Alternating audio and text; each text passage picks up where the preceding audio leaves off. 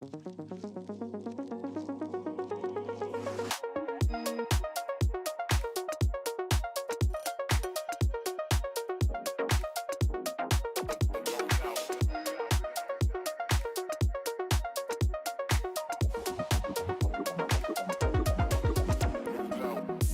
it when my chords move chromatically.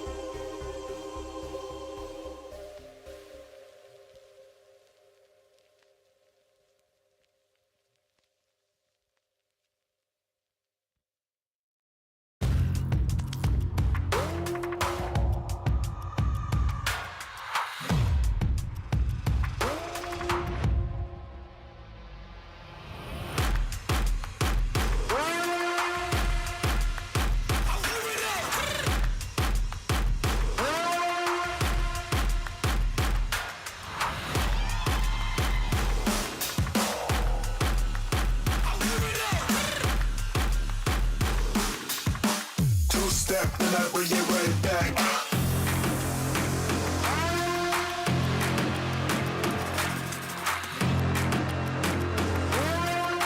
One step, then I take it right back.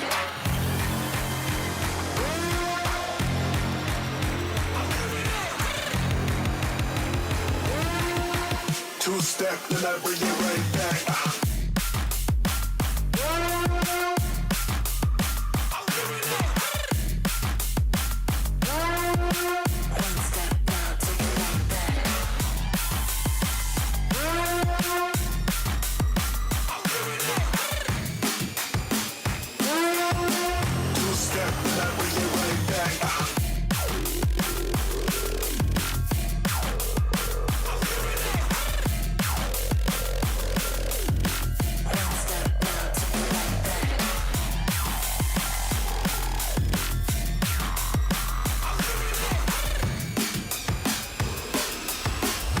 Step, then I bring it right back.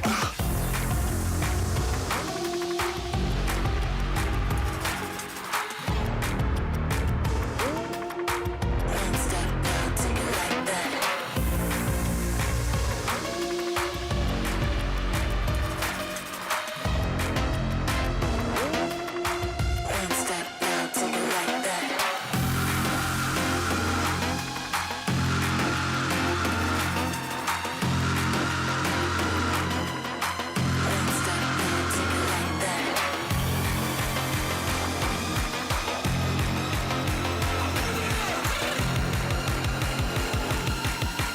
Two-step, then I bring it right back.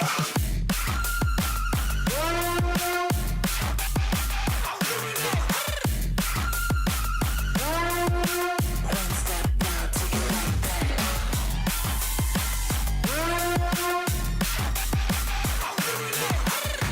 Two-step, then I bring it right back.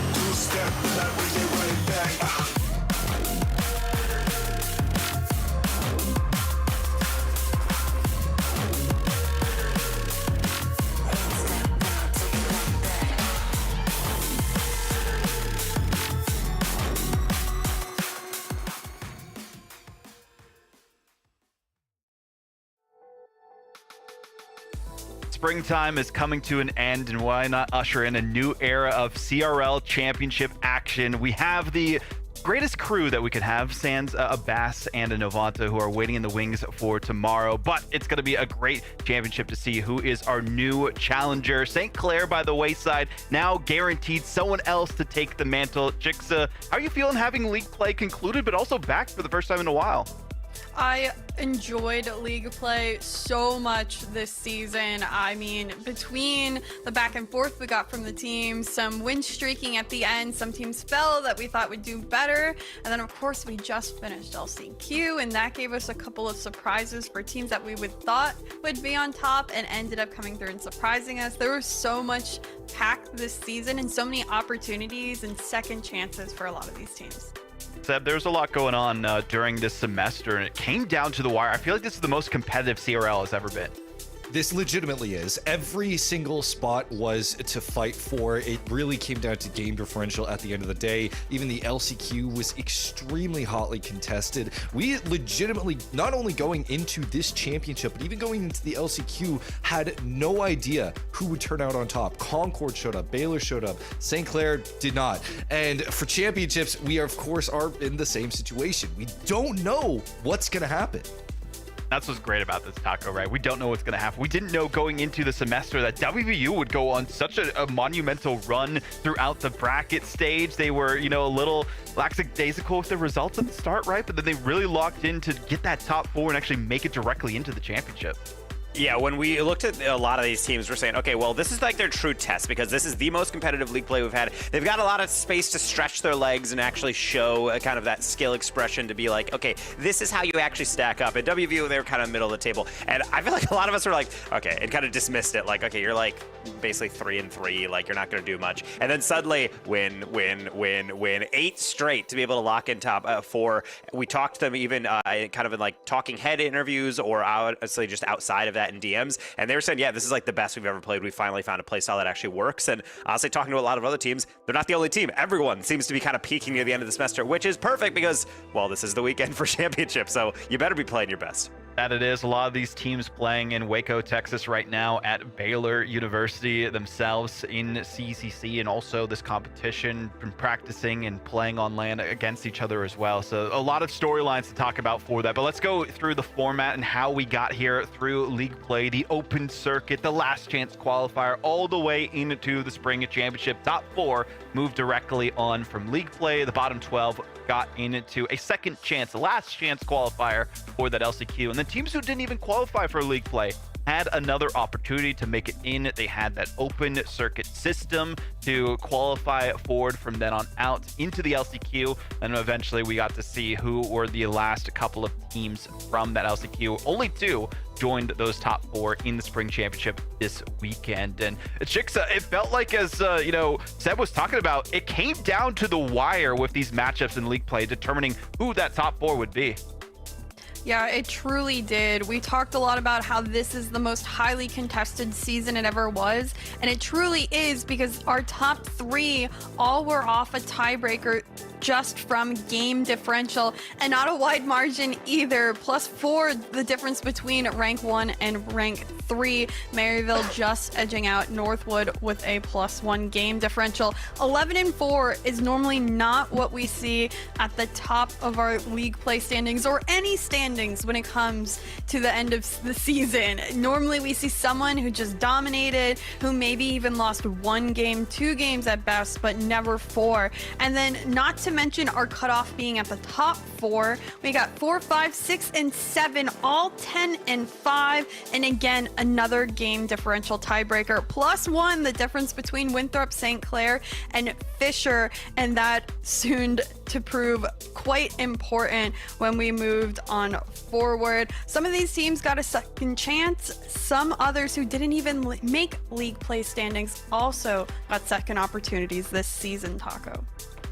Yeah, being able to get your second chances to be able to play through an LCQ bracket is really important, because that's really where everyone is destined if you're not going through that top end in the league play standings. So obviously when we look at league play and be able to say, okay, yeah, that top 4 are really elite, it's who we more or less expect to be there. I mean, you hit the nail on the head. So many 10-5 teams, so many moments where we're thinking, yeah, all these elite squads are going to be able to go on forward. But of course, those grayed out names were not necessarily eliminated. They were just having to be able to prove themselves going through the last chance qualifier bracket, and they had to go there through open points to be able to join them from all those eliminated players. And so when we take a look at this, we have our 8 teams that join those 12 from league play, and therefore we see names like George Mason and Columbia. But of course, most notably, we're not getting Boise State, which is a team that we really all expect, rank X average team. East Tennessee State has made a lot of waves, done a lot of damage in different outside tournaments,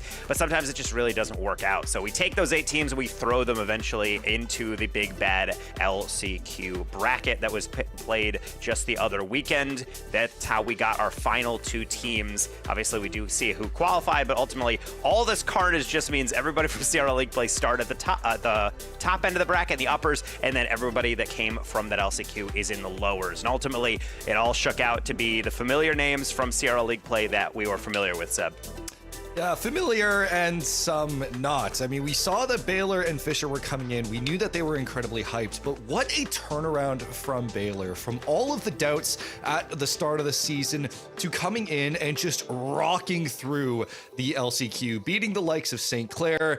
And of course, speaking of St. Clair, guys, it's been a rough week, okay? We've seen St. Clair lose a lot lately, and this was essentially the start of the avalanche that was St. Clair's fall from grace. The back-to-back national champions has unfortunately fallen, was not able to qualify as they fell to both Baylor and Fischer, and I am a very sad boy right now, but that's okay, because Baylor and Fischer both are coming in incredibly hyped. Fischer, we've talked about it before, has done a complete turnaround in terms of their image. They're really one of the darlings that we have in CRL right now, but even then, The amount of skill that we have from both Baylor and Fischer just showcases how much they had to overcome, because Concord, one of our also previous fall national champions, ended up falling as well, even though they were on a bit of a resurgence. Davenport, Indiana Tech, so many of these teams at one point had such good storylines coming for them, and then it all came down to Baylor and Fischer, who just were clearly above the rest.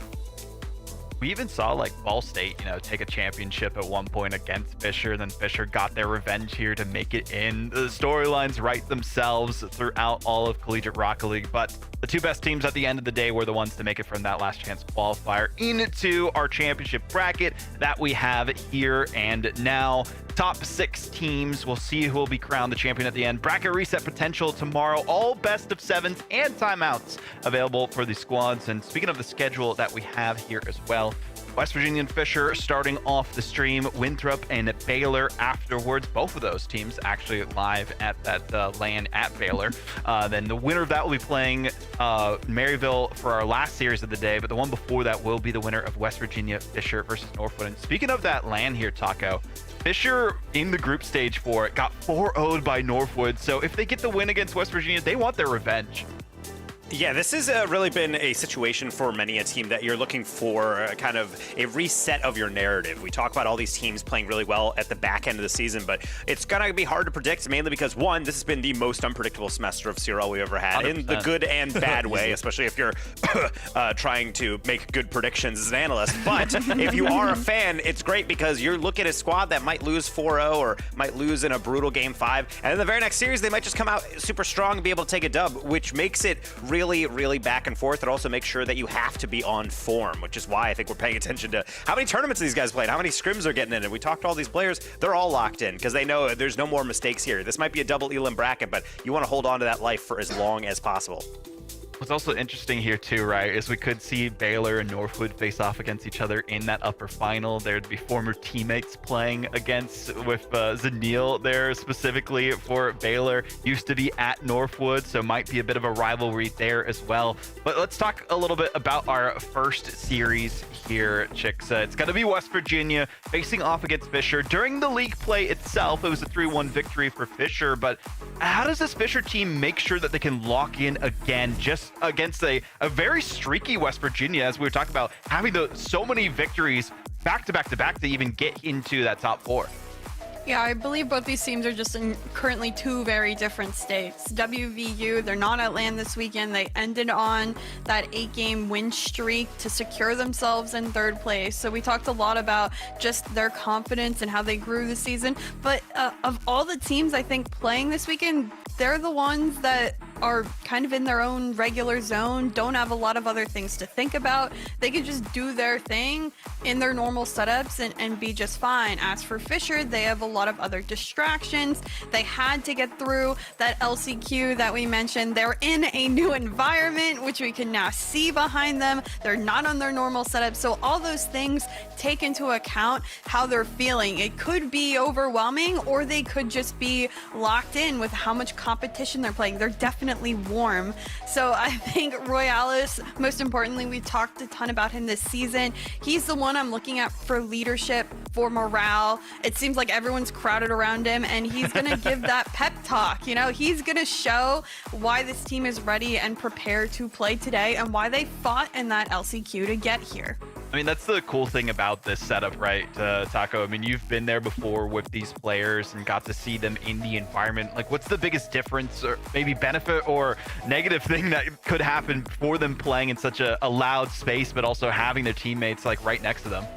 Well, the big thing is that obviously you're in person, which is great. You try to do that whenever you're in a playoff environment, but oftentimes you're playing in the pit where it's just a bunch of PCs next to each other. You're hearing yelling from other games. It's kind of a little bit more rambunctious. It's not as much space. You see all these people standing behind them. It's not just because they're cheering. It's because if they back up any further, they're going to bump into other players. So that's going to be a little weird. Meanwhile, you have the cozy aesthetic coming in from West Virginia, not in the esports facility. They're all playing from their own off-campus housing. So that might make them a little bit more I would say casual, because they're playing on a setup that they have tens of thousands of hours in. Yeah. So I think this is kind of like an interesting test of seeing, okay, well, how well does all of that stuff just kind of fade into the periphery? Like, how much does that affect your performance? Maybe we'll have to evaluate that as the series continues on.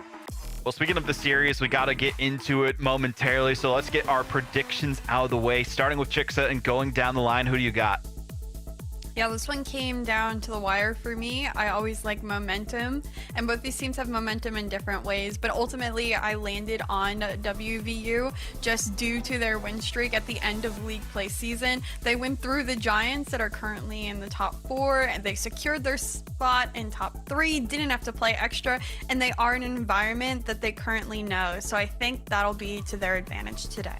Okay, I respect it. Seb, I know I've kind of skipped around you a little bit, but what are you feeling in terms of this matchup?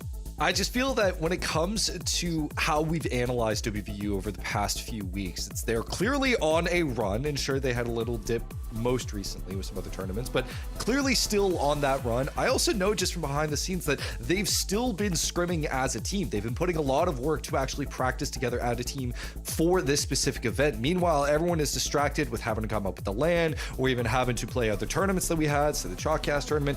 They've been focused entirely on this, completely tunnel visioned on it. And for that, I'm giving WVU. You already are coming in the best team into this national championship, and now that you are ready for this, you have so many scrims under your belt, you have so much chemistry under your belt, I don't see it going wrong. Okay. 2 for WVU. Are we going to potentially get a desk sweep here, Taco, or are you changing the pace?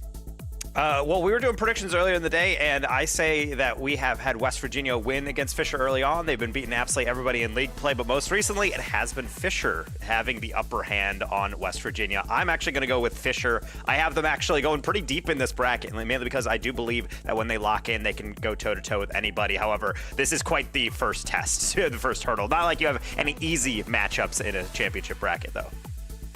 Well, I messaged Royales before this matchup just to get their thoughts, how they're feeling going into it, playing on a different setup. And they said that they stayed, or Royales and Justice stayed at the event until it closed yesterday just to get some extra grind and get used to things.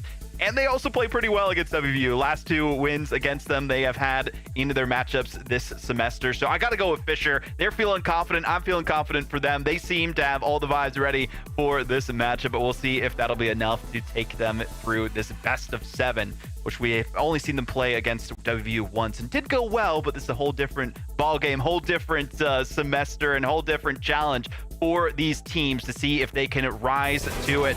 It's going to be WVU, the Mountaineers, facing off against the Fischer Falcons. Can the Falcons rise above the competition, or will the mountaintops be too high for them to climb? Only time will tell. We'll figure it out as we take the pitch. We'll get into it now. The Falcons and Mountaineers have traded series all year long, so of course we gotta turn up the stakes in a CRL Spring Championship and see who breaks first. Gyro has said he thinks they have the best roster in CRL. Well, here's your pop quiz to pass on an on-fire Fischer Falcons. Seb, let's see if the Mountaineers can pass another exam before finals week begins. Well, they are going to have a long road ahead of them. This is just the start of the bracket in what will be a best of 7 between West Virginia and Fischer.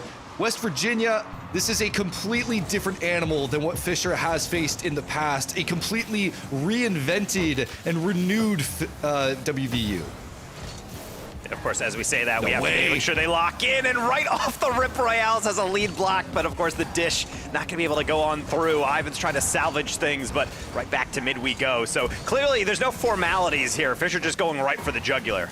And I think that's what they need to do. When WVU is in so many advantageous states, they're able to poke and prod for every single mistake. But if you don't give them that room, then Fischer might be able to take advantage. Gyro tried to go for the redirect off the pass, and we already see just how proactive WVU are at setting up these passing lanes. And honestly, that's the one thing that we're going to be looking forward to from all these squads. Both these teams having coaches on the back end. It's Angel, the former Mountaineer starter, and then on the Fischer side, we do have Stolen, who is the RLCS coach as well as the CRL coach for Royales and Justice. So being able to have that level of chemistry, how much they've worked on their play styles, this is where you start to see the value in that coaching slot and also in the consistency of the players. First player not getting there, but Royales gets a clear. He's got Ivan in the middle, but he's going to go on it by his solo. Cosmic got to quickly shut that one down, grab a boost, and be able to take it right back.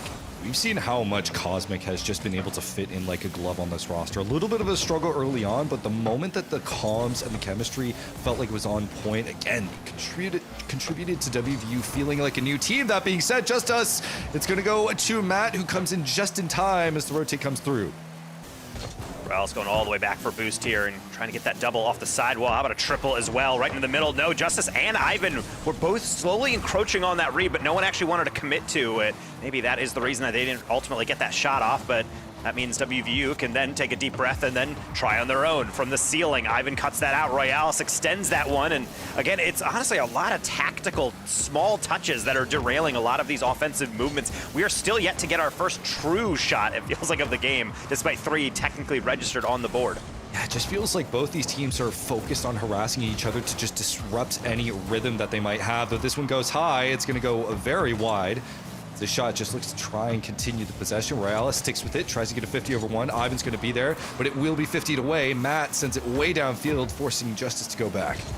Well, we never expect this game to be necessarily a blowout in either direction. We really expect this one to be really neck and neck as we see these two teams compete often across these competitions. As we mentioned earlier on, it was very much so West Virginia getting a good dub. And Fisher's been kind of an inconsistent team. I mean, it's the reason they had to fight through that LCQ, and fight they did. They had to battle through a lot of the top teams in the nation, but there's a reason they're here, and they're trying to prove that it wasn't by any mistake. Ivan, the double from the ceiling, going for the double on the backboard. Justice should get the torch here. How about a reset on the double back post? He can't slot it. Royales tried his best. Ivan, how about a second bite at the apple? And he is gonna get our opener.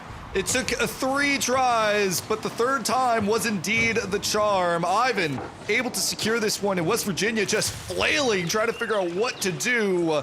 Fischer will come out on top at 2 minutes. Now WVU working from behind. Again, we've seen this game just go back and forth. Constant harassing, constant pressure from both sides. A shot on. Gyro tries to play it slow. The changeup doesn't work for him. So, with Matt, gonna have to slow down Fisher's pace right now. And Fischer being able to get that goal, I mean, you can just see how locked in the defense is. It really is a 3v3 match where you need every single player on offense to be able to get these goals. Or maybe you just need Gyro. How about a demo in the back end? He's gonna go low, and Ivan has to be on his peak alertness to be able to get that one away. But here comes try number 2. Matt, double tap around Justice, low boost. Gyro trying to play for the 50, but instead it'll be handed over to Matt. Cosmic lurking in the middle. Matt's gonna call his own number, but Royales more than enough readiness to be able to get that one away. Infield pass. Ivan says absolutely not. Infield pass plus aerial bump has worked out so many times for WVU in the past, but this one almost ends up leading to disaster. Gyro continuing to play that first man to harass. A minute on, and WVU need to find a solution. You have a best of 7 to work with, but do not want to give Fischer the opening lead. Justice can't get over that last defender. WVU will take the possession. Matt just waiting for a potential pass, but no, he's going to go in for the disruption instead. But Morales is still there in the midfield. Gyro tries to make it work, but can't get anything done. Yeah, this is actually especially a fun match to be able to watch. Any fans of RLCS might notice that, hey, wait a minute, isn't Matt the RLCS teammate of Justice and Royales? And you would be correct in that. In fact, the entirety of the one RLCS roster in North America was able to be slotted into this team. So they know each other pretty well, but of course, I don't know about you, Seb, it always feels a bit more bitter when you take a loss against a player you know. So therefore, Matt is wanting to peak here, but he's not going to be able to. Final seconds, Royales could escort this one down, but you might need boost for it. How about Cosmic? Reset low, Gyro keeps it up. Matt's the only one with boost. He's waiting back in the midfield. What a pass by Gyro! 0 seconds in the clutch! Clutch as ever, WVU did not let this one go. Said, yeah, it's game 1, but we are going to fight for every inch of this country road. Now we go to overtime. You thought it would be easy. Get out of here. We had someone in chat predict this is going to be a 20-minute game. Well, let's see if they can live up to that one. 15-minute OT to start off championship weekend. I'll have all of that. What a way to kick this off for championship weekend, Taco. Utterly ridiculous. We knew it was going to be hyped, but I mean, come on. That's a good omen if I've ever heard one. However, it could be ending pretty quickly. No. Just as past one, double tap says no. Matt cuts around it. Ivan, good job to be able to predict that one. Cosmic trying his very best, but Really, that is just as best as he could do in the moment. Low boost. It's going to be so important to keep those boost tanks high, and also watch out for these demos. Certainly no love lost between these two squads, trading paint constantly throughout the first 5 minutes. Gyro gonna play the slow, tries to get the pinch pass, but Matt just plays it safe. Tries not to over-aggress, which can befall WVU at times, where they play the 1 and 2 man way too deep, and third man gets caught in a 1v2. Cosmic, some amount of boost in the tank, gonna have to play this 50 smart, as all of Fischer locked and ready to go. Gyro caught in a bit of a tussle at the moment in the orange half. Ivan's gonna be able to get it out. Matt tries to play around and actually does. Good 50s all around. This is just gonna be a fight for the midfield. Royales had so many highlights in the LCQ bracket. That is not a player you want uncontested going up. So therefore, of course, WVU going to dive in on one. Cosmic, former one of the highest rated ones players in all of North America. Also a player you don't want to leave alone. But Gyro is left back alone is another deflection. Going to be saying Fischer is not going to be allowing the basic plays to come forward. You have to be, or at least show a bit more ingenuity to get past that back line. And now we've kind of settled down from the initial nervousness of OT, and seems like teams are settling in, Seb. Now we're getting into a bit of a flow state here. The rhythm of the game is very much developing as overtime starts to settle. Cosmic does get through one. Now potentially pass over to Justice, but that was a bit too telegraphed over by the WVU side. Matt's gonna try and get over, at least get the aerial bump. Gyro tries to put the shot on. Justice comes in very quickly to save his team as Fischer scramble to keep this out of their zone. Nice little hit. Problem is, Justice is in no man's land. Gyro, he's got all the time in the world. How about an air dribble bump by Gyro with authority? An exclamation point to make sure WVU takes the lead in our opening series of the day. Gyro bringing the years back, soloing when he needs to. West Virginia will be able to take game one after an incredible 0-second goal against Fischer, and now Fischer have to wonder, what do we do? This was one that was absolutely stolen from them. Well, it has to feel a little bit of a hot and cold type of situation from Fischer saying, hey, we got a goal, we're looking good, we're getting rotates, we're getting our saves. And then West Virginia says, okay, we had to peak twice to be able to get this game away. MVP of the day right now so far is Gyro. He's getting it in the first game. 6 shots, but of course, goal and an assist. And look at that assist at 0 seconds. I mean, Fischer's got to be heartbroken, but more or less their car is broken after the physical play seals it. And again, this shows why West Virginia is so difficult to play against. Every single player can peak on you, be able to get that solo play to make all the difference. I think that's what I also like about WVU is that they have so many tools in their kit. Like we see here, Gyro is not known for his individual play like he once was when he was on the Peeps or several other teams in the past, right? He can pull it out when he needs to, but only when he absolutely needs to. When Cosmic is taking a bit of a back seat and he's not getting as much on the board, like he had 151 points, yes, Gyro will take the team into his hands, or they'll try and go for some really creative team plays that we've seen that just, for some teams, just completely dismantle them, as we saw with the St. Clair series. So WVU have shown the flexibility and adaptations that they have. It's whether or not Fischer, especially in a LAN environment right now, will be able to replicate that same feeling. Yeah, and we'll be able to see if they are just maybe a bit uncomfortable because of the situation. Problem is, excuses are the nails that built the House of Failure, Seven. You can't be able to say, we were in a different setup. You got to actually just play it on out, and that's exactly what WVU's trying to do here, playing at home on their own setup and playing here on Forbidden Temple to try to be able to double up their series lead. That's why you're educated, Taco, is because I would not remember that line.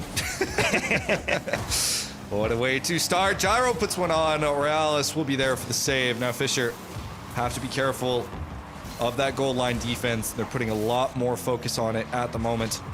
Matt going to go for the shot, but it will be whiffed. You can already see WVU increasing the pace of play, just being more proactive on these transitional offense. At the moment, look terrifying. And right now you can see WVU honestly not even trying to rush anything, taking all those 50s. They've delayed all the way down to the point where Matt could get it across, but only so much. Ivan upside down, actually, not the best clear, but luckily follows through with an excellent 50-50. Raul going to gladly take his time and try to plan B that one. Doesn't work. Ivan doesn't get the touch. Gyro just as surprised as anybody as WVU is still attacking. Fischer just trying to get out of their half. They would love a chance to just be able to exhale on this one, but they're going to have to continue to make these saves. I mean, part of it is that WVU, they're trying to play prediction ball so hard right now. You could see in that moment where Ivan was going backwards, Gyro was already pre-jumped for that challenge attempt and actually almost got it. Matt is going to go over to Cosmic. Cosmic's going to put it on, just barely saved from the Fischer side, who are still just stuck in this half. WVU are whittling away at this defense bit by bit. Yeah, and I'll say the boost deals are pretty brutal as well. Royales is pretty much the only Fischer player with boost, yet they did hold out. Ivan just doing his best with that zero boost, trying to play for those 50s. And I guess it works out. At least Royales could go for it, if not for Matt being a bit faster. Pinch the corner, Justice cuts that one out, but that means Gyro going for the spectacular yet again. Can't get the skim, but honestly, the way he's playing, I wouldn't doubt it. Pass over to Royales. Royales gets over. It's not in just yet. And still saved. Cosmic. Perfect angle forces it to the Fischer defender, and now this one's going all the way back, and we're going to go back and forth. Matt puts it on, but doesn't have enough sauce on it. WVU can take a bit of a breath as that one almost forced this one away from them as we enter halftime. And yet, Fischer, despite being on their back half, they just need a peek at goal. How about Matt going up? I thought maybe Royales was going for a demo. Might have been between two options. Just didn't know which one to pick. Justice trying to rescue it, but Matt's still able to just get it a little bit over his RLCS teammate. And now that we're starting to whittle it down, I mean, you'd think if you had your eyes closed, you weren't really looking at the scoreboard, you'd think, well, this is West Virginia's game based on all this pressure. Yeah, exactly. And yet, Seb, we are still very much searching. I mean, we knew that this was going to be a low-scoring affair for both teams. Just the skill level is on another plane right now between both these teams, and both these teams haven't played each other a lot. They've probably scrimmed together before, even of course Royales and the RLCS roster in one, so there's a lot of familiarity there. But you would think that despite the fact that WVU are playing in their comfort zone and Fischer are playing on a land that, yeah, this would be going towards WVU. They're playing in an environment they're more comfortable with, and they're playing on their own setups. And Justice is not comfortable with that one. That hits a little bit too far. Luckily, Royales played the right angle. And now Ivan technically has a 1v1 as Cosmic is the only one back from the ceiling. Double trap off the Disaster. waterfall. There's absolutely no way that we are still scoreless. The crossbar keeping it even. How in the world Fischer have been at the edge, and Gyro still can't put it on, can't get the cut quick enough. Now it's 2v1. Cosmic is rushing back. Matt will be able to get the save as he is getting demo chased as well. Ivan hunting for any disruption. Matt tries to go for it. Justice somehow perfectly positions to avoid that demo. And we are still scoreless, but it's not for lack of trying. Royales is going to put another one on, and that will be saved. This is one of those games where you can't even take your hand off control. You're just wiping your hands from sweat just between touches on the ball, because really it has been this tense, especially as Fischer is trying to get the vice script going on offense. They've not been able to have extended success, but they do have the mechs. They do have the finesse. No way. What the setup is there? And no, it's Cosmic on the backflip, keeping it even in the final 30 seconds. Ivan, one more for Royales. Gyro in the way again. Goalkeeping of the year. I was literally getting flashbacks to that 5-mile-an-hour goal that we saw in another collegiate tournament, and I was like, oh, we're gonna do it again. But Royales finally breaks the deadlock, just punts this one through, said, no, this one's going in. And if you look at the cams, there's not even a smile. It's just like a finally. Oh my goodness. Thank you for letting us get a goal. Thing is, we have seen this before potentially where Fischer is able to get their goal, but can you hold on to the lead? I'd hope with 11 seconds. No shenanigans are going to befall them, but you never know. Off the kickoff. How about off the ceiling? Cosmic is there, but so is Royales. Matt on the air dribble, taking it low, but he's got to go higher than that. It is going to bounce down. Fischer not going to be able to fall too far behind. We're tied. And every single inch is being fought for. Fischer having to work for this one through thick and thin, through what felt like just infinite defenders, infinite goalkeepers, keeping that one out despite WVU's best efforts on the goal line. Fischer are able to take this one. And so we go back to a tied series. We knew this one was going to be a banger, but it is certainly delivering. Even when we say it is a scoreless game, normally it's like those can be kind of sleepers, but that was thoroughly exciting. I mean, when you have 5 saves from West Virginia being able to show that they're on the goal line, you're saying, well, you know, West Virginia, I mean, they lost. They have 0 goals. I mean, offense must not have been cooking. I'm sorry. You do not force out 10 saves from your opponent Exactly. without making them work on defense. I mean, so many goal line stops and instant decisions that you have to be making. This is really just showing that whenever we talk about CRL or RLCS, that rank X, like 2000 MMR, really high level lobby, it is really just a case of who's going to be able to just crack first. Who's going to make that first tiny mistake. And that was a game in which even when it looked like those mistakes were in, the recovery was on point to get those goal line saves away, extend the play, and be able to keep your team in it. Because we are very much in a situation, Seb, after these games where one goal is not just like the start of a game. That could very well just be the winner. Exactly. And it's why every single challenge, every single 50, every single attempt on goal is so important as we get going into game 3, where this single game could be the determining factor. It's going into a 2-1 scoreline for a series is very difficult to overcome mentally, as in many cases, it's just mentally all over. Gyro, over to Cosmic. And with this one, any guesses on the time that we'll see a goal, Paco? Honestly, I think this one is going to be a little bit quicker. I think teams are going to start to try to flex out and try to experiment a bit. 5-4 scoreline. Great. Perfect. Okay, good. Yeah, exactly. That's exactly what I'm going to be able to go for. I was going for first scoreline, so I'm going to say it's going to go a little bit quicker. But I don't know, Chad, I would love to see if anyone can predict it. Every once in a while we get, with enough people, an exact guess. Maybe if you are a fan of Matt, it could be right now, but fortunately, they're going to have to wait a little bit longer. Gyro in the putback. Justice says, no, we're going to keep on playing. This one will go. Ivan, been in trouble, tries to get the bump on Matt way early. It almost worked out. I swear, if Fischer can, because they've been trying to go for a lot of these demo attempts and bump attempts in the air, kind of like WVU have made in their playbook, it could be really disastrous for WVU. It's just about whether or not Fischer can clean up that execution.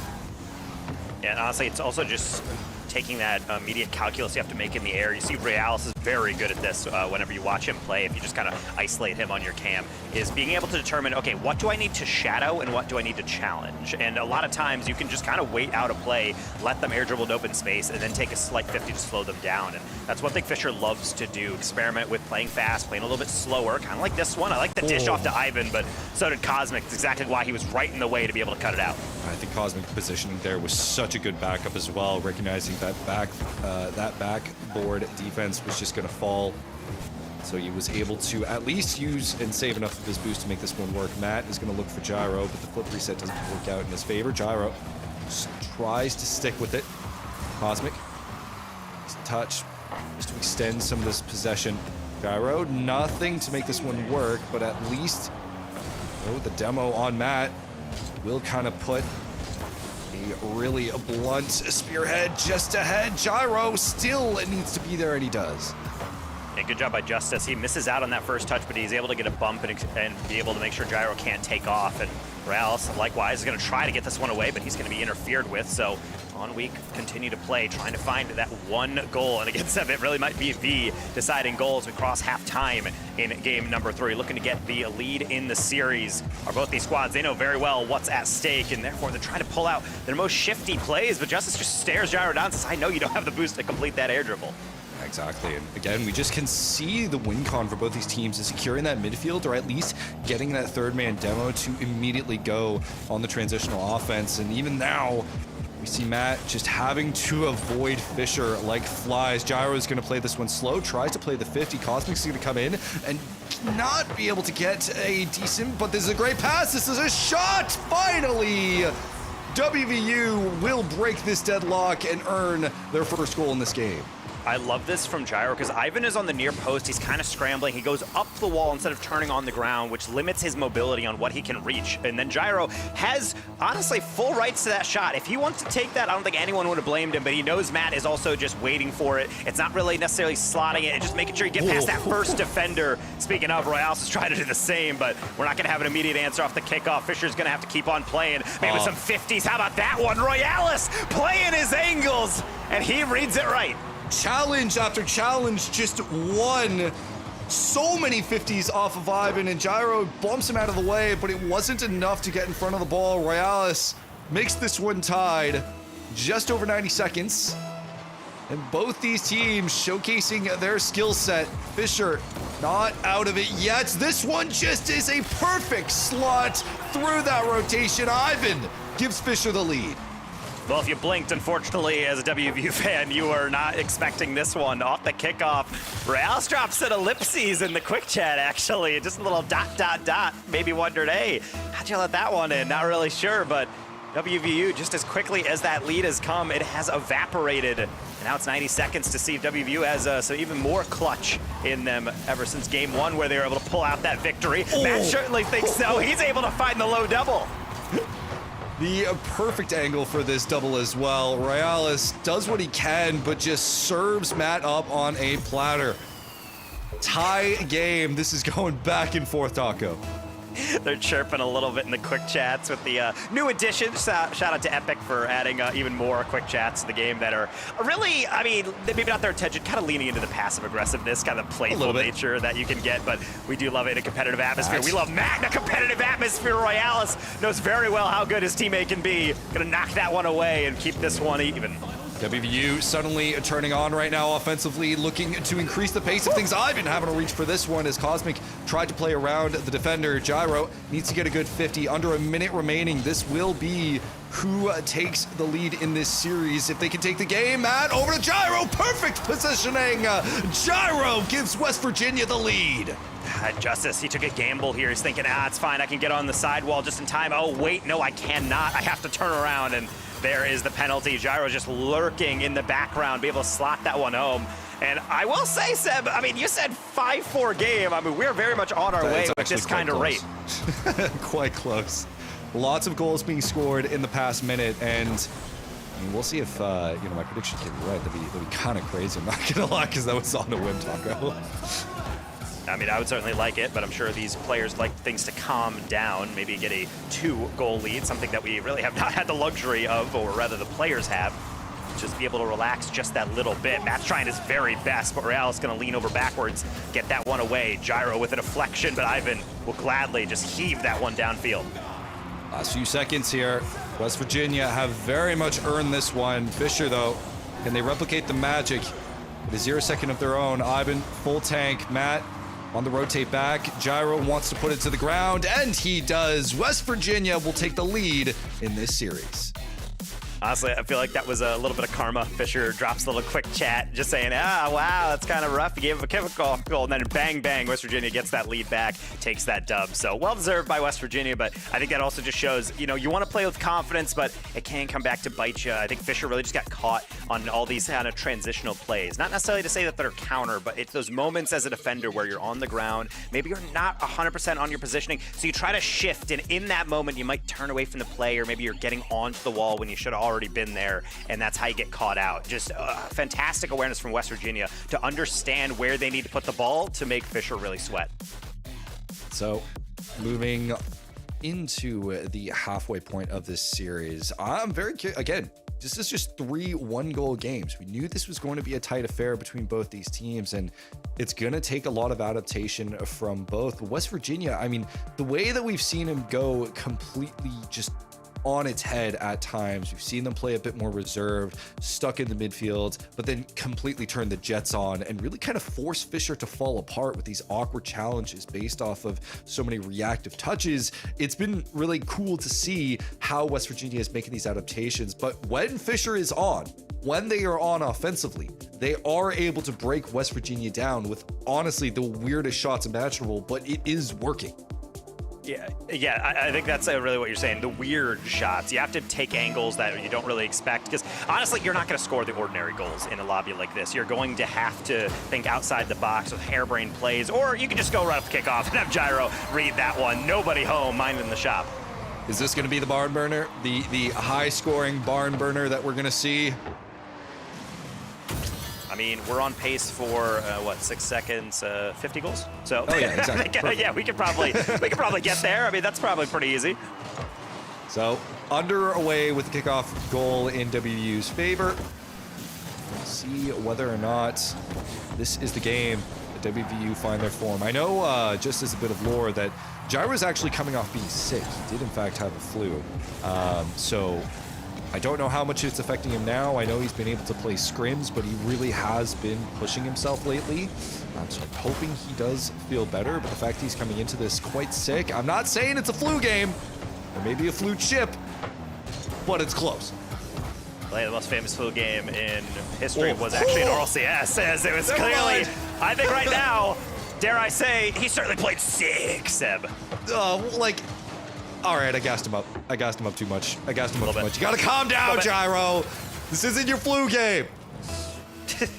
I mean, most famous flu game in history is Arsenal at a World Championship being able to, let's say, vacating some stomach contents between games. And now it sees Gyro. Seems like fine, but hey, I've been saying, I don't care about your narrative. I'm trying to play Rocket League. Answer back. Man, the pace of these goal-scoring opportunities has just been ramping up game after game. Yeah, exactly. We've seen the frequency of goals just go more and more. 3 goals in a single minute.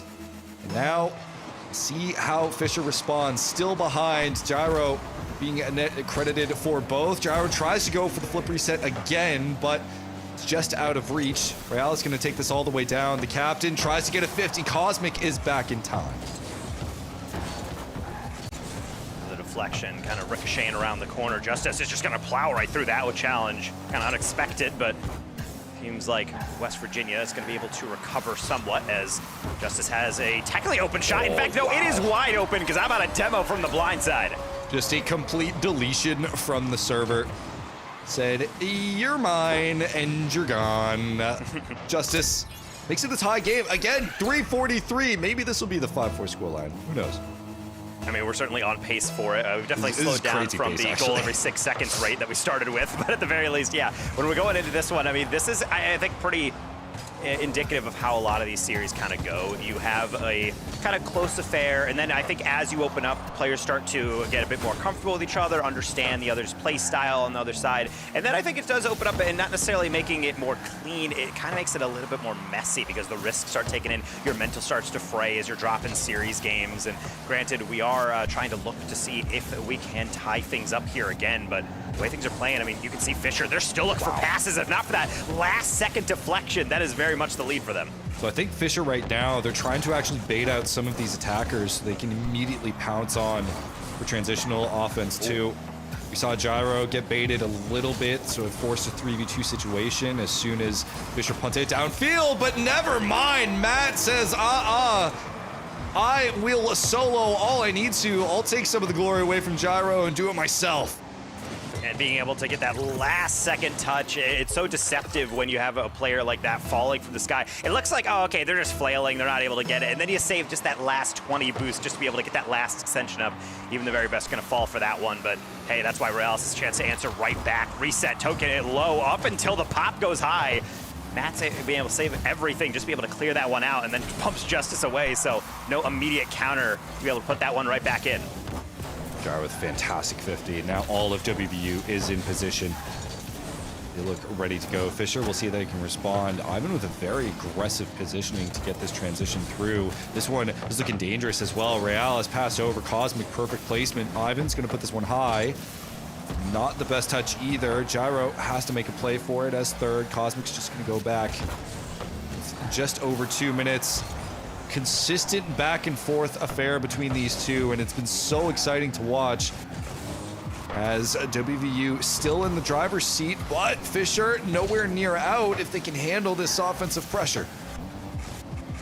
Matt, gentle touch, Justice gonna read that one, or at least so far as being able to get that 50 around. Gyro not getting bumped, trying to take his time. Real's trying to do the exact same as Fischer is understanding they have plenty of time to work with, but I think WVU just wants to be able to shut this door, get that 2-goal lead, and be able to think about the next one going forward as they try to advance onto match point. But of course, never going to be easy. We have seen so many different goal scoring opportunities, narratives open up, and yet at the end of the day, it's always seemingly like it's just within reach for either of these teams. That 1-goal margin continues to go through. Ivan trying to make it into a tie game through the ceiling play, but even that one is going to be snipped out.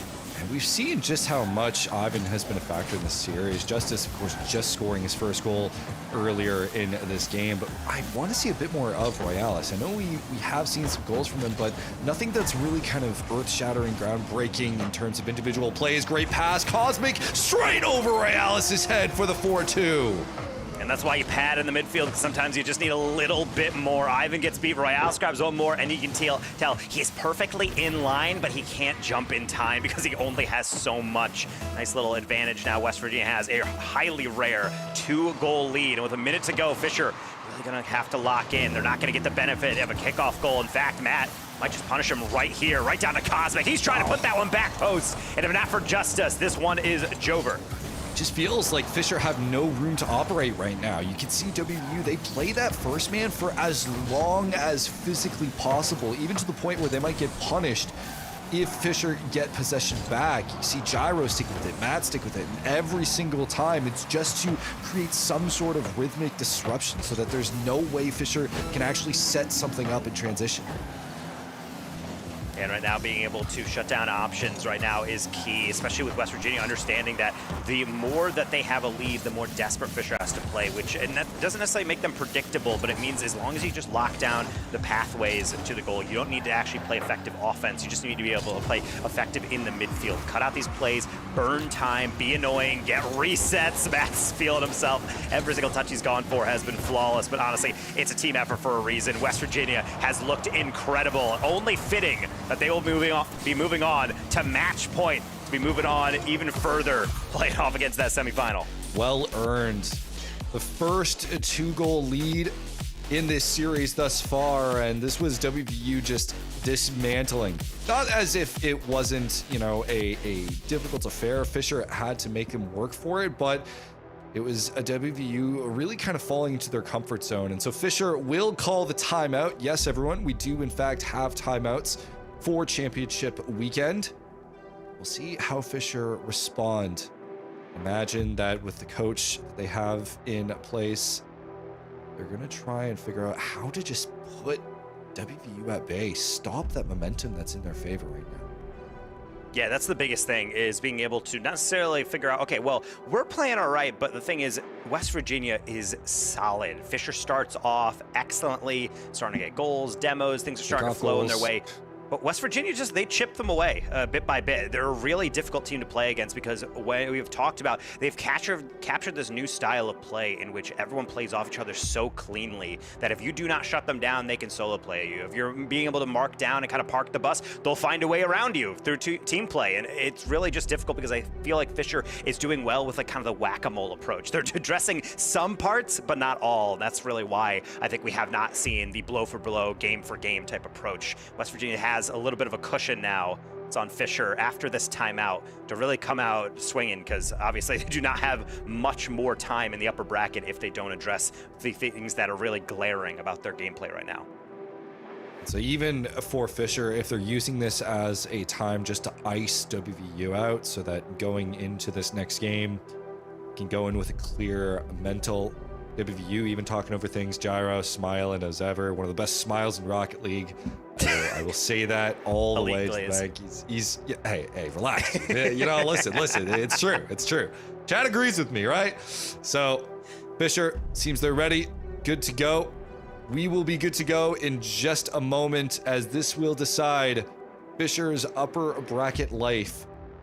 For the time being, I'm excited to see kind of where this goes. I think we all predicted all over the place as far as hello chicks and Vaughn, as far as where Fischer's going to end up. What is their ceiling? That is the big point of this, right? Where do we see them in this bracket? We know WVU's ceiling is some of the best, if not the best in CRL, but how far can Fischer go from the start of the season? That is the question, and that's what we're about to find out right now. Yeah, some people, I don't know who, have predicted them to go pretty far, but yes, can't be starting games like this. Well, I mean, they're taking a timeout to regather, but I can't think of many things more devastating than taking a timeout to come back and immediately, within 2 seconds, having a goal dropped right on you.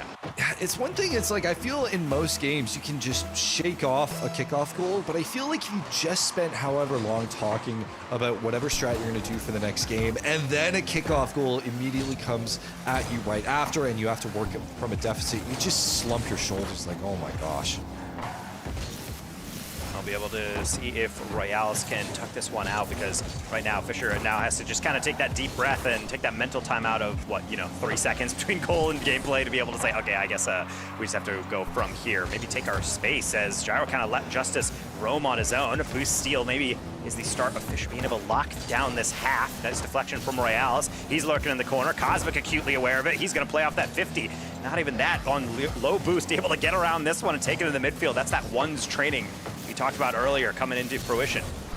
I mean, ones has been such an important factor in Fischer as well, even in WW's end, if I remember correctly, or just in general for the meta of Rocket League. At the moment, Ivan is going to try and solo, tries to get the 50 over 1. I'm trying to remember, was it Matt that played a lot, or was it Cosmic that played a tournament? Yeah, it was Cosmic, who was one of the highest ranked players in NA before. He kind of just got a little bit over it. He kind of wanted to take a little bit of a break, expand his game into 3v3, which I don't really blame him for, but he's still got a lot of that finesse touch. Still plays the game mode from time to time, so you can see it come out there, but the thing is, everybody needs to be elite on the 1v1s. You almost saw that launch down. Now you're seeing Royales lurking downfield. He might even have a double on the backboard. Gyro waits until the last moment and is able to dish that one away. Yeah, definitely giving his teammates a bit of a short breath upwards, trying to, scare them just a touch. It's fine. You got to stay high heart rate for these matches. That's Cosmic trying to clear some space. Justice will be there. This one is knocked up super high. Gyro looking for the solo, but it won't go through. Fischer stuck on the back foot once again. Immediately just trying to increase the intensity the moment that they go in transition. Fischer just like a half second behind on every single touch they're going for. Every time they feel what a like they have 50. something, Whoa. you just don't see it coming. Gyro plays his angles right, and Royales is completely shocked. I don't even think Justice was expecting Gyro to be there so quickly, or it to just completely fall apart for him. Rare angle that you would see from a challenge like that. West Virginia went to secure an even further lead, and it feels like as this series has gone on, just the deficits continue to grow larger and larger for Fischer. Yeah, and the rough part is that Fischer is playing all right, but every once in a while, West Virginia will just kind of full trust into a challenge, and then you start to see why Mountaineers seemingly are in flow state in the back half of this semester. They've locked into a playstyle that's so hard to counter, and then once they actually know how to diagnose those defensive weaknesses, they're just going to keep going for them over and over. How about 50s in the close angle? Something definitely been plaguing the Falcons. That one's not going to go in, but we'll go back out to Gyro for a solo play over Justice. Going for the bump, Royales limboing away from that one. Going to take his time with this one. Able to avoid one. Gets over another. Gets almost over a third. Cosmic, second touch available, but Royales cuts in time. And Fischer are trying to respond to just how easily these individual players are getting over defenders. That's another 50 that almost actually gets through, which just barely bounces off of the wall. Gyro going to play this one slow. Cosmic and Matt waiting in the wings, waiting for their opportunity. It's still dangerous. Cosmic goes up high, but Fischer able to scramble it away. Well, best defense is a good offense. West Virginia showing that one. Limited shots coming from Fischer because they've just been stuck on their half. So many shots over and over from West Virginia. However, they have to make sure that they defend on their own half, especially can't make mistakes like that. Royales can't get past Cosmic on the near side. And one of their best opportunities is going to go begging. How about try number 2? Pre-jump from Royales, but Gyro more or less man-marking him. Royales tried to fix his car as well to compensate for the lack of angle. But even then, look at this. I mean, we just saw WVU able to cut in time so they can buy more time for the transition. And Fischer, they're playing very much a game like, okay, we're going to take our shot and then back off. We're going to take our shot and back off, noticing just how much WVU is punishing them in transition, focusing on a much more passive offense at the moment. Royales for a teammate. Gonna play this one slow. Actually does, and it works out in his favor. This one finds its way through. Yeah, you might call this one an own goal, but honestly, Gyro is in between a rock and a hard place. He knows exactly what's behind him, so he is going for a light touch on the ground to then dish away. That is so difficult on those margins, so of course, it's going to go right into his nets, but that's what happens. Sometimes it's not about, on offense, hitting the ball directly on targets, putting the ball in dangerous positions and seeing if the defense can handle it. Fischer has at least handled the kickoff. That's obstacle number one. The second one is using these final 30 seconds to its maximal effectiveness, and problem is, Cosmic knows it. He's going to steal boost. He's going to get his air dribble, and he's gonna get a goal. You gave Cosmic so much room, the ones main, by the way, and just let him dismantle you, completely embarrass you, and with 30 seconds left, Fischer have to somehow recover a 2-goal deficit. And I said just seconds ago, hey, at least they didn't give a kickoff goal, but that was basically a kickoff goal immediately. Cosmic has that boost steal, and that is the power that you can have when you have all that mechanical skill and all the time in the world. And I can't say the same about Fischer. They're trying to make do with 16 seconds, but the thing is, WVU knows it, and they're going to waste it all down. Nighty-night for Fischer in the upper bracket. West Virginia just too strong. We said this is their best version that we've ever seen them in an elite bracket. And right now, they're proving it. That is going to be a statement to start off our bracket with a 4-1. I'm sorry, Taco, but you might have to reconsider your bracket prediction because WVU are moving on. What an incredible start for them. A bit shaky at the start, and it really looked like it was, I mean, we were predicting it, that it was going to be a back and forth affair with both teams showcasing each other's best, but as it got on, WVU warmed up a little bit, really locked in the individual plays from both Cosmic and Gyro specifically. He's probably my MVP for this one. And just dismantled and just continued to do as WVU does, which is make every single team they play against look lesser. Yeah, and that's the main thing, is because people might look at this and say, ah, man, Fischer, you're really just not on the same plane. But these players have been playing together all semester. Fischer actually has had the better record against West Virginia in the past couple weeks in outside tournaments and different leagues. So when you do look at this squad, you're not saying necessarily West Virginia is a completely outclassing, but the way that they're playing, I mean, they just started shutting down every single opportunity. Granted, we talked about the kickoff goal, but ultimately it was just Fischer. They would give them any angle to go on forward as Gyro gets another dug goal in, and it would just be able to be unstoppable. It's not really necessarily that Fischer ran out of steam. I think West Virginia just gets in that sprint pace, and you cannot keep up with them like that. That's the thing, is I can imagine that if you are playing against the likes of Fischer against WVU, it's just annoying because you just don't have any really space to operate. You don't know where to play from. And the moment that you feel like you're in a comfort zone, you can actually set something up. You have Cosmic there 15, you have Gyro 15, you have so many pieces, and Kitty apparently is there too. So many pieces that just are falling apart, that are out of your hands, and the entire pace of the game just firmly goes into WVU's hands. Yeah, being able to have WVU come out on top, I mean, it's something I necessarily didn't expect because I was going off recent form, but I should have known better. West Virginia doesn't win 8 series in CRL League play any mistake. But you know what? There's no mistake that it's going to be banger series all day long. We're going to throw you to a break, but there's more CRL Spring Championship weekend coming up after this.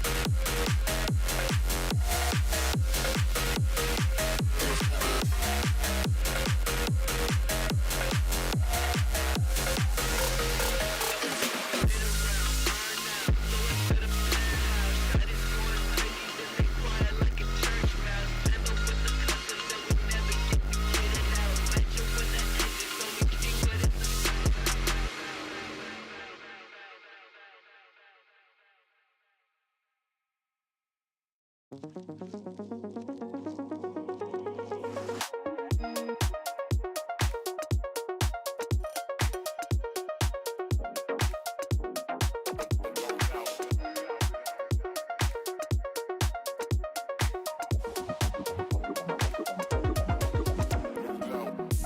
it when my chords move chromatically. Nobody does it quite like me. I like it when my chords move chromatically. Chromatically. I like it when my chords move chromatically. Nobody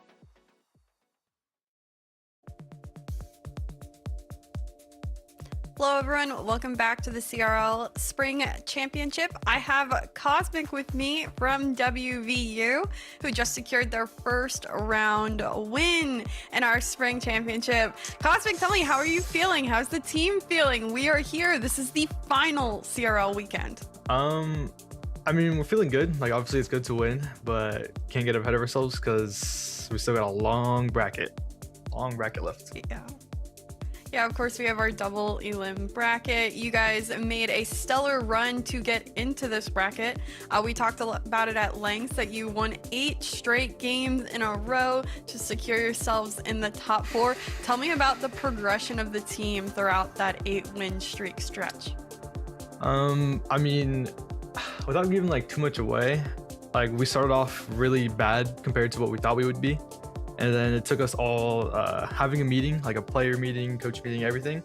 And we finally like got our playstyle, like what we all agreed to play on. And we just stuck with that the entire time. And we just swept everybody, or not swept everybody, but we beat everybody in the 8 weeks.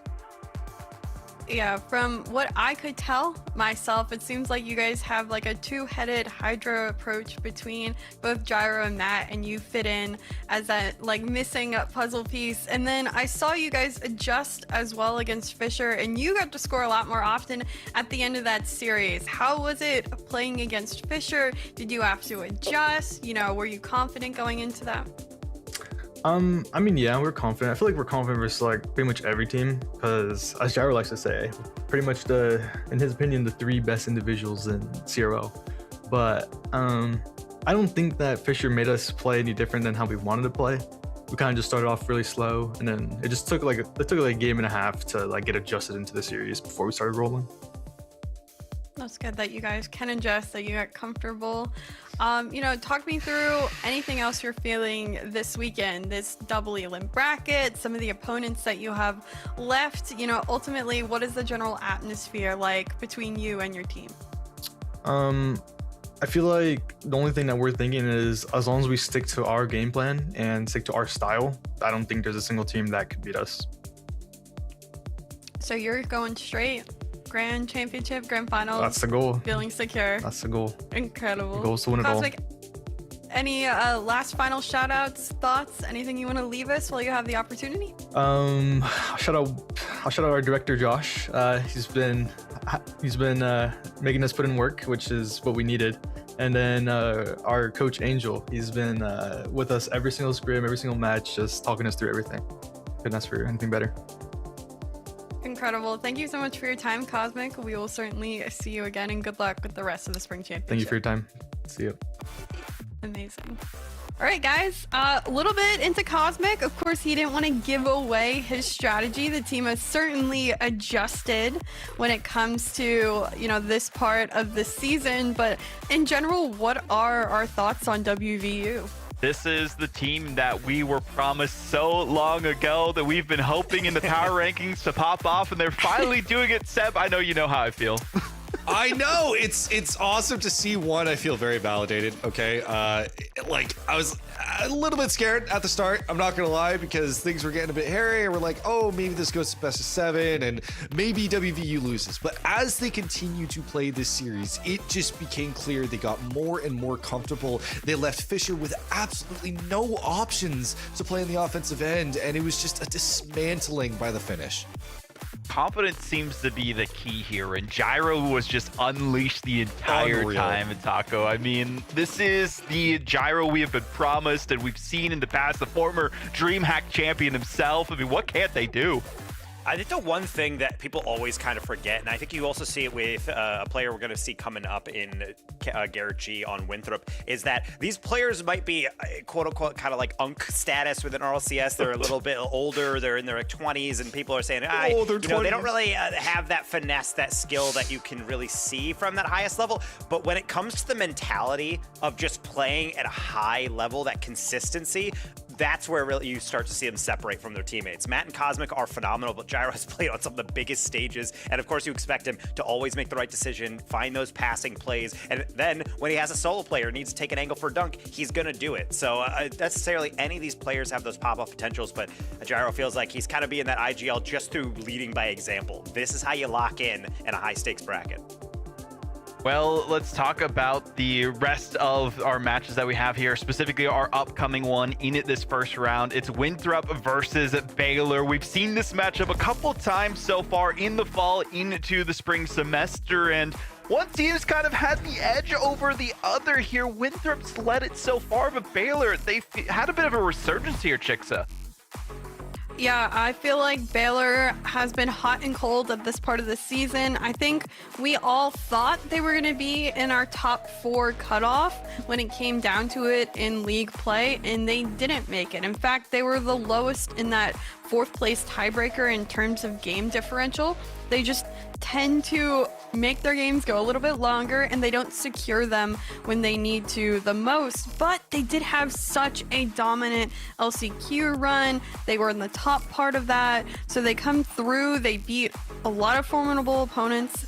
And now you're wondering, what is the current state of Baylor? They have a lot of people over, at their university this weekend. They get to be, though, in their home or wherever they're used to playing. But still, they've managed to, just have a lot of hype surrounding them. They have so much to think about this weekend in particular. Everyone's at their football stadium, at their facilities. They're talking, they're chatting. Like, this is Baylor's biggest weekend in terms as a school as a whole, and it's a lot for them to think about going into this one. Oh my gosh, Garrett G's in the lab. He's not in his room. This is a first. Out and about. Oh my gosh.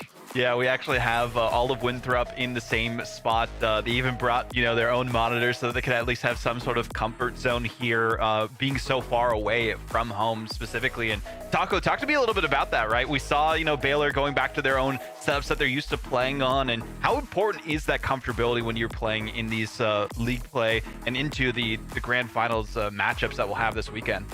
I mean, the big thing that we keep talking about is comfortability, and players who are saying like, well, how big of a deal is that? I promise you, any one of you players, if you guys have played on your home setup for a while, you play at a decent level in a video game, try going to your friend's setup on a lower hertz or just a different controller or maybe like a PC with a different kind of specs. It is a weird feeling. It does take some adjusting. So honestly, W planning by the captain and the crew for being able to bring their own monitors just to say, okay, at the very least, we have the frame rate figured out. We know that'll be something we're familiar. We've been playing with in the lab. I know Decron and Percy love to be able to play that, but now actually be next to each other, like a fist bump in person, Waco, that's great. And I think ultimately that's the thing they've been doing. I've been DMing a lot with T-Krell, not necessarily that saying that they've been disappointed with how they play, but they know they're not living up to potential. Even when they had the final day of the regular season where they had to clutch win 3 straight series, or at the very least get enough points to make that top 4 and get into this position, then he was saying like, we still have time to go, but we're feeling good. Like, the vibes are high, and so therefore I think even if they might be away and playing down in Texas, I think these guys are ready to go. They're super psyched for this weekend. Yeah, I mean, hey, they're both in the server room, essentially, is the big thing here, right? So no complaints about servers this time, getting into it as best as they can. But Baylor, as I was talking about that before, just to talk about the tournament that's going on over there, they went the distance to map 7 against Lubbock Christian University and felt like that was some of the worst Rocket League they had played, and they can only go up from here, and that's the big thing. Why they went to their own setups, why they're wanting to be more comfortable. Hopefully that'll be enough for them in this series, because we'll have to see how it goes. But Taco, lead us off with your predictions. Who's taking this? Well, honestly, this is partly just to talk about players. I mean, it gets a little dicey because Baylor recently just won the largest single prize pool that we have had, really, within this, a winner-take-all 10K tournament. Shout out to Chalkcast and Shot by Rebellion and all them for putting that together. But since then, that match against Lubbock Christians got me a little doubting. But even before that, a week ago, talk with T-Corral and the boys, they seem confident. I'm going to go with Winthrop for this. I think they have kind of fixed some of the issues. And with Baylor maybe not feeling 100% confident, then I could see a manner in which Winthrop is able to get this win through. Okay, we'll see if they can win it out. But Chixa, are you going to change the pace here? You've been doing pretty good on your predictions so far, so where are you leading us? Yeah, I mean, this is definitely a toss-up game. As we mentioned, the quote-unquote unk status between these two teams. You have a lot just of experience if you look across the board at both of these rosters, and it proves to be a very toe-to-toe match. I ended up taking Baylor on this one. I do think them being comfortable is ultimately going to give them the edge. They've had a lot of success recently, and they need to pull on that motivation. They've already had one kind of scrappy, not the best game today. I don't think they're going to go back-to-back in that sort of scenario. Okay. 1-for-1. Seb, you gonna break the tie here for us? Where are you headed? I am going to go for Winthrop on this one, and let me tell you why. I think that while we are incredibly hyped about Baylor doing amazing things, that they won this 10K tournament, they're on this run, right? They went through LCQ. They still have to play against the likes of Winthrop, who are already having amazing scrims. They're just like the big boss in the background, while Baylor is like the protagonist coming through the story. Now they actually have to go up against a boss fight, and we'll see how they do, but I think Winthrop has this handedly. Okay, handedly. Well, I'll have to also hand it to Winthrop here as well on my end of things. I was initially leaning Baylor, but after looking specifically at the matchups before historically between these two institutions, Baylor has never gotten a game against Winthrop so far. I can't go with Baylor if that's the case, right? So we got to go Winthrop all the way. We'll see if that's going to be the same story here in an actual best of 7 compared to best of 5 that they've played before. But we'll see if the Eagles are going to be the ones to take the cake this time. Unfortunately, the Falcons in the last series, that kind of bird, it didn't fly as high enough to overcome the mountaintop, but it's two ferocious beasts facing off against each other, the Baylor Bears and the Winthrop Eagles in this matchup. Only one of them can move on to the next stage of the competition in the upper bracket. The other will have to fall down to the lowers and join Fischer in tandem, but it's gonna go down to the wire again. Another best of 7 timeout still available for these teams, so we'll see exactly how it will shape up here as well. But for league play so far, I mean, we saw it be a 3-0 victory for Winthrop. Kind of close games for like 2 of them. It was 1-0 and then 2-1 at the last one. The second game, 6-2. So if Winthrop can keep that goal scoring fever up into this game, might be a different story here as well. But even then, I think with Baylor having a bit of a resurgence like we saw, right? They won that most recent tournament. They felt really good in LCQ, taking down St. Clair to qualify through uppers. There is a chance, there is potential for these teams to keep things very competitive. I mean, Taco, as we're waiting for these teams to get ready for this lobby, how you feeling game-wise this one's going to go?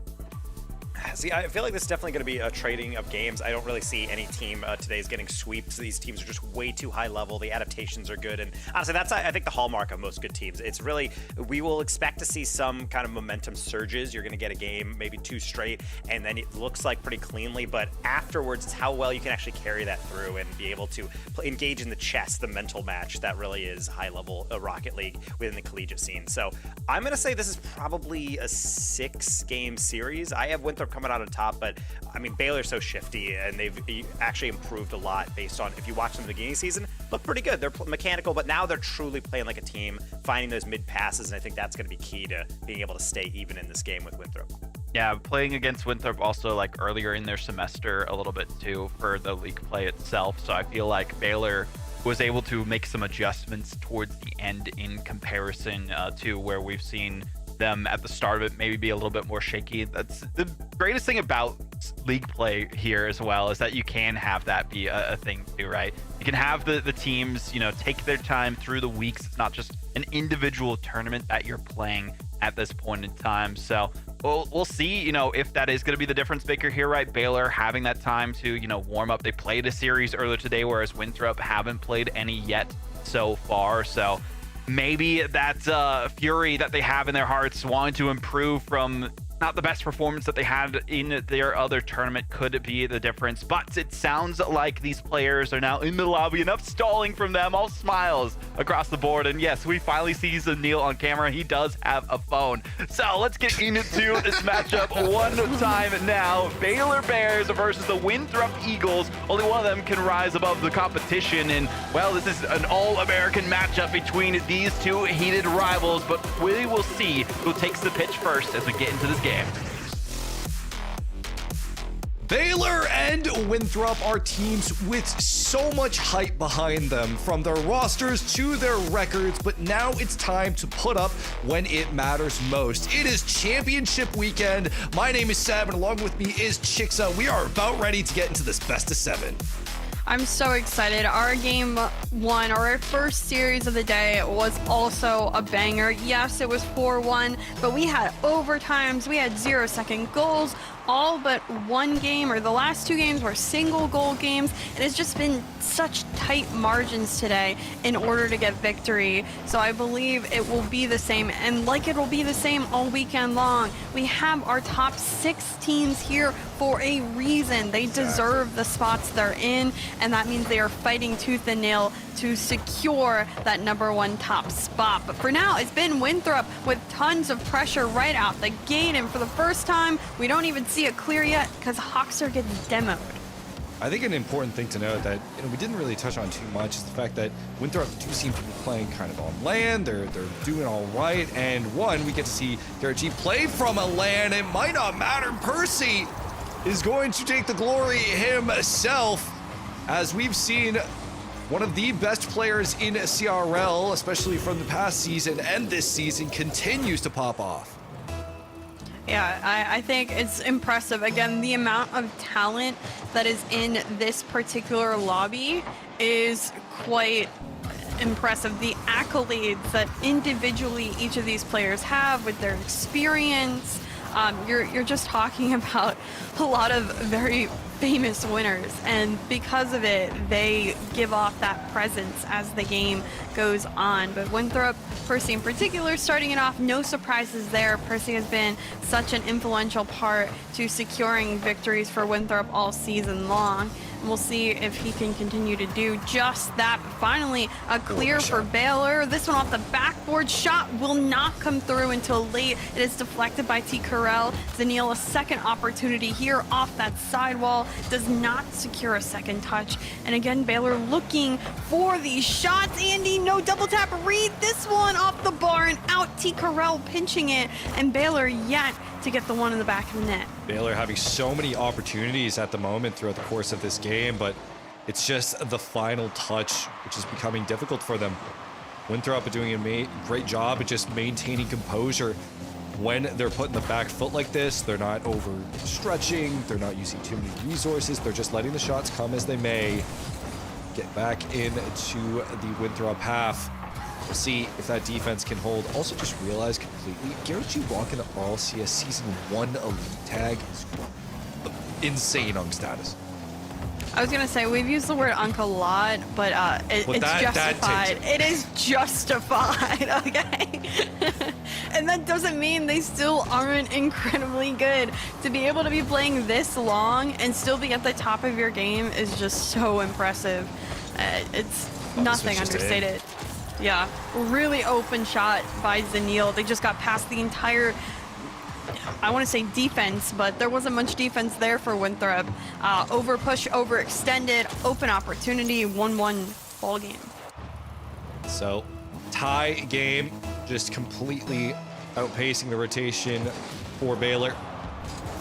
Will make things a little bit more difficult. And again, we've talked about it before of how Winthrop, they're having to play on a new setup, whereas Baylor, as hyped as they are, as good as they have been lately, are playing from the comfort of their home. That's a Goomba. Can Zaniel get ahead of it in time? I think he overstretched and overextended past the ball for the shot. That one will fall by the wayside. Baylor stuck on the reset at the moment. Zaniel just trying to shadow this one and go for the challenge. Garrett G off the corner. No one's going to be there. Percy going to go for it anyway. Percy still sticking with it, but doesn't have any boost to make anything work. Zaniel, the outlet pass is there. It's a little bit of a pop, and Garrett G gets back luckily in time. Hawks are in the way. Can contest 1, can't contest 2. Andy again on the 50, and waiting patiently is Zaniel. Does find this 50, but no follow-up. This will be cleared out into midfield. Hawks are to it first, stays grounded on the wall. Another 50, and not many opportunities for either of these teams. I think this one's just past, though, the likes of T. Carell. Because of it, Baylor on the board on top. Yeah, this is just a straight-up beat. Unfortunate from Percy. Just didn't get the good 50 that he wanted, and themselves right into the loving arms of Zenil. 2-1 here, 90 seconds remaining. Winthrop find themselves behind, but again, we are working with the best of 7 here, and I don't know if there's too many players that have more best of 7s under his belt than Garrett G. Lots of experience, as we've mentioned. For now, my eyes are currently on Zenil. 6 of the 8 shots for Baylor, both goals. Gets a save there as well, a very vital save the last second. Hoxer, again, outlet pass to Andy, who will pick up boost. Has an opportunity on the dribble, but Percy is up there to contest. Under a minute left on the clock, and Baylor is living in Winthrop's half right now. They desperately need to get a clear out. They need opportunities upfield, or else time is just going to run out for Winthrop. Yeah, Winthrop really have to pick up the pace right now. T-Curl is going to try and do just that. Pass over to Garrett G. Unfortunately not. Does this one go all the way through? It does. Hoxer with the open net punishes Winthrop. Yeah, just gets a pinch between all 3 players. Garrett G was trying to get a pinch there himself with his teammate, and unfortunately, it just doesn't roll the right way for Winthrop. Now 30 seconds left on the clock. An extra goal buffer lead for Baylor. They've been providing so much pressure upfield, and I think this will just help them secure this Game 1 win. One that we said they haven't really been able to get against Winthrop in the past. Oh, and again, this is a Baylor that's completely renewed and reformed, right? Like, compared to the earlier half of the season, this is just almost a completely different Baylor that we've seen. And I think that's what's been so exciting about this, as the ball will touch the ground. Baylor will take Game 1, is both of our LCQ teams, in Baylor and Fischer, have really revitalized themselves in interesting ways to become the teams that they are now, having taken incredible wins against many top players, winning tournaments on their own. But for the likes of Baylor, it's whether or not they're going to be able to succeed against one of the top 4 teams, or will they fall to the lower bracket just like Fischer? Yep, lower bracket, upper bracket, we've said how important it is, especially with bracket reset scenario. You want to stay in that upper bracket as much as humanly possible. And Baylor playing ultimately the better game. They got very comfortable after that 32nd minute mark, and they started to get so much pressure upfield. I appreciated seeing how many outlet passing opportunities they had. You saw often their nets were nearly open on the likes of Winthrop, and Baylor took every opportunity because of it. They're just rotating a little bit better at this point in the game, and it's providing them a lot more opportunities upfield.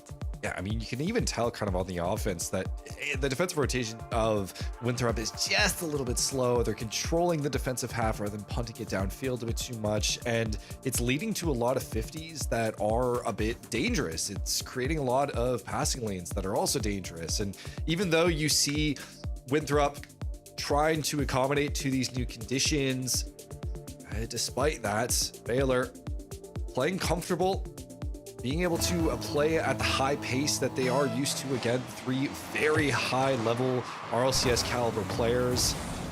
They are making full use of their speed when they want to. Andy gonna try to go underneath, but going into a Game 2, Winthrop will try to bring this series back and hopefully make some changes. Hoxer on it first, will stay on the backboard. Andy, no contest, and ends up getting contested.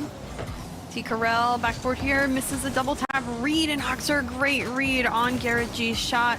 Picks up boost off the ceiling, did get a flip there, but loses control of the ball. Granted, this one a little too far away for Winthrop. They haven't been able to secure possession, and now they're back defensively, trying to find a way to clear this one out. And again, the ball goes directly to Baylor on all of these challenging opportunities.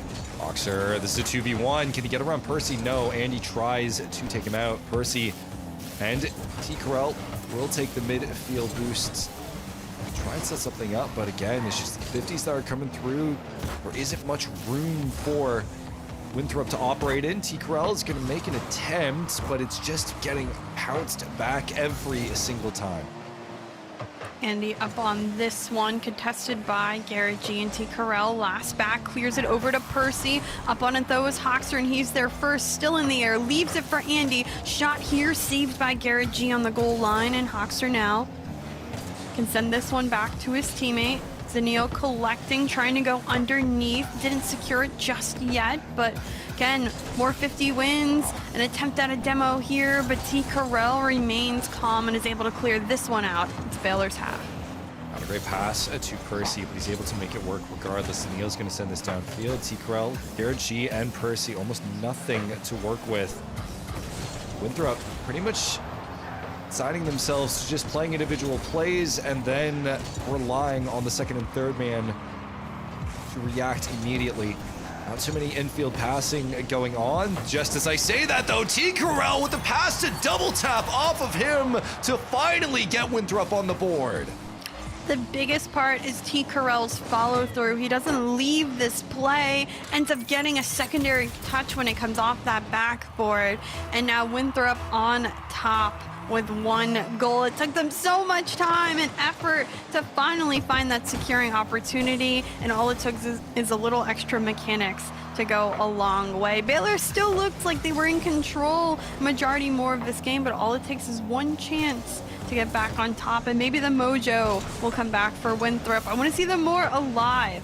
A good offensive opportunity there may lead to more, but for now they must defend against Baylor as the offense is becoming threatening. Oh, T. Carell is stuck. I don't blame him. That was a difficult one with the mispositioning that he was in. He tries to go for the half flip to make himself ready for the save, but he was too far forward. Winthrop collapsed at the last moment. It's a good way to take advantage. Hoxer makes this a tie game. It's a shame to see Percy and T. Carell in the same spot defensively there. Someone really needed to be off the backboard, and that would have been a much easier save, especially with no boost in the tank. And that's how quickly Baylor comes back to tying this game up and making it that much more even. Now down. 2 minutes remaining. We've seen opportunities from both sides. A good clear here. Unfortunately, Garrett G didn't get a touch. Zenil up on this one, does get the flip, secures it more. 50 will bounce pretty far into midfield. Andy there first off the corner, but demoed for his efforts, and Hoxer will just try to buy some time upfield. I think T. Carell's just focusing on slowing down Baylor as much as possible in transition, making sure there's not too many opportunities that are going their way. This one, it's all for Zenil, who gets the flick over. 2-1 here for Baylor. So calm and collected. What better of a catch can you get than that? Keeping it close to your car. It's like he's been here before. Zenil, a lot of experience, especially in CRL, and showing up in this one. So Baylor once again secure a lead. It's a bit tenuous though, as at any point Percy could take advantage. Does he here? Hoxer will get ahead of it. Garrett G tries to continue to play. Zenil, T. Carell looking to stick with it. Keep things in the midfield. Percy will back him up. Hoxer goes up high. Great Birdman play from Hoxer. He's just consistently been a thorn into any sort of offensive play that's been going on for the likes of Baylor, the likes of Winthrop. With a minute over, Winthrop desperately trying to get past this midfield line. It's been difficult. A lot of quick contests, and most of the challenges are being won by Baylor. This one floats out even, but Hoxer is there, waits patiently off the ceiling as well. Doesn't get a touch on it, so T. Carell's will be a pass. Percy blocked by Zenil.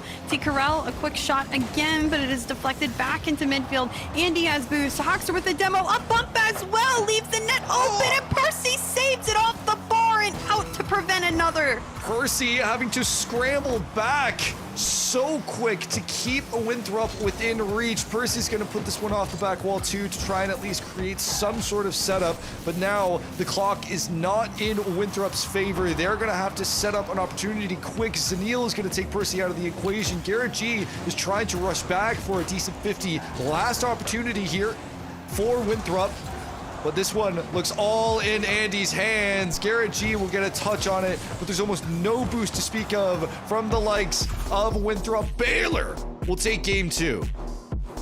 A close game 2 at that as well. I wouldn't say it was comfortable for Baylor, but they certainly still outbeat Winthrop in terms of shots, and they had so much presence when it came to those 50s and those challenges across this game. Impressive performance, I feel like, by Zaniel. He has consistently stayed upfield, has been very aggressive in his performance. Hoxer, so grounded defensively, 3 of the 5 saves himself, always reading plays really well, and Winthrop still just hasn't found their strategy to secure themselves in this game against Baylor. I'm not feeling too one way with Winthrop. T. Carell, Garrett G, and Percy. Someone needs to come alive, and I haven't seen who just yet. Yeah, like you mentioned, it just feels like all it takes for Winthrop to get activated is just a single person to show up to really get that momentum going in Winthrop's favor. Whether it's just an early challenge, an individual play, something that forces a turnover, an advantageous position in the game, as T. Carell tries to take that responsibility himself, or at least slow things down to a point that Garrett G and Percy can operate. But so far, it's just every single time that spear has gone forward, it's just gone into a brick wall that is Baylor. Very tough scenario right now for Winthrop. Of course, if they lose this one, it'll be match point for Baylor in this best of 7, which is not a scenario we anticipated at all between these two, but I'm hoping to get something or see something get going for Winthrop. Shot by T. Carell, easily saved by Hoxer. A nice clear up and out field. Percy on the wall, maintains control, sees T. Carell, pops up, but actually bumps his teammate by accident. And now this one, Garrett G almost overextended, but luckily he has enough boost to get there in time. Boost steal though from Zaniel. Imagine making a shot that quick from that angle. And just like that, we're back in the other direction as T. Carell stretches for this one and can't find the shot. I like the idea that Garrett G is playing a little bit more forward as third man. It signifies just how much more offensively minded Winthrop want to play this. The problem is you've got to be able to keep it up, and you got to keep the defense intact too, because Baylor have a chokehold when it comes to setting up into the wings, getting opportunity after shot after shot. And at the moment, it's just any point in time that Baylor will take full advantage. Shot on. I'm just waiting for this one to go through, but finally Winthrop can buy themselves some time.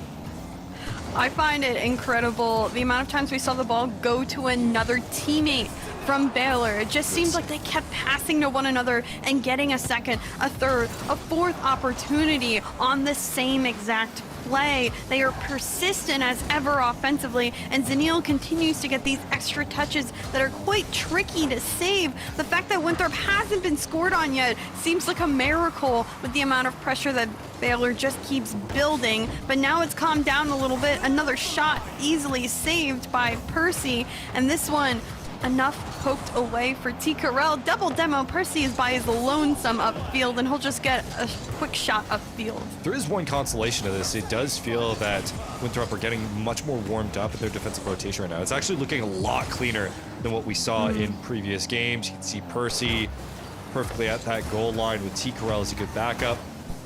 Pretty consistently at this point, but almost half a game gone by. Pretty sure most of the possession has been in Baylor's favor. This one is going to go on. T. Carell doesn't get a strong touch, almost gets the second touch here, but it is saved away. Garrett G retreats to the corner, picks up his own boost. Andy waiting patiently on the ceiling to contest him, and he will win that contest and recover off the wall. This one bouncing in. Last back is Zaniel and does poke it away to Andy. Andy had an open net, I think even temporarily, as Winthrop came back on rotation, but enough time spent there. Hoxer's shot just a little high, but yet another opportunity. 7 total shots for Baylor so far in this one, and they have not been able to punch it in. I swear, I thought I saw an opportunity for Zaniel, but maybe you realized it just wasn't worth it to play the 2v3. Hoxer continuously tapping away at that goal line defense. Like you mentioned, many shots now, 7 for the likes of Baylor to try and break through this defense. At this point, I mean, any goal could mark the end of the game, and if it is in Baylor's favor, well, that puts you on serious point for a potential sweep against the likes of Winthrop, who, remember, we're in the, I believe it was the Fall Championship Final not so long ago, and now it's going to be whether or not they can make it past the first round. Back down to it. Zeniel to clear out. In comparison, as we mentioned, just 2 total recorded shots for Winthrop in this one across 4 minutes of gameplay. Back pass here to Hoxer, taking his time, has boost to work with the 50, just too wide. He'll stay on it, be more of a nuisance. This one, Garrett G gets an extra touch. I don't know if he wanted that. The pop up here.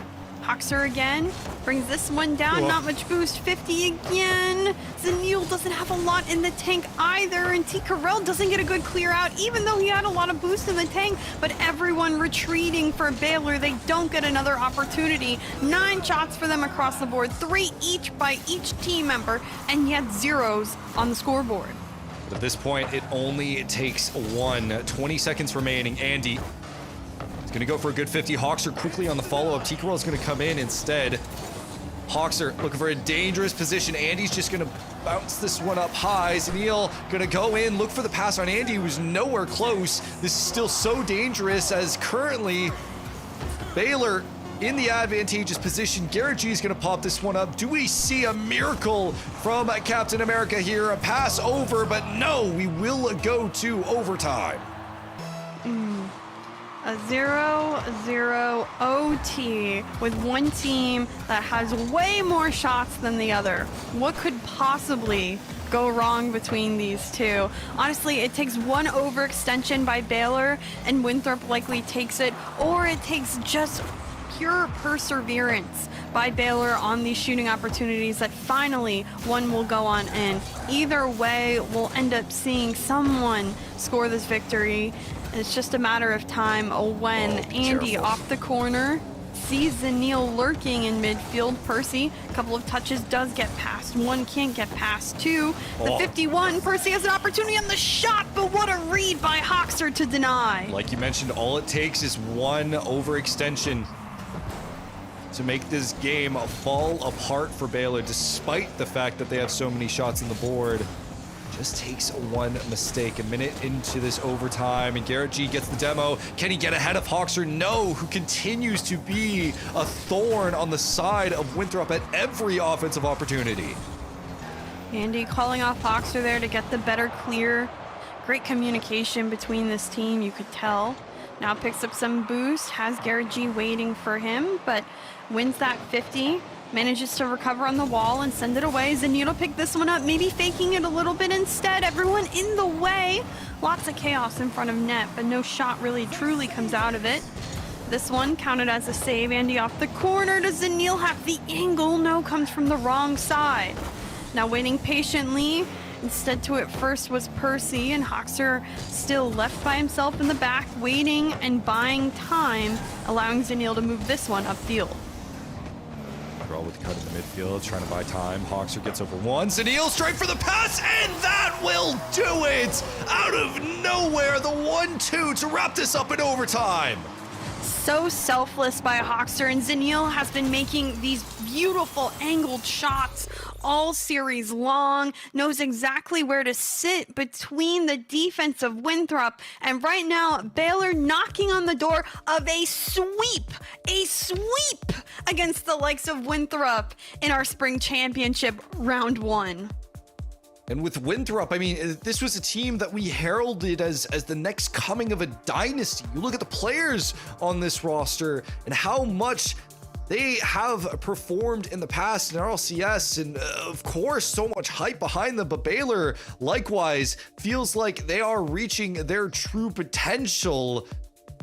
Very much feeling like they have, at every single game they've played, just continue to level up over and over. And it doesn't matter who you throw in front of them at this point, they will find that win. But now they are knocking on that door. Every single game has been close, incredibly tight, but somehow Baylor find those adaptations to win. Yeah, no timeout called as well. Winthrop just wants to move on forward. They want to move into that next game. They don't need a reset, I guess. They've talked about this enough in our minute in between matches, and they just want to get going into this one. Baylor has looked impressive game after game after game. Zenil today, I think, has played some of the best Rocket League that we've ever seen Zenil play. It's hard to say that because I've seen many of times when Zenil is on the top of the board. So I can't promise that this is the best one, but it's certainly at the peak of his play style. And he has just continued to show up for Baylor today, and they are looking so confident because of it. So we will enter potential match point here for Baylor on, like you mentioned, a sweep, which would be disastrous, but Winthrop would not be out yet. They would be going to lowers. And I have to say, in my own bracket predictions, I did not predict Baylor to be this strong. In fact, I'm pretty sure I had them going 0-2. But Winthrop, not out of it just yet. Still can collect some games off on their own if they're able to lock in. We've seen some pretty crazy things happen in the bracket before. I'm not counting anything out between these two. For now, it'll be Percy in control. Andy does read this pass though, and Hoxer wins this 50. Garrett G will take his time, stalling, waiting, and gets past Zenil, another 50 to come through. Andy up on this one first, does win against Percy. And Zenil does get the correct touch, continues forward, no flip reset, just looking for a 50 here on the air dribble, and he will find it. Hoxer to continue this pressure, 50 down in the middle, and Percy just puts a quick one off target, but no problem on the follow-up. Hoxer to send it away. So he's gonna chase this one down. Winthrop. Can't say they've been this far behind before. Usually this is a team that we've seen on autopilot, can just operate at the highest level, but now that they're dealing with a Baylor that is past their struggles, have fully gotten the chemistry down, really looks like a new team completely. Garrett G, though, looking for the shot, and that'll be saved away by Hoxer. Would love to get a save count by Hoxer by the end of the series. It feels every single time Winthrop make any headway, Hoxer is just there to block everything. Yeah, he certainly had a lot on the stat line, defensively speaking. Even his 50s in midfield are some of the most impressive, but let's not forget Zenil, who's been lighting it up the field. A huge pass to himself, double tap read, and against Garrett G nonetheless. Zenil, we knew that he was going to be one of the most important pieces coming into Baylor after his time at Northwood. And although it took a little while for him to get activated, looking purely at Baylor's performance throughout the course of the season, when it came down to the LCQs and he locked in, has really outperformed many other CRL players throughout the course of his short time at Baylor. T. Carell, though, wants to do the same, doesn't get the shot on, as Winthrop will be hunting for that goal continuously as this clock winds down. Yeah, I don't know, Zenil, maybe it's a camera buff. Should turn it on more often. He is doing absolutely wonderfully today. And with 2 minutes left on the clock, let's keep in mind Winthrop did not score a single goal last game. They're nearly at an 8-minute, if not longer, drought when it comes to scoring a singular goal. T. Carell saving this one even with the demo from Hoxer on the far side. Andy again applying more pressure, and it just seems like it does not end for the likes of Baylor. A demo here, this one popped up. Andy, maybe an opportunity here for Winthrop, and still again it is poked away. Even in the rare occasion that they're making a mistake, Winthrop still can't take advantage of any of Baylor's mistakes, and it just continues to repeat the same thing. They go back into the orange half. Winthrop saves a couple, then they try for a transitional offense play, and Baylor just throws up a brick wall because there's no offensive creativity right now that's getting through. Hoxer is going to try to keep this in the orange half, and Winthrop are doing what they can to make something work, but every single time it's just going back straight to their half. Yeah, great contest here by Hoxer. Ends up giving it back to himself, finding a 50. Andy is up, but can't get in the way, and Zanil will safely put it in the corner. Doesn't have much time. Shot will come here, but he recovers. And this one poked away. It's a race towards the ball, and Percy there first. Andy waiting for T. Carell's touches. Doesn't get the 50, and T. Carell can only pinch this down. But Hoxer pokes it away, and Percy now. Under 30 seconds left. Do I dare see 10 minutes plus without a score from Winthrop? 2 games with a 0 stat line. Percy opportunity here. 15 seconds remaining. Andy might have an open net to work with if he can secure it underneath. Garrett G this save, but unfortunately saves will not help Winthrop at this point. 5 seconds left on the clock. Baylor knocking on the door of a sweep, and they will do just that. Baylor 4-0s Winthrop in our upper quarterfinals. Even in times where we've seen Winthrop get 4-0'd, it's been, oh, that was a one-off. But no, this was a destruction. This was a smothering of Winthrop's offense through and through. There was no opportunity where Winthrop could turn on their monitor, pick up their controller, and actually play the game. Baylor said, "Nuh-uh, you are not allowed." And through this, Baylor will move on in this bracket. And now for any upcoming matchups, I saw Maryville in chat before, and they're like, 4-0 sweep, huh? Oh my. Honestly, I'm surprised. Look how calm the 3 of them are. They're Just pretty another day excited. at the office. Yeah, but that's what it seems like. You know, they play a stellar game. They sweep. Zanil, honestly MVP, but nonetheless, the entire team all playing such important roles in order to be successful. You know, just so impressive, the performance that Baylor was able to put out. I mean, I'm the only one who believes in them in prediction-wise, but, you know, nonetheless, I got to be a little proud of that. That was impressive from Baylor. I completely get it. And at the end of the day, when it came down to it, it was both Winthrop and Baylor were, you know, converging at 2 different points in their paths right now. We're currently seeing Winthrop fall, and we're seeing Baylor rise dramatically from LCQs to tournaments, and now in the CRL Spring Championship. Baylor's stock has been exponentially rising and only capping it off at the moment with a 4-0 sweep on to Winthrop. And now the rest of the bracket is completely thrown away. Essentially, we have so many upcoming matchups that are bound to excite you, and Baylor might be on a run of something special. So don't go anywhere. We'll be right back with our third match. This is the CRL Spring Championship. We'll be right back.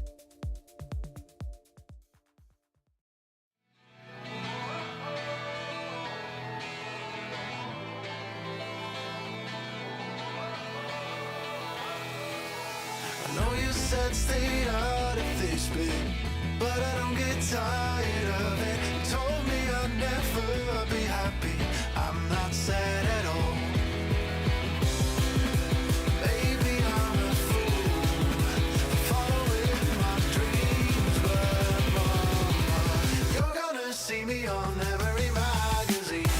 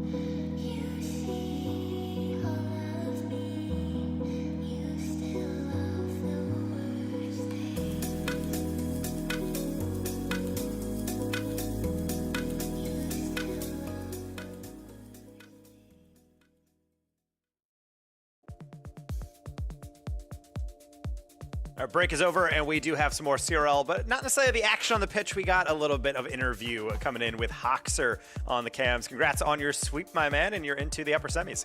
Thank you. We're feeling really good. So let's get the first one out of the way. Yeah, and actually coming into the series, you guys had yet to get a game win over Winthrop. You were swept earlier in the season. So what's the change that you take in just about a month from then to now to make a win like that, what we just saw on stream happen? Honestly, we've reworked pretty much everything we do. So it's hard to even compare just like form from now to then, but yeah, we've adjusted so many different things and we've been hot, we've been feeling good. There really wasn't much like game planning when it came down to it. It was just, we're a different team. I wish I could give you more insight, but we're just a different team.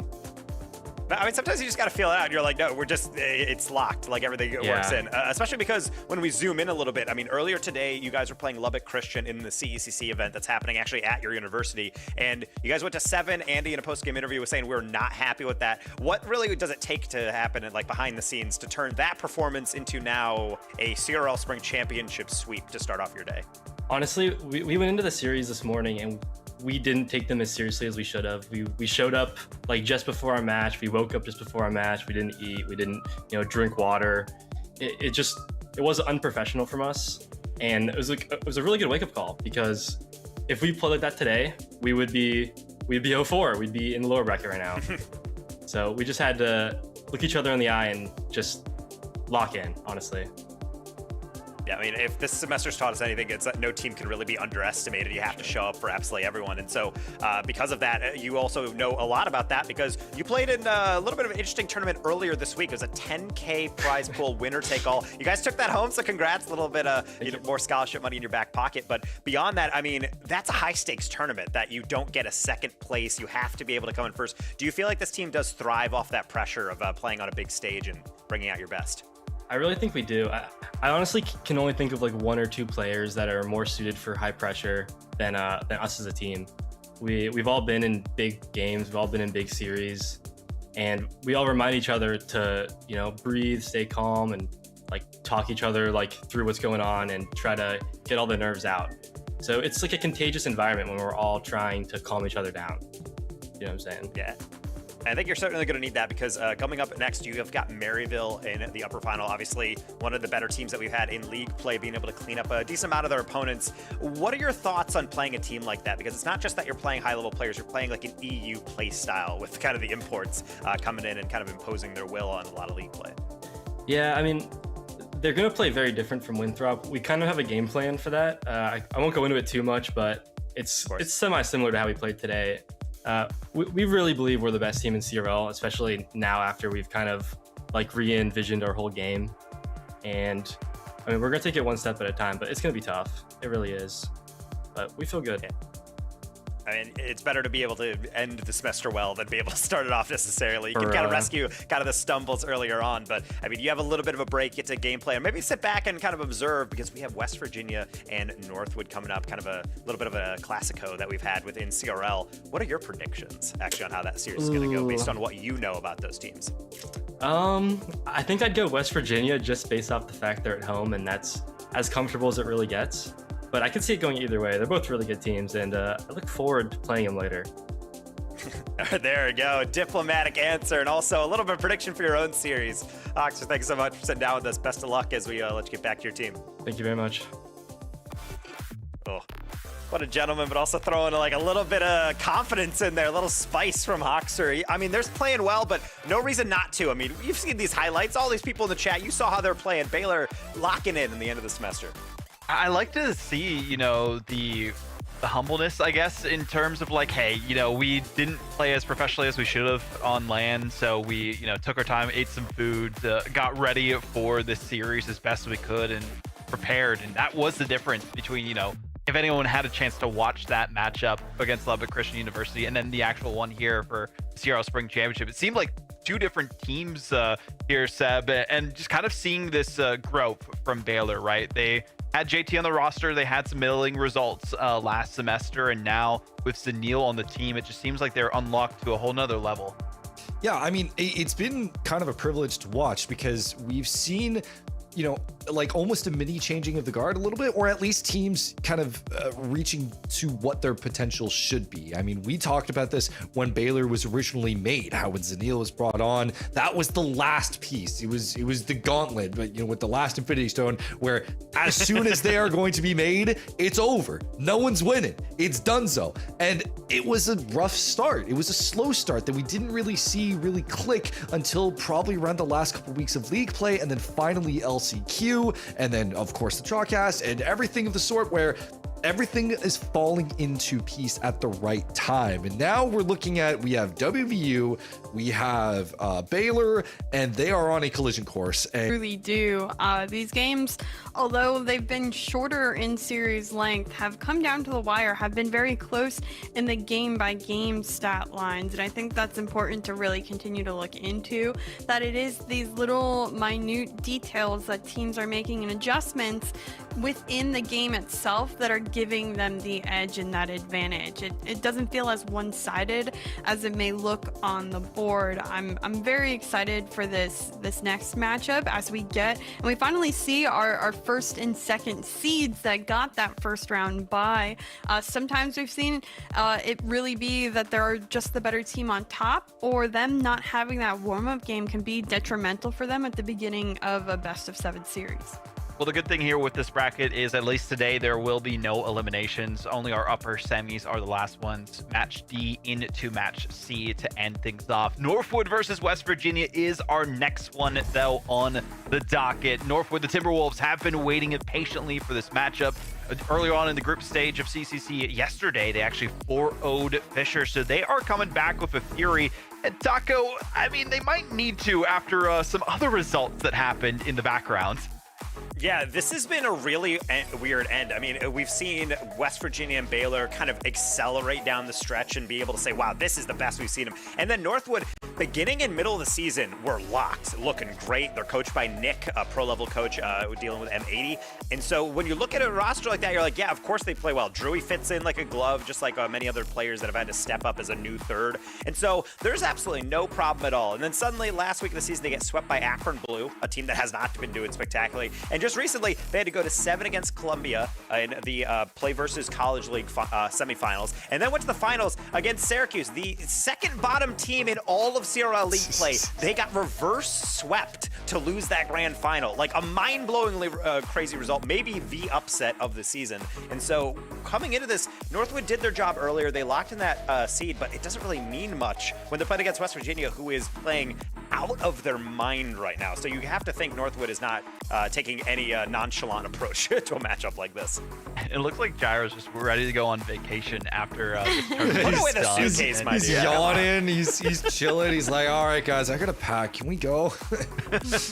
He's locked and loaded. He wants to get these series done quickly so he can get ready for his post-spring semester vacation. And this is the last competition for like a lot of teams that are out there. Of course, there's still some other ones going on in a couple weeks as well, at least on the Rocket League side of things. But in terms of like the big ones, this is the coup de grace, everything that you could ask for these teams. And seeing exactly what this WVU roster has brought in the first series, I fear a little bit for Northwood going into this next one, Seb. I mean, I fear for them, but I know that they have a lot on their plate and they want to live up to potential. Obviously, Hockey playing one of his last seasons. We got Creams, who has been getting a lot of really good practice playing on the international side for Wales. Love him for that. But I think that there's a lot of pressure on them, but Northwood always tends to rise with that pressure. I know we're talking about a lot of these different other leagues and how they're operating in those. Northwood, even in their prime, was always losing these other leagues. They always fell to, even sometimes to King University, okay? They didn't do great in those other leagues, and so it's difficult for me to always hold that against them. But listen, Northwood and WVU are a matchup that goes way back, okay? Many years now, through Summer League, through CRL, and normally Northwood has had the edge. This is the first time where I can confidently say Northwood are coming into a match against WVU and not be the favored team. They usually are, and they always have the momentum, but this is the one time that they're playing from behind, and I think the boys know that. With that, Seb, do you think Northwood are taking this, or do you think WVU are taking this? What's your prediction? So, Northwood have aura, okay? Actual aura, okay?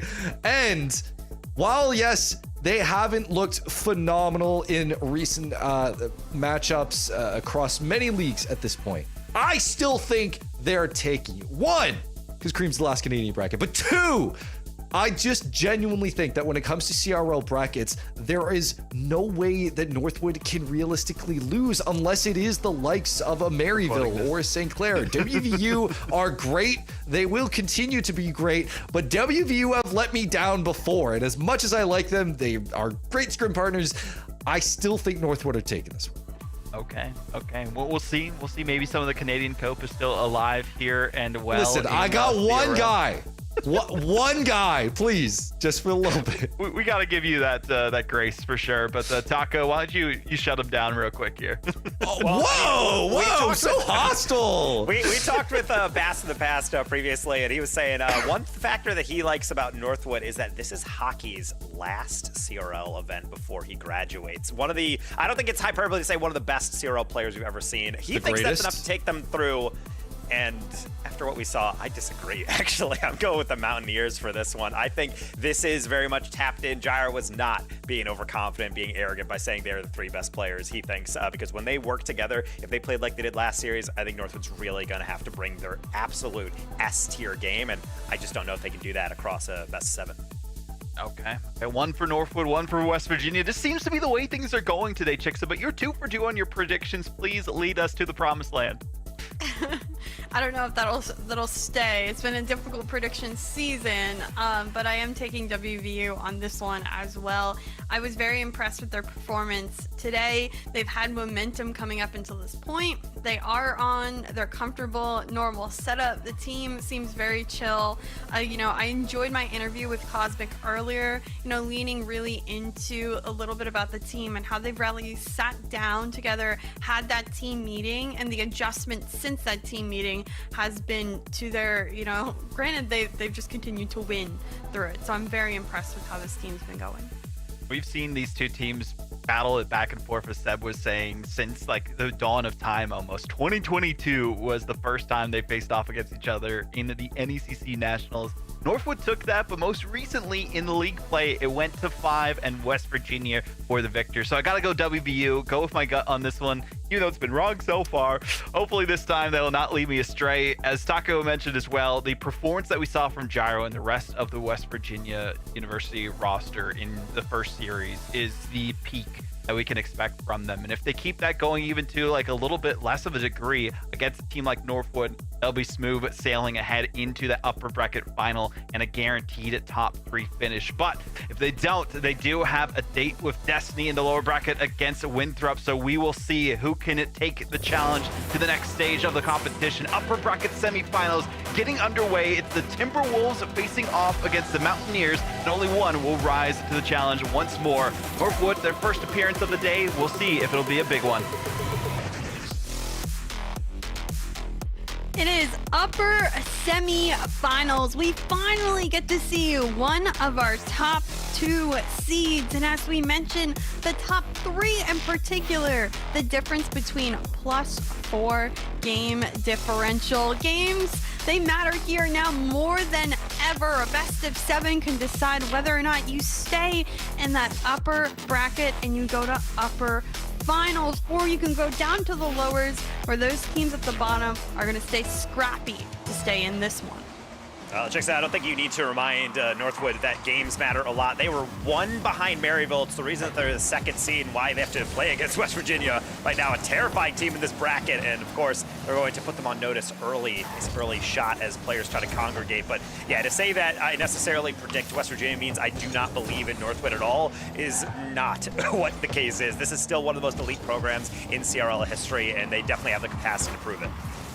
Yeah, I gotta admit, the dynasty out of Northwood is unlike any other I think we've ever seen in CRL before. You have to really go back in time to figure out who was there beforehand, but it's been Northwood who, the past, of course, couple of recent semesters have been at the top but haven't really secured that #1 spot in a little bit of time now. So maybe it is here and now. I know we mentioned hockey last season here. He'll start it off first with that goal, and it's important for him to make his mark today. Yeah, it's going to be a classic striking duo between Creams and Hockey. Longtime teammates here on Northwood. I mean, Creams at times has been kind of regarded as, when he's on form, the most dangerous player in Collegiate Rocket League. So fast and mechanical, is always going for the right decision. And right there, apparently his teammate is going to go up for the fake. But I always love that when we've gotten to the point in CRL and in RLCS, high-level Rocket League, where we have to, so tactical that sometimes two teams just got to both whiff the kickoff and both have to kind of stare at each other for a bit. Drew up here on the pass, but for now, it is a demo and a block. Creams another shot over to Hockey. Similar post and in, and back-to-back goals for Hockey with the Creams duo.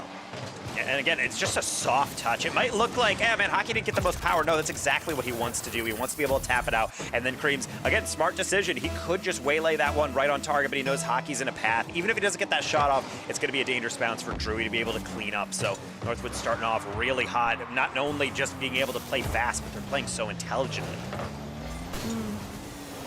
Over back to Creams again, has a double tap. Reed secures that. Reed, it's saved and put away. Saved at the final second. I for sure thought Creams would secure that goal, but now it is the transition. WVU has done well on transition, and for now, seems like that's an open net.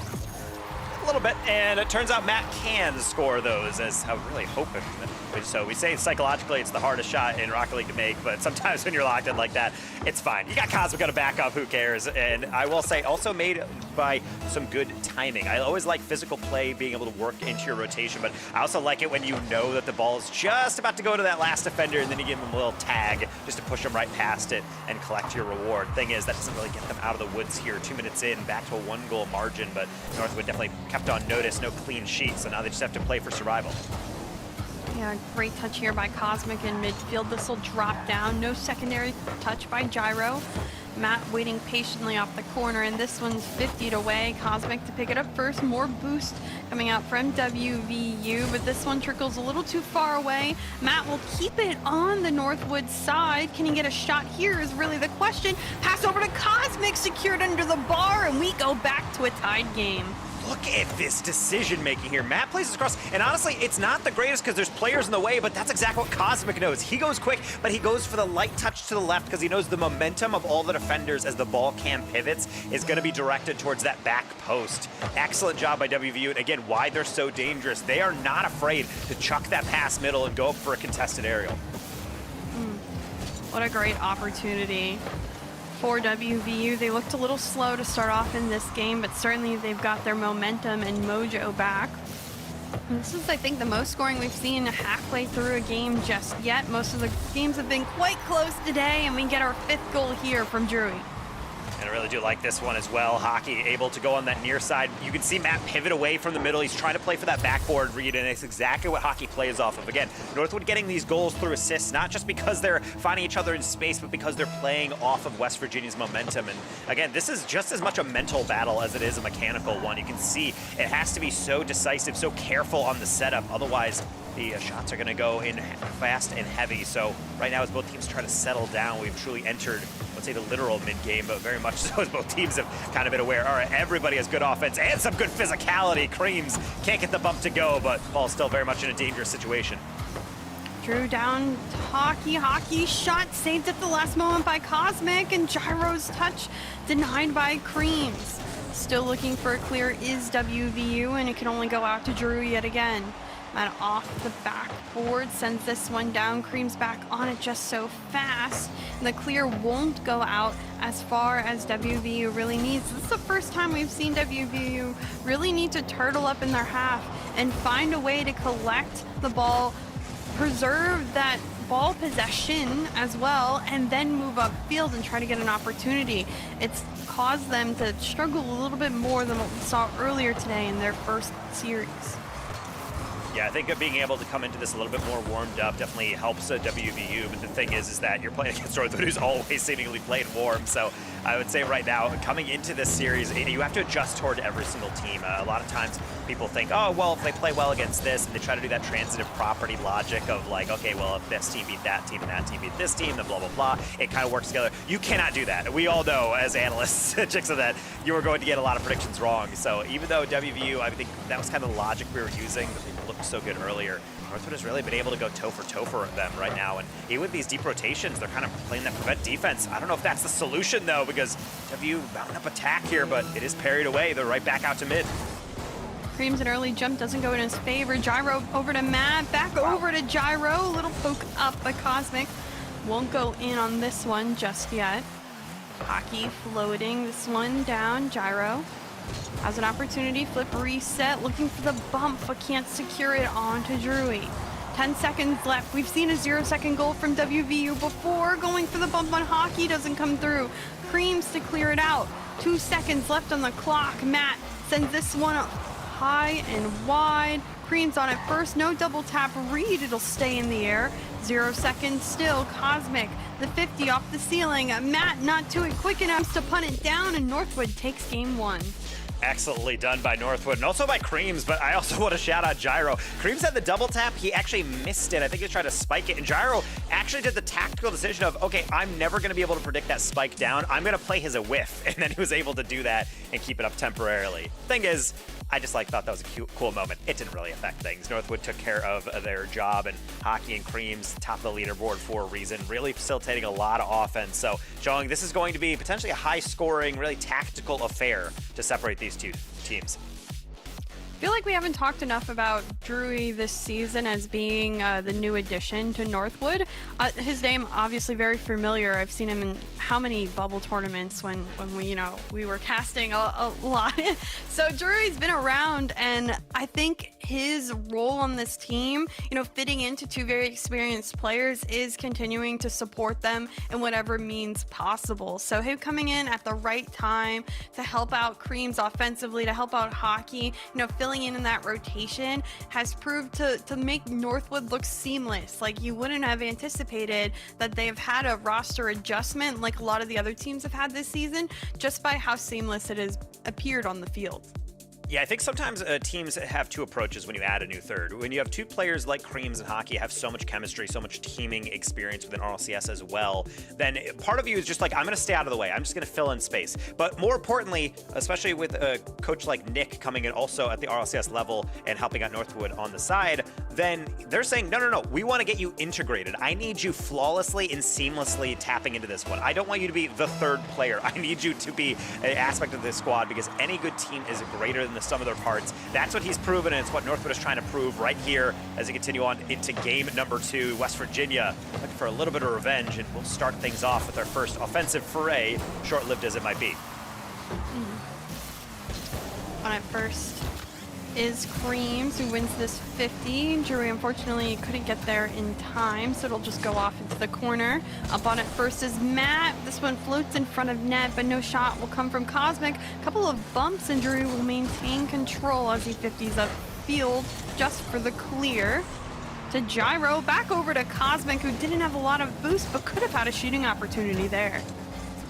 Nice touch by Matt. In fact, nobody is up. Cosmic is trying to join him, and there's that combo yet again. 2 straight games. It's that Matt to Cosmic connection. What a beautiful shot by Cosmic as well. Look where he places it. Bottom right corner, goes past both defenders that are in net at different angle points. And just like that, WVU starts off with an early lead and lots of pressure to boot as well. Took them 3 shooting opportunities in the first 45 seconds of game time that secured them that goal, but it's already nice to see that they are facilitating more offensive pressure upfield. Also, just look at how WVU, they do this probably better than any other team I've seen at our higher level, of keeping options open on every play. You see an air dribble by Matt, 99% of the time that's going to be a reset, that's going to be an air dribble bump, it's going to be something more solo that someone plays off of. But instead, it's a last-minute pivot into that last little tap middle for their teammate to come through. I think it shows why players aren't immediately challenging, because they know WVU has the vision to see those opportunities and obviously the skill level to pick those out, maybe in the 50s as well, to try to force that middle. That was coming up quick quickly, but Creams does well to shut that one down and get a carry of his own all the way across court and gets a 50 to also propel that one right to the ceiling. And Matt here on the initial 50. Hockey in on time. Drewy bumping in net, but Cosmic is there in time. Creams off the corner trying to read his own touch. Can't find it. Hockey sends it over to Drew, who barely gets it past an early pre-jump. Hockey bumping in net, so Matt needs to commit here. Gyro is in position, but Creams, another double tap. Reed secures that one. I actually do like this change up here. Drew lobs that high, and Gyro is on the backboard, but the thing is, he thinks that's going to be an immediate shot, so he dives in quick. Instead, Creams slows it down, and at that point, if you have infinite time at this level as a rank X player, that is going in the net 100% of the time. I don't care if the goalie has an ability to pre-jump. So nice job by Northwood using their strength, but also understanding that that backboard's open, you have to take advantage. Just like that, tied ball game. It's been so back and forth between these two, and you could see the micro adjustments being made in real time. Drury, first initial touch, but Cosmic is there looking for that 50, does win it, and Gyro will take over. Off the corner, patiently waiting, 50s in front of net, but Drury again on the clear, gets a couple of extra touches and can go to and actually put one on target. A double miss by both defenders, and the double tap unfortunately doesn't find itself secured either. So Matt will put this one off to the corner, assisted with a little bit of a 50. It'll be right back onto the WVU half, and Gyro luckily reads that in time. Has it open net, but I don't think he realized, and I don't think he can get a shot or a pass off either in time. Yeah, I was going to say, man, earlier, WVU double commit on the goal line, maybe a psychological insight, but then Northwood said 2 on offense. So I'm like, okay, maybe another insight in a different way, a little too aggressive, maybe a bit too presumptive of that 50. Drury, lucky that he doesn't lose that 50, though Creams does. He's going to get a little revenge bump there as Drury then facilitates into Hockey. No boost to all the boost. Off the ceiling, off the backboard. Gyro gets a temporary save, but it needs Matt to get the rest of it. Bounce down, and he's just going to gladly hit that one in the midfield for Cosmic to try to redirect and slow things down to wait for that next player up in rotation. Gyro from the ceiling can't get in front of Creams. Yeah, sometimes you'll see a double commit either off of over-eagerness or out of panic. I think it's been a little bit of both between these two teams. Each one wants to score, wants to impact, but also at the same time panic. If someone isn't there in time, open net, can Matt find the angle? Does shoot it near side, and WVU the lead. Matt really has to respect the recovery on this one. Watch this from the back post. He has all that goal in theory, but as he shoots it, you can tell he's going for the nearest of near posts because he knows Creams is streaking across. He's got the capacity to make that save. Excellent done by West Virginia. Again, bit by bit, all 3 players in the rotation needed to get these goals on through, or maybe off kickoff, just winning one against Creams. Matt not able to do it. Hockey gonna make sure that one goes all the way back down as West Virginia has now got 60 seconds to protect their lead. Matt, a great extra touch that goes on target. Drury just needing to jump to dodge that bump. Cosmic back on the ball though, does bump Creams, takes him off of it. Matt taking time, quick shot saved by Hockey, but still on the side of Northwood. Drury waiting patiently, demoed for his efforts. Hockey, the clear up field. Creams is there, has boost, but isn't in position to make his impact yet. 30 seconds remaining, and maybe 1 or 2 more opportunities for Northwood in this one, but Cosmic just buying time by being there. Yeah, and honestly, I do like that. He's got no boost. He's playing for a 50, and they know that Northwood has to come to them. They don't have to hit it and give it away. So how about you come and hit this one? Hockey obliges, and doesn't really work out. At the very least, it does manage this clock, and there's not much left of it. Northwood trying to rush everybody. What a bounce to Drury, but he didn't see it coming. No more boost, and not much of a chance. It's got to stay up, but there's nothing in the tank. Hockey gets one last stitch on the 100. Matt sends him packing, and it's not that easy for Northwood to double things up. We've got a tie series. 2 one-goal games as well is the difference between these two. What an impact by Matt Upfield in this game in particular. He's been so good when it comes to shooting or just applying pressure, and now back-to-back games where he has had the most shots for WVU. As for Northwood, still a combined team effort. We saw Hockey get a lot of quality opportunities as well as Creams. Drury's still trying to fit into that offense and play with the other two, but we didn't see as many quality opportunities as we did in the previous game for Northwood. WVU adjusted, and now Northwood needs to adjust back to find that offensive pressure again. Yeah, as you look at the cams, I mean, honestly, just a lot of letting the coach speak, kind of break that one down, because the thing is, any good team, you don't win and then celebrate and say, let's do it again. You have to consider, hey, what went right for us there? Let's try to duplicate that and then be able to fill in the gaps from there, because obviously Northwood was not helpless on that one. They were rocking 7 shots down the stretch of that game. They had plenty of dangerous opportunities, obviously getting that 1 goal, but it does come down to what you do in the midfield, honestly, in matchups like this. Where are you facilitating play? Where are you cutting things out, slowing the team down? Of course, we talk about demos, but it's just as much about boost control, stealing those corners, grabbing those pads, keeping yourself topped off to make a play, because you need to be in the air and you need to be there quickly. So heading into game 3 here on the Anniversary Stadium, we'll see if another edition of the Classico of CRL can continue to deliver banger after banger, game after game. A double fake kickoff. How interesting between these two. Shot will come through from Drewy of Northwood first, but Matt able to take it away. Doesn't get a flip on that one, and luckily Gyro is there to take over after that initial 50. This one cleared away. Cosmic will call for it. Doesn't get the touch he really wants. Hockey looking for the pass over to Creams, but Creams was not ready just yet. Northwood, though, still have potential to send this one upfield, and the 50 will go by the wayside. And that's an interesting decision there earlier on. Hockey had a wide open shot, and he went for the pass for Creams. Problem is he put it too far, and that's kind of an example, I think, sometimes of teams playing tactically. They might overthink things. They might always think, oh, well, the pass is going to be unexpected. But, you know what's also unexpected is getting a full power shot on a low boost defense when they're kind of flailing on the goal line. But either way, I guess I can't critique too much. They're still in possession up until Matt is able to give them a temporary relief. Creams fully boosted, nobody's up, and that might be their detriment underneath, but Cosmic on the late challenge is able to temporarily scat that one away. Somehow, though, it's still on target to the back post. Out of nowhere, it's Creams. Creams finding an angle that you didn't know existed. Pretty typical, especially with the support of Hockey. Just finds the angle through and puts Northwood on top yet again. This is similar to what we saw last game, though. Northwood just struggled to get goals after their early beginning one. So we'll see if history repeats itself, or Northwood comes through recharged. A nice 50 by Cosmic, and he might have some open space to work with as the rotations come through for Northwood. No secondary touch. Matt working the corner. Drewy, heavy touch, goes right into Gyro. Takes this one off the ceiling, does get an extra touch. The 50 goes far, and no one from WVU there in time. Quick enough for a shot, only a couple of touches into that midfield. But again, we see pressure released by Northwood.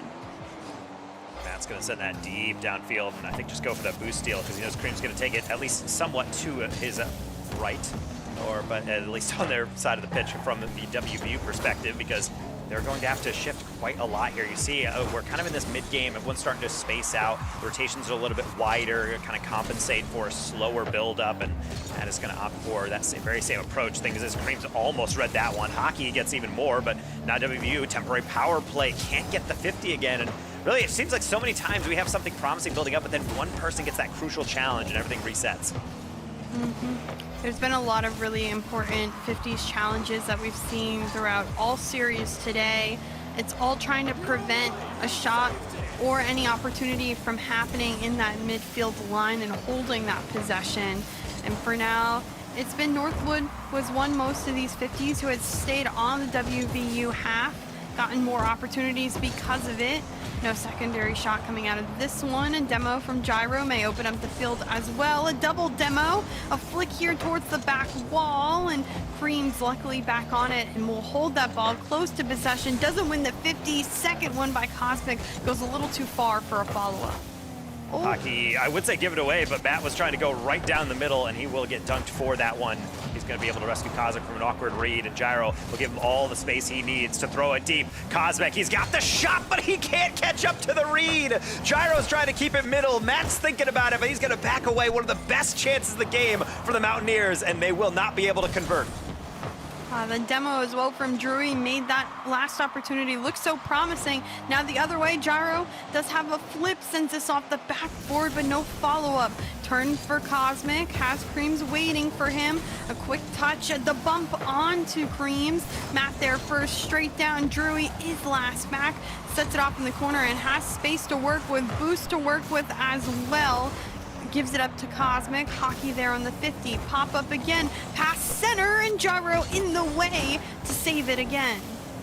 Creams from the corner to the top shelf, bar down, and that's going to be his second. The brace for Northwood to potentially seal a game, give him back this series lead. It seems like every single shot that Northwood has been able to make goes off that post and goes in instead of out today.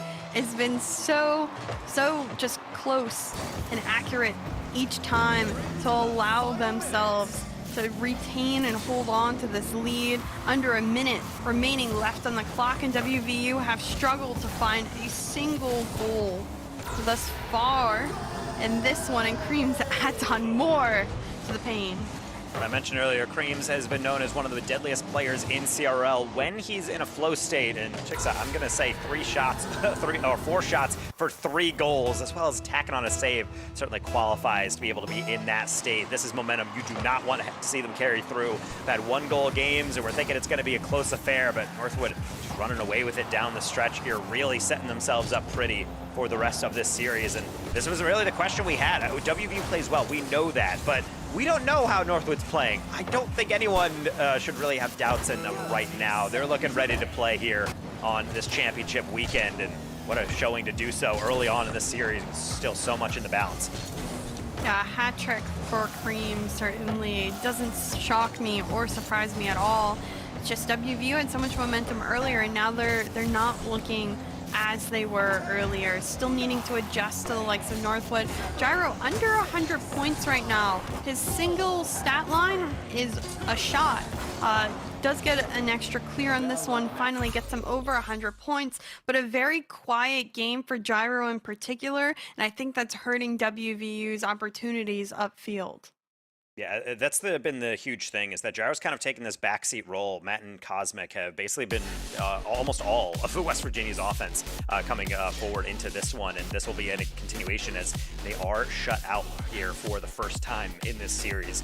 I would say going forward, West Virginia is doing well to get these passing plays, but I've also noticed that sometimes they're trying to extend these plays out. It's good to aerial at a play that you know the defense is going to get, because in this stage, you don't often get the immediate clear. They take a soft touch, they try to possess out of the backfield. You want to mess that up, but I'm seeing West Virginia kind of get countered a little hard here, get a little bit more short-handed in the backfield. That second goal in particular, they were just not positioned enough, didn't have the boost to get up quickly to meet him, and ultimately, if you allow Northwood time in the air, it's going to go in your net almost every single time.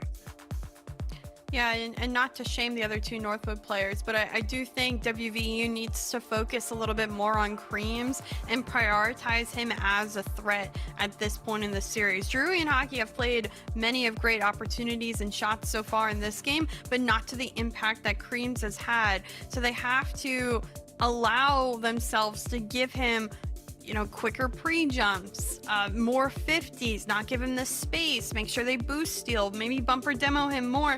Creams cannot be allowed to have his way with this game or this series, or else that will give him the win almost every single time.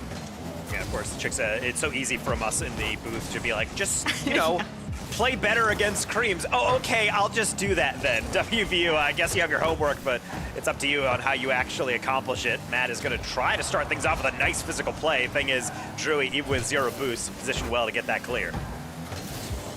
Cosmic just taking time, does find a 50 and a second touch, but Hockey is there, sends it high. Gyro will have to keep this one close, but doesn't find the 50 onto Creams. Not there, but Drury back on it. Has Creams on the back wall, does a little solo play himself, but Cosmic the save. Hockey back on it. This has been continuous Northwood pressure yet again. No clear yet to be found, and a nice bump for Gyro gives him that opportunity. A flick as well, but Hockey there in time. Pass over from Matt to Cosmic, but Cosmic didn't have the angle.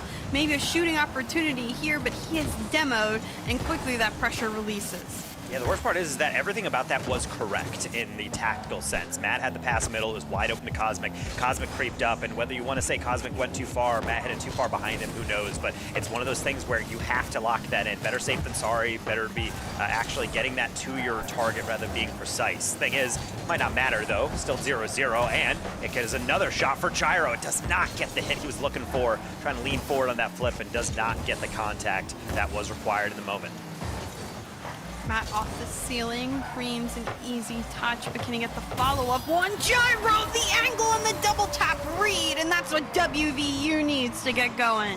You might say the simplest option is to shoot it on target. He knows Cream still has that, so how about let's double things up. Cream's absolutely zero chance on the pre-jump, and that's going to be an excellent way to boost their confidence. No shutout this game. West Virginia start things off on the right foot. Big kickoff here. Drury is there, sends it down to Hockey. Hockey on the shot, and Matt gets in the way, allows for that save, and now here's the transition that gives WVU a second opportunity. Matt flip reset bar down and in, and WVU back-to-back shots. Chat earlier saw Matt with the mustache saying, is he secretly Vatira? I don't know. How about the pre-flip into the reset past two defenders? Disgusting from the West Virginia talisman coming forward, getting another goal for the cause. And if you want to wonder if West Virginia is locked back in, then wonder no further. All we needed was Gyro to get going, and it always seems like the dominoes fall following that. We talked about just Gyro's impact on the roster and the team earlier in the previous series, and it's nice to see him impact now midway through this series. That's what makes it interesting. Gyro on the save does get the double tap clear upfield. Cream's waiting patiently, will still get bumped a little bit, and 50 to boot. Is on that side wall. Quick shot to come through, but an easy save for Cosmic into that corner.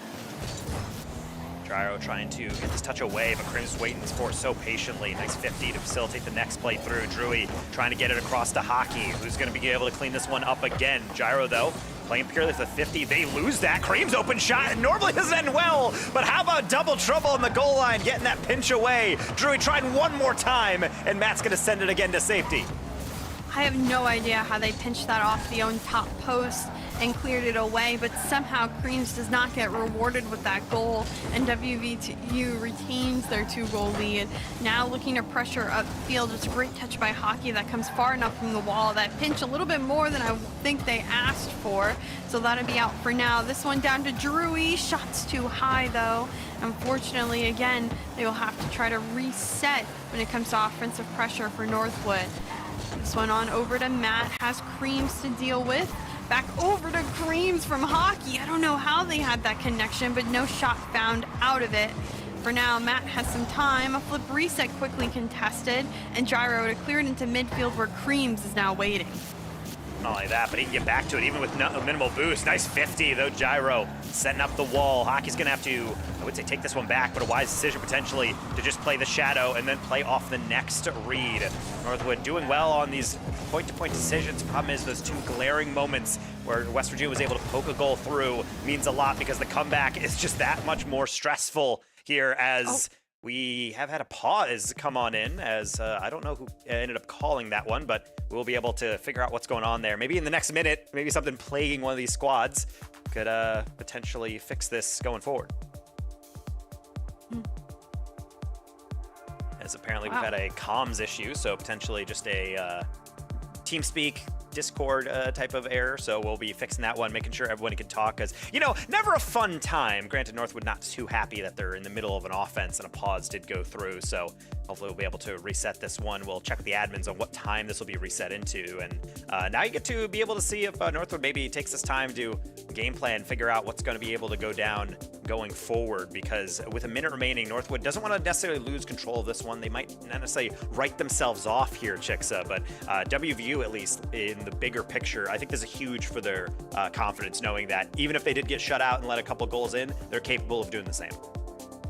Yeah, I think, you know, there's split-second decisions being made between these two teams. So when it comes to the communication aspect, the just the different 50s, all of that, it's important to continue to play with those decisions. And for now, Northwood is going to have to adjust, have to be prepared again for WVU's offensive abilities that they've adjusted to at field, as well as the saves that they've been able to adjust to as well. And we are officially going to be unpaused. We're going to reset things to 1 minute remaining. Northwood unfortunately has to restart an attack, but maybe they have a set piece. Cream's off the ceiling. Aki couldn't quite snipe him out of the air. That would have been a spectacular way to bring one back, but maybe they'll settle for something a bit more ordinary, though they will have to settle for their next effort as Cosmic is going to gracefully double reset that one all the way down. Bats here in midfield. Gyro to it first. Has no boost, actually just kind of vying for time at this point. Able to just mess with it a little bit. Jareed does get the touch passed, and now midfield, 25 seconds. We are on WVU's half. Does a shot come from, and it's blocked again by Matt. Yeah, great comms again. Matt has been playing out of his mind on the defense as well. That is his 5th save. That one's not even going to really register. That was more of just a cutout, but either way, it's going to propel West Virginia to potentially a game unless we see borderline miracle things here from the Timberwolves, and I don't know if there's anyone coming to save him here on Neo Tokyo. Matt can't get one for the road, but they've had more than enough. West Virginia bringing us back level. If they tie up this series in 2-2 fashion, and now we've seen back-to-back games where teams have gone scoreless. Look at the shot count. 13 shots for Northwood and not a single one able to go on in. Previously, we saw opportunities for West Virginia in the previous game, and they just had 2 shots in game 3 and weren't able to get it on in. So different story when it comes to the defensive side of things, now making the difference between these two. Also good to be able to get everyone involved. Officially, as of this game, Gyro gets his goal. It's a spectacular one, but that is his first of the series. Now, every single player on the pitch has scored a goal for their squad, which is nice to see. There's no hard carries in CRL, but most of the time, I'm also saying that West Virginia gets that win, but I think it's also with a grain of salt, because when we look at those saves on the board, that is going to be 10 in total for West Virginia. Northwood definitely not helpless in this one. I think it'd be a misnomer to say any team is falling off or kind of crumbling in any of these scenarios. It really is just about whoever's able to play a little bit cleaner. I mean, Drewy by himself with 7 shots on the board. I think Northwood knocking at the door. I think it's going to be very much a matter of whoever is able to just execute a little bit cleaner across these next 5 minutes as we head to Utopia. Yeah, it's been impressive to watch the difference between these two teams game after game, seeing the adjustments being made in real time, and having this back and forth that is kickoffs as well have been quite tricky to figure out, because everyone's been faking or slightly delaying or having different looks at it. Yeah, I do like how sometimes it is that perfect mirror image. Like they both say, hey, first guy fade to the side, and it doesn't work out. That shot almost works out as Creams reaches over backwards. Cosmic comes back. He wasn't content with the miss. He wants that goal. That was just, again, the perseverance, the confidence that we talk about. We don't see many of these shots in the season because teams are afraid sometimes to take that risk. But Cosmic does come back to the ball, decides that he can make that angle, and secures the angle that's needed.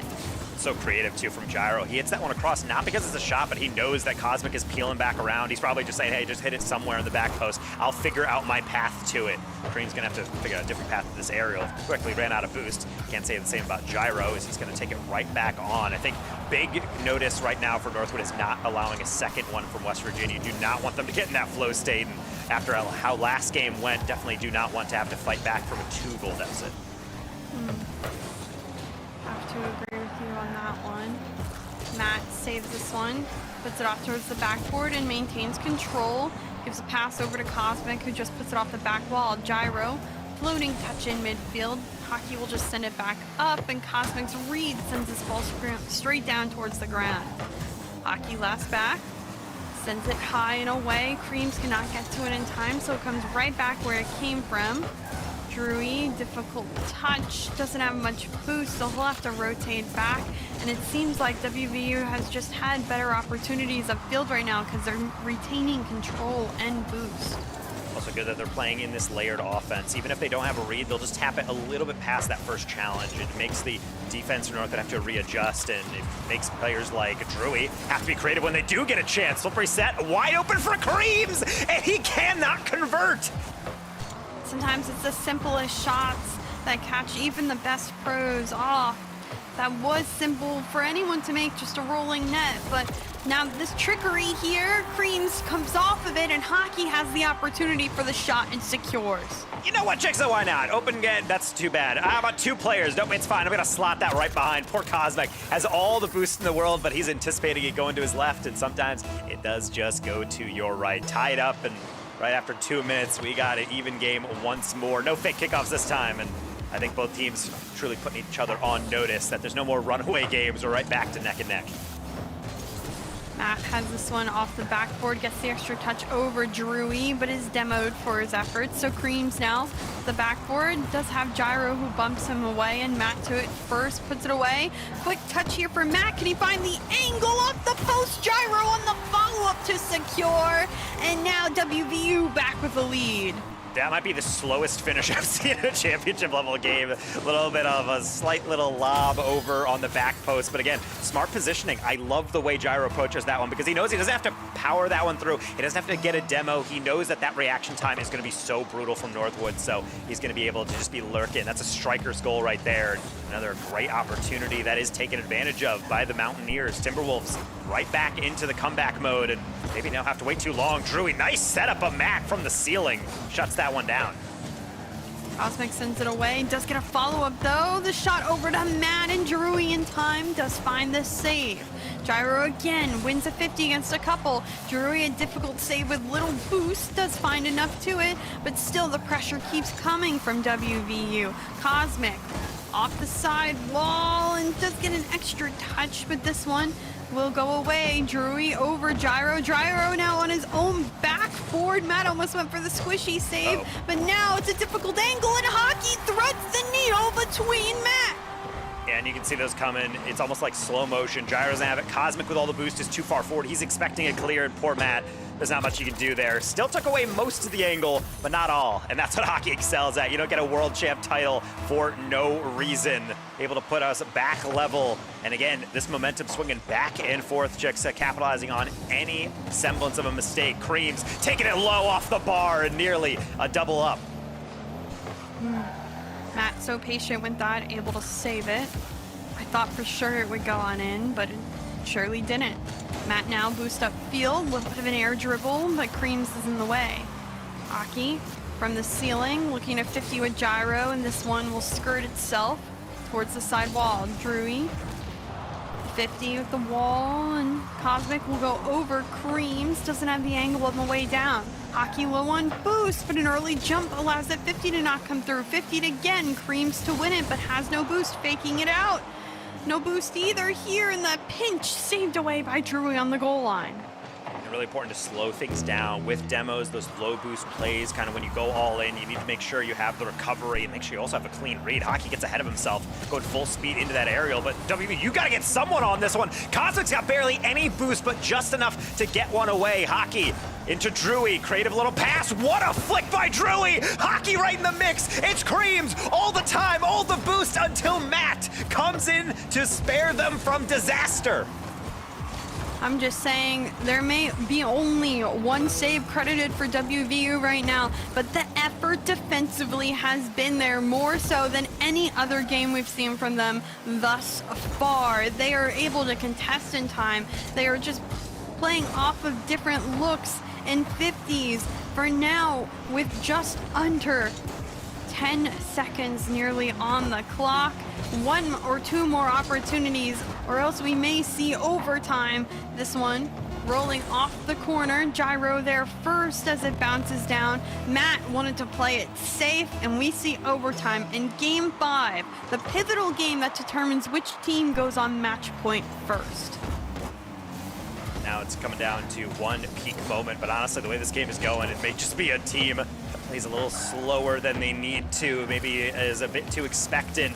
Who's gonna blink? Creams trying to make sure it is not him. Excellent flick, he's gonna get a boost steal. And maybe this is where Northwood sets up camp up until that pass does not find a target. Matt from the ceiling to Gyro, crashing the net. How about Cosmic? You take your effort. And of course, he's gonna be clutch. His second, West Virginia's third, and they're gonna go up in the series yet again.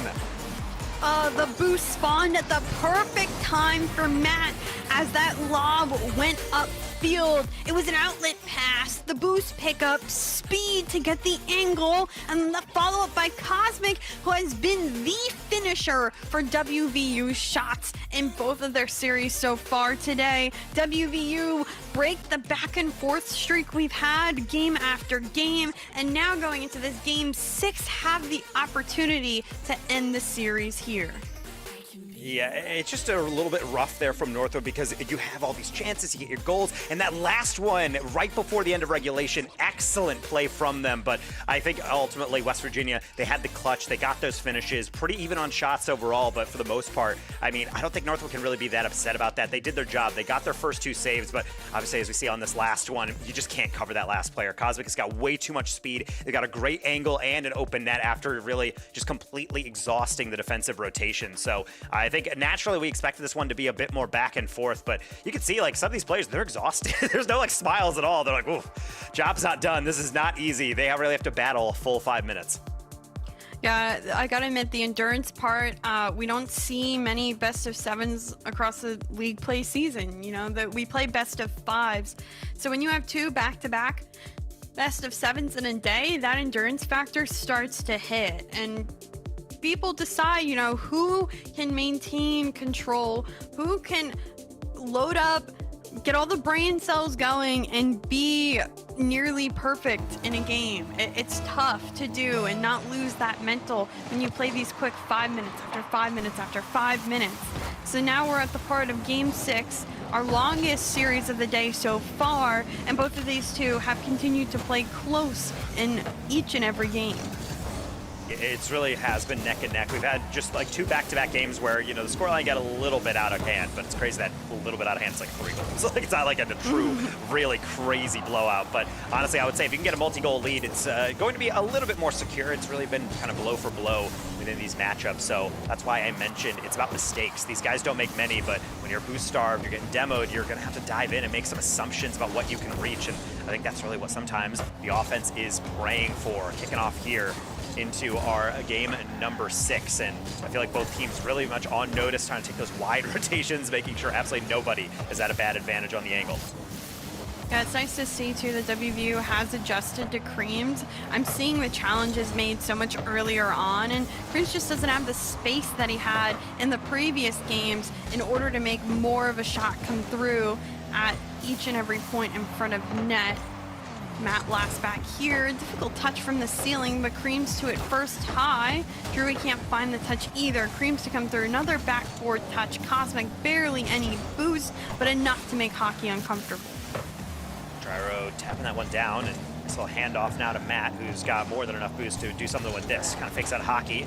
He's going to skate right by him. Drewy stands him up tall, and Gyro with no boost just goes in full heroics as he's trying to get these 50s, but you can tell Northwood playing slow, but not necessarily because they're forced to. They want to be able to embrace that pressure and make sure everything is a bit more sturdy in the backfield. This touch first, Creams goes out, just puts one on target, and Matt saves it safely into the corner. Waiting patiently there is Creams, but that one unfortunately just a little too fast for Hockey. Gyro clears it up, and Drewy stops this one off the corner. Leaves it for Matt, and Matt now to clear only into Hockey. Hockey down to Creams in midfield, and Creams' touch will never be found. Cosmic, no flick as much as he tried, and we're back on the Northwood half.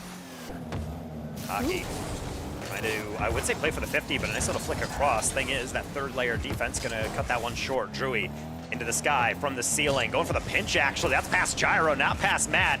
Hockey will not salvage that one, actually turns right back around. Northwood really taking their time, not trying to bite off more than they can chew on any of these offensive rotations. It does lead to a bit slower of a play, but it definitely makes them feel a bit more comfortable if they're just playing the patient game and waiting for their true opportunity, or maybe Drew just drops it on top of it. A little bit awkward out of the defense, but Matt still does his job. Yeah, the pace of play has certainly slowed down a lot, and that's why we see this lull of 0-0 gameplay. Gyro waiting patiently for it to get back, but does get tied up with his teammate. So now Matt has boost in both of his teammates, rotating ball side. Gyro did pick up that 100, and Cosmic credited with the save.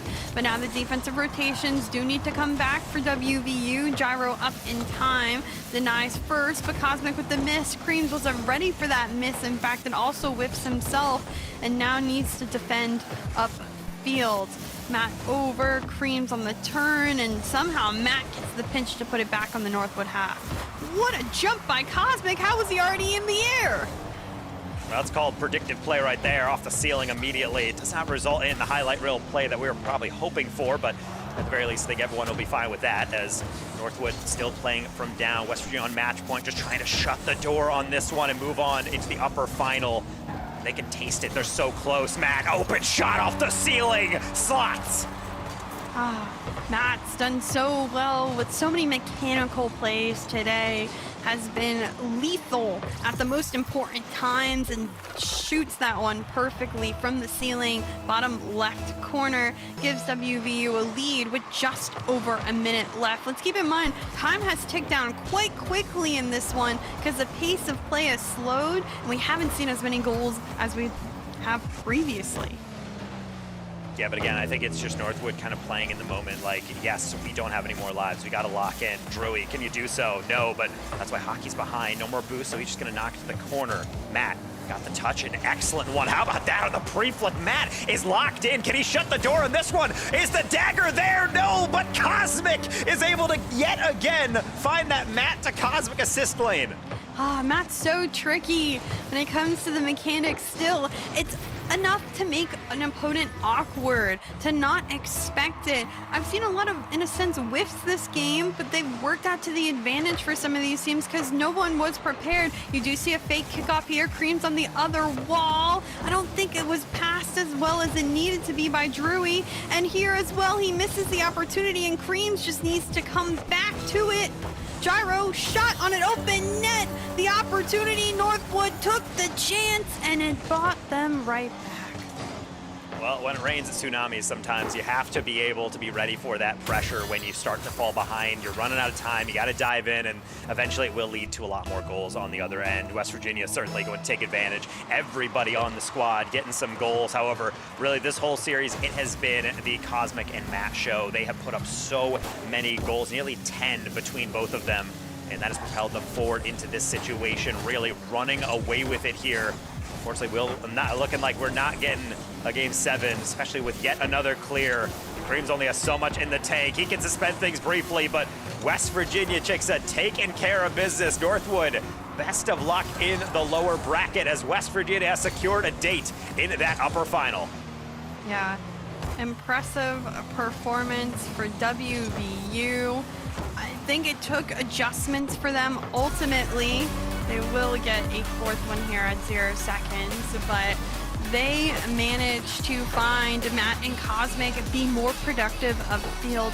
And I think that's really the opportunity that's important when it comes down to it. Can your team adjust to make plays different, to make plays matter?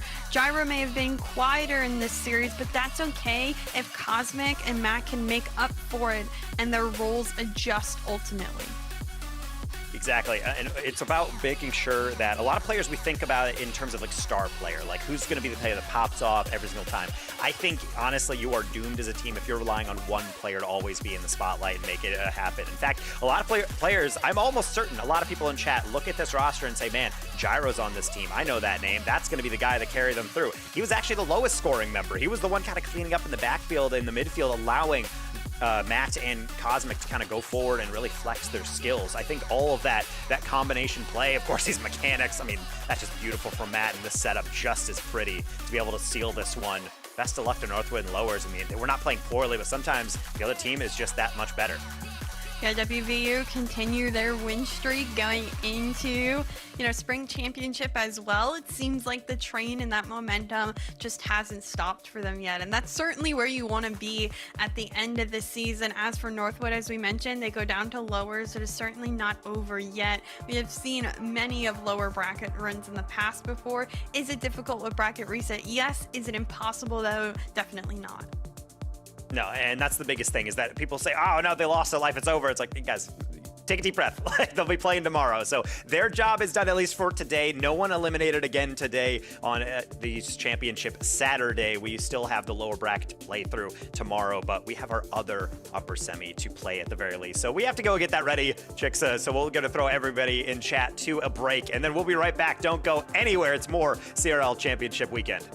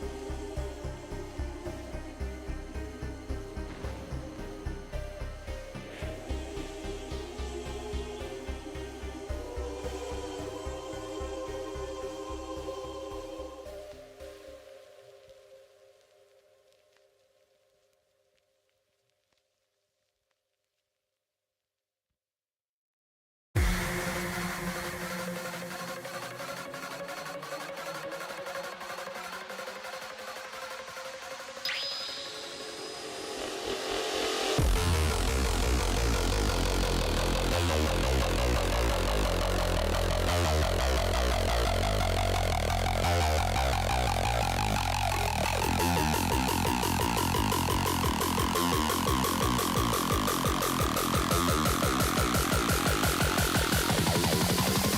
move those feet.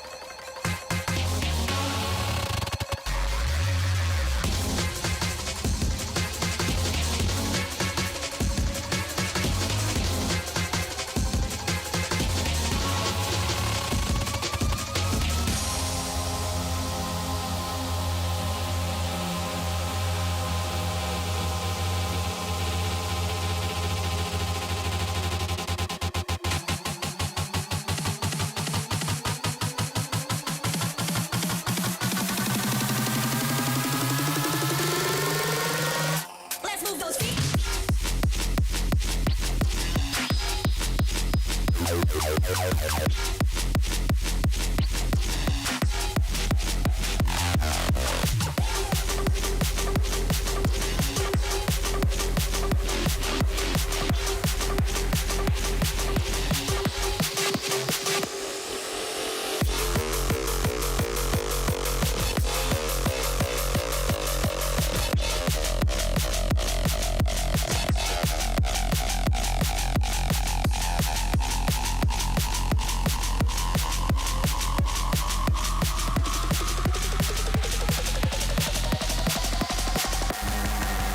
I'm just trying to get out of my mind at this point.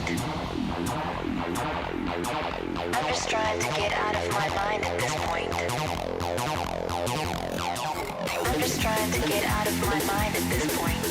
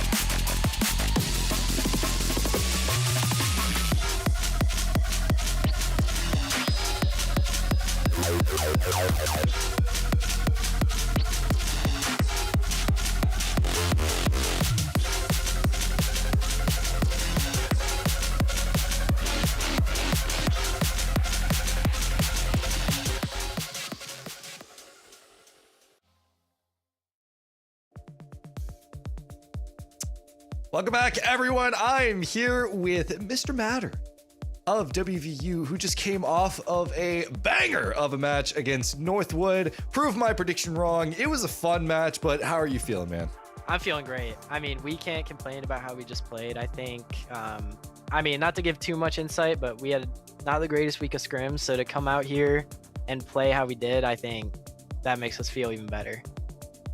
Yeah, I mean, I'm very aware of some of those scrims, but I think it's been interesting to see you guys not only develop throughout some of the course of not only just regular league play, but even tournaments outside of it. You guys are on a incredible run of form. Do you feel like in terms of your own ability, how has the chemistry developed so much over such a short period of time? Yeah, I think it all led down to just a team talk we had a few weeks ago. I think it was a few weeks ago, where we really sat down. We were like, okay, we got to get to the root of this problem, because if we lose one more league play match, more than likely we wouldn't even make the playoffs. We'd have to go through the LCQ. So we all kind of sat down and we went through what goes through our heads, and how we want to play. And I think that's the easy.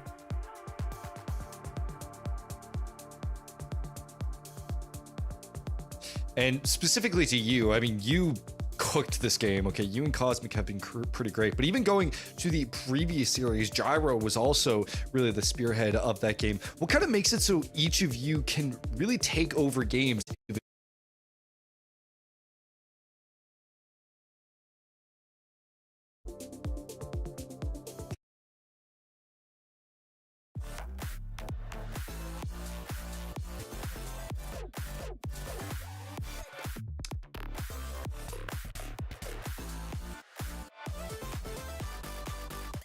The guys are getting ready right now, so either way, thank you so much to Matter. I have no doubt he's going to continue to cook on for this one. Very curious to see kind of what sort of prep this is going on as far as that whole team talk. I mean, VOD, we've seen a couple of the members mention it a few times now as far as this very essential team talk that they've had.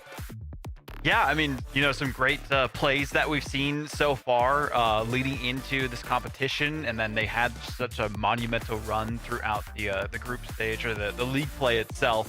And I think the big thing is this just shows a combination of the work that they've put in, right? From the beginning of the semester, we saw Cosmic come in, they had some doubts themselves, and then all the doubts were out of our minds as they progressed and continued to secure their spot in this specific matchup. So nice to see that West Virginia are able to move on forward, and you know, they've gotten some big wins, and regardless of who comes out in this next series, I think West Virginia are feeling pretty confident that they'll be the ones to take it in stride. But I mean, talk a little bit more about the series on it here as well. You know, after getting the pitch invasion there for a second during the interview, we have you know, Chixa, a great series that we witnessed. I think Northwood gave it their all, but I feel like it just being the start of their day maybe couldn't have gotten going as fast as they would have liked to. Yeah, I think momentum, you know, is always such a big word for us. Granted, when you have momentum in like a lower bracket run, that endurance hits more sometimes than the momentum does. But in the case today, I think having that early victory, already being warm, being prepared, and then going into it kind of caught Northwood off guard at just how prepared WVU really was and how clinical they've been throughout today. They've been ever so accurate and just on the mark. So it's impressive to watch their adjustment so far. Since this league play season has started, they've continued to adjust, and I think ultimately are at the landing spot where they are today, that they are feeling successful and looking very good on the field.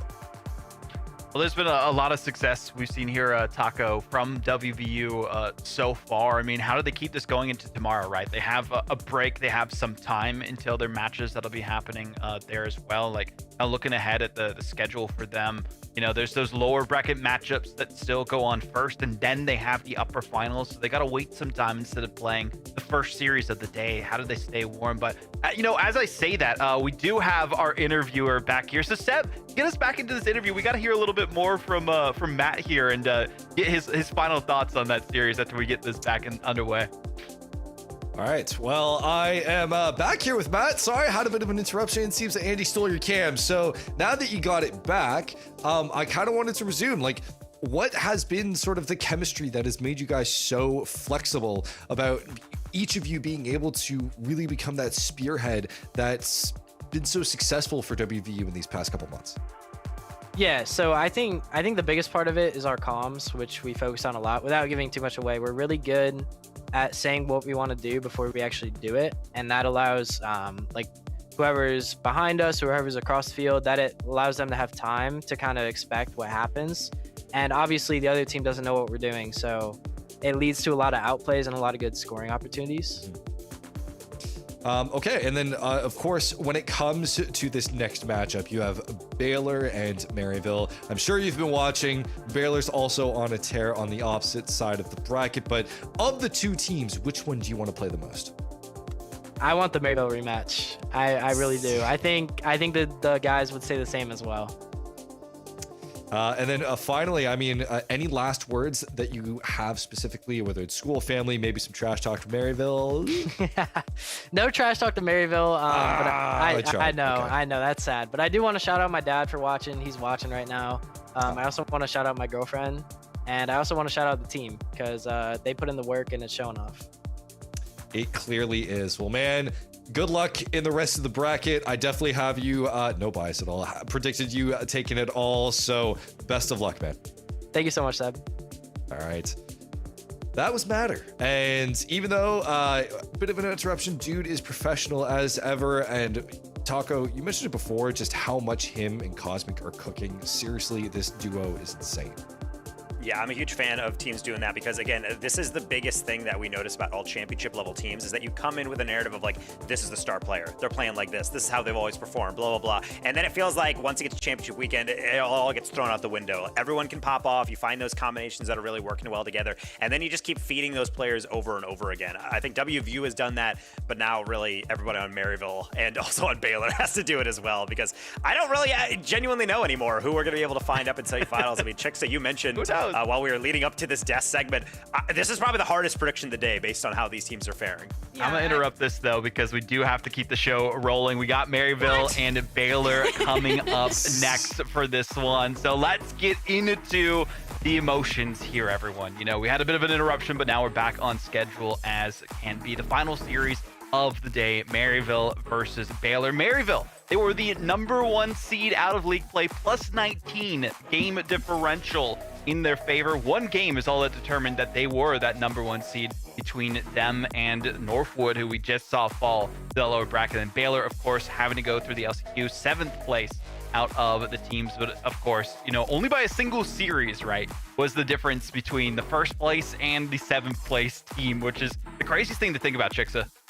Yeah, I find that, again, our top 4 that moved forward through from the bracket and from league play, margin has been ever so close. And today we're taking into account a lot of comfortability. We're taking into account momentum. We're taking into account a lot of these things today. And it's nice to see RG Relating Wave and Speed, you know, on cams today. They are next to each other in the facility in their comfortable spaces. And we'll soon to see Baylor as well, just in their zones. I think both teams have the opportunity to play the best they've ever played today. Speed's looking like a demon. Oh. That's why. He looks very scary. Yeah. Maryville not at the actual LAN this weekend as well, so they, you know, get to avoid the potential curse that's going on with teams that are there, right? We saw Northwood, who's there, Winthrop and Fischer all fall in their matchups. So this is as close as it can be, but, you know, the big thing between these teams, Seb, I gotta say, is like the momentum, right? We've seen how good Baylor looked earlier in this matchup. We saw how good they looked, much to our chagrin, earlier this week with their wins in the LCQ and their win in the Chalkcast Collegiate Invitational as well. I mean, momentum based, how do they keep it going? And Andy, how does he keep that hair so styled? Oh, dude, that hair is 6 feet tall. It's insane, the care he puts into it. But I mean, I think for both these teams, both of them have gone on different paths. It feels as though, I mean, Maryville, they've kind of been a victim of their own success. Even though, like, we've talked about WVU and Baylor a ton, Maryville has consistently been at the top, and they haven't really dropped too much at all, which is interesting to say because, I mean, they've been near the top, they haven't dropped at all, yet people are still kind of sleeping on them in a weird way, right? Like, they've taken some matchups, they've traded some matchups, but generally they haven't faltered too much, and especially in best sevens. One thing I do want to point out is obviously Arju. This is him becoming the last defending champion of that St. Clair roster. And I will say he's traded one St. Clair Saint straight to the Maryville Saints. 2 Saints back to back, somehow trying to defend this title. We'll see if they are going to be sent to the promised land after this series is done. But Chicksa, send us into our final prediction for the day. Maryville versus Baylor. Who do you got? Yeah, this was definitely the hardest decision I've had to make all day. I got pinged how many times to make my prediction, and then I'm like, please, I'm thinking. Flip a coin. I truly don't know. But at the end of the day, I did go with Baylor due to their momentum and their current success that they've had very recently. That's what I'm mainly going off of.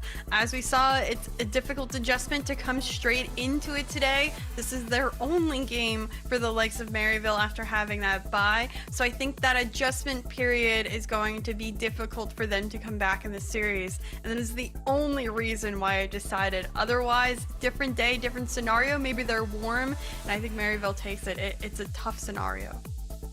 Okay. You know, I respect it. We'll see if that is the way that things go down. Seb, you said it. Defending champion Arju, is that going to be enough, though? I mean, so I know for a fact, even from behind the scenes, that Maryville's actually been grinding specifically for this tournament. Obviously, chose not to go to LAN. Fair enough. But even through the scrims that they've been playing, very, very difficult scrims. They've been playing very high-level players, and a lot of coaches have been relying on them, just to warm people up. And I've been very interested to see kind of the development of this team. That being said, I think Baylor still win in this one. Before, could have counted Baylor as being a bit streaky, whatever it might have been, but I think the smackdown that they've given to the caliber of teams throughout the course of not just this tournament, but other brackets and other tournaments, it shows that Baylor are the real deal, that they've come here to play, that they are reaching peak form at the perfect time. Okay. We got 2 for Baylor, leaning more one-sided than we've seen some other predictions. Taco, where are you taking us? So earlier on, I was really going back and forth because I wasn't entirely sure. But during the interview with Hoxer, I was mentioning like, hey, you got Maryville coming up next. And he said, well, not to give too much away, but we have a specific game plan we want to implement. And when he said that, that alone kind of pushed me over the edge and said, you know what? I don't like doubting Maryville because it seems like every time we do that on the analyst desk, that's when they peak. But if Baylor has specifically game planned for this gameplay that the EU boys are going to bring out, then I'm going to go with them to be able to take this one down. Going into that upper final against WVU, they have looked lethal. Maryville, they've got a lot to live up to contest with this team. But the game plan is just demo Arju. Just target Arju, field. Make it so that they tilt a little bit. Who knows if that'll be the best strategy here as well. But I gotta break the momentum on the desk. I'm going Maryville. They're the #1 seed with the defending champion Arju, who we said was the best player in Collegiate Rocket League. What are we doing with our predictions here? We gotta go Maryville for this final one. I don't know. I feel like I'm in crazy town right now based on how the desk has been going so far. We forget that they were the best team so far. Yes. Even before, when they took their break, they were the best team back then. Well, we did see St. Clair get the win at the end of it. But either way, they were playing with a sub, so it doesn't matter. This is the first time we have seen Maryville play with their full roster, their full strength. They're taking it as seriously as they can, and I think this is their time to shine and showcase their skill to the world. But can they do that? That's the big question, right? We will have to see as we take the pitch. Engines are revving, cars are getting ready, are squeaking into their starting places. The Baylor Bears versus the Maryville St. Bernards. Well, it's the Saints, but that's what we like to call them. They got that dog in them. We'll see if it's enough to take the field and take the victory. Finally getting to see our #1 league play squad in Maryville on the pitch, but this is not the same Baylor that they actually took down back in league play. The Bears are playing at their peak. Can the Americans take down the European excellence of the Saints? We got a best 7 to find out, Seb. Probably the best example of the European invasion of CRL is Maryville. Relating Wave Speed and Arju versus the 3 North American boys in Hoxer, Zanil, and Andy. Can't imagine a more hyped matchup of 2 teams who are playing at their absolute peak right now. Yeah, but the thing is, that's just stories, campfire tales to scare other CL teams that we've heard about Maryville. It's not until right now that we actually see it on a broadcast. So being able to see how they start off game 1 will be crucial. But hey, how does Zanil handle an open shot? Can't quite angle it. It's going for too much precision. Relating. Still trying to stick with it. Zanil, again, we've seen every member of Baylor pop off throughout the course of these semifinals, but Hoxer specifically has just been defensive powerhouse. That's a great pass. That's just a shot as well, completely taking apart and catching Baylor off guard. Arju coming from the blind side, from behind on the ball cam even, to be able to pop that one forward. It's going to be his, despite speed being right there, as he was there to guarantee it. Honestly, even if that save does go through, I think it inevitably is going to be followed through on by Maryville. Even working some kickoff strats, maybe, as He's there. Zinlander going to be able to get that one, as Zadil with a stylish name is going to also have to have stylish play to keep Maryville at bay. This is exactly the type of rotation they bring to the pitch. It's why they have lost some of the fewest amount of games in all of CRL. Yeah, and I wonder, and my only worry, Arju, great pass over to Speed. Speed's looking for the second touch. He's going to fake out. Relating is going to try and keep it in play. I wonder if it's a case for our predictions, if, like I said in the preamble, are we just sleeping on Maryville because they've been at the top for so long? We haven't seen them play. That's a great bump. Zanil able to keep it out. And out again. Still the 50s coming through for Maryville. I mean, honestly, a lot of people might think sometimes with predictions like, yeah, this team's got it, no worries at all. No, there's a lot of worries, especially for the analyst desk. Like, I don't think any of these series are going to be super one-sided, despite what Baylor did to Winthrop in that last one. It really just comes down to who's ever the most locked in, and the way that this play is going, Maryville certainly doing a Coach Shuffle versus best playbook remedy right there, as they have all the control and right now all the offense. Arju sticking with it, and I want to point out the chat vote, which is 52% for Maryville, 48% for Baylor. Incredibly close. Don't often see it that close.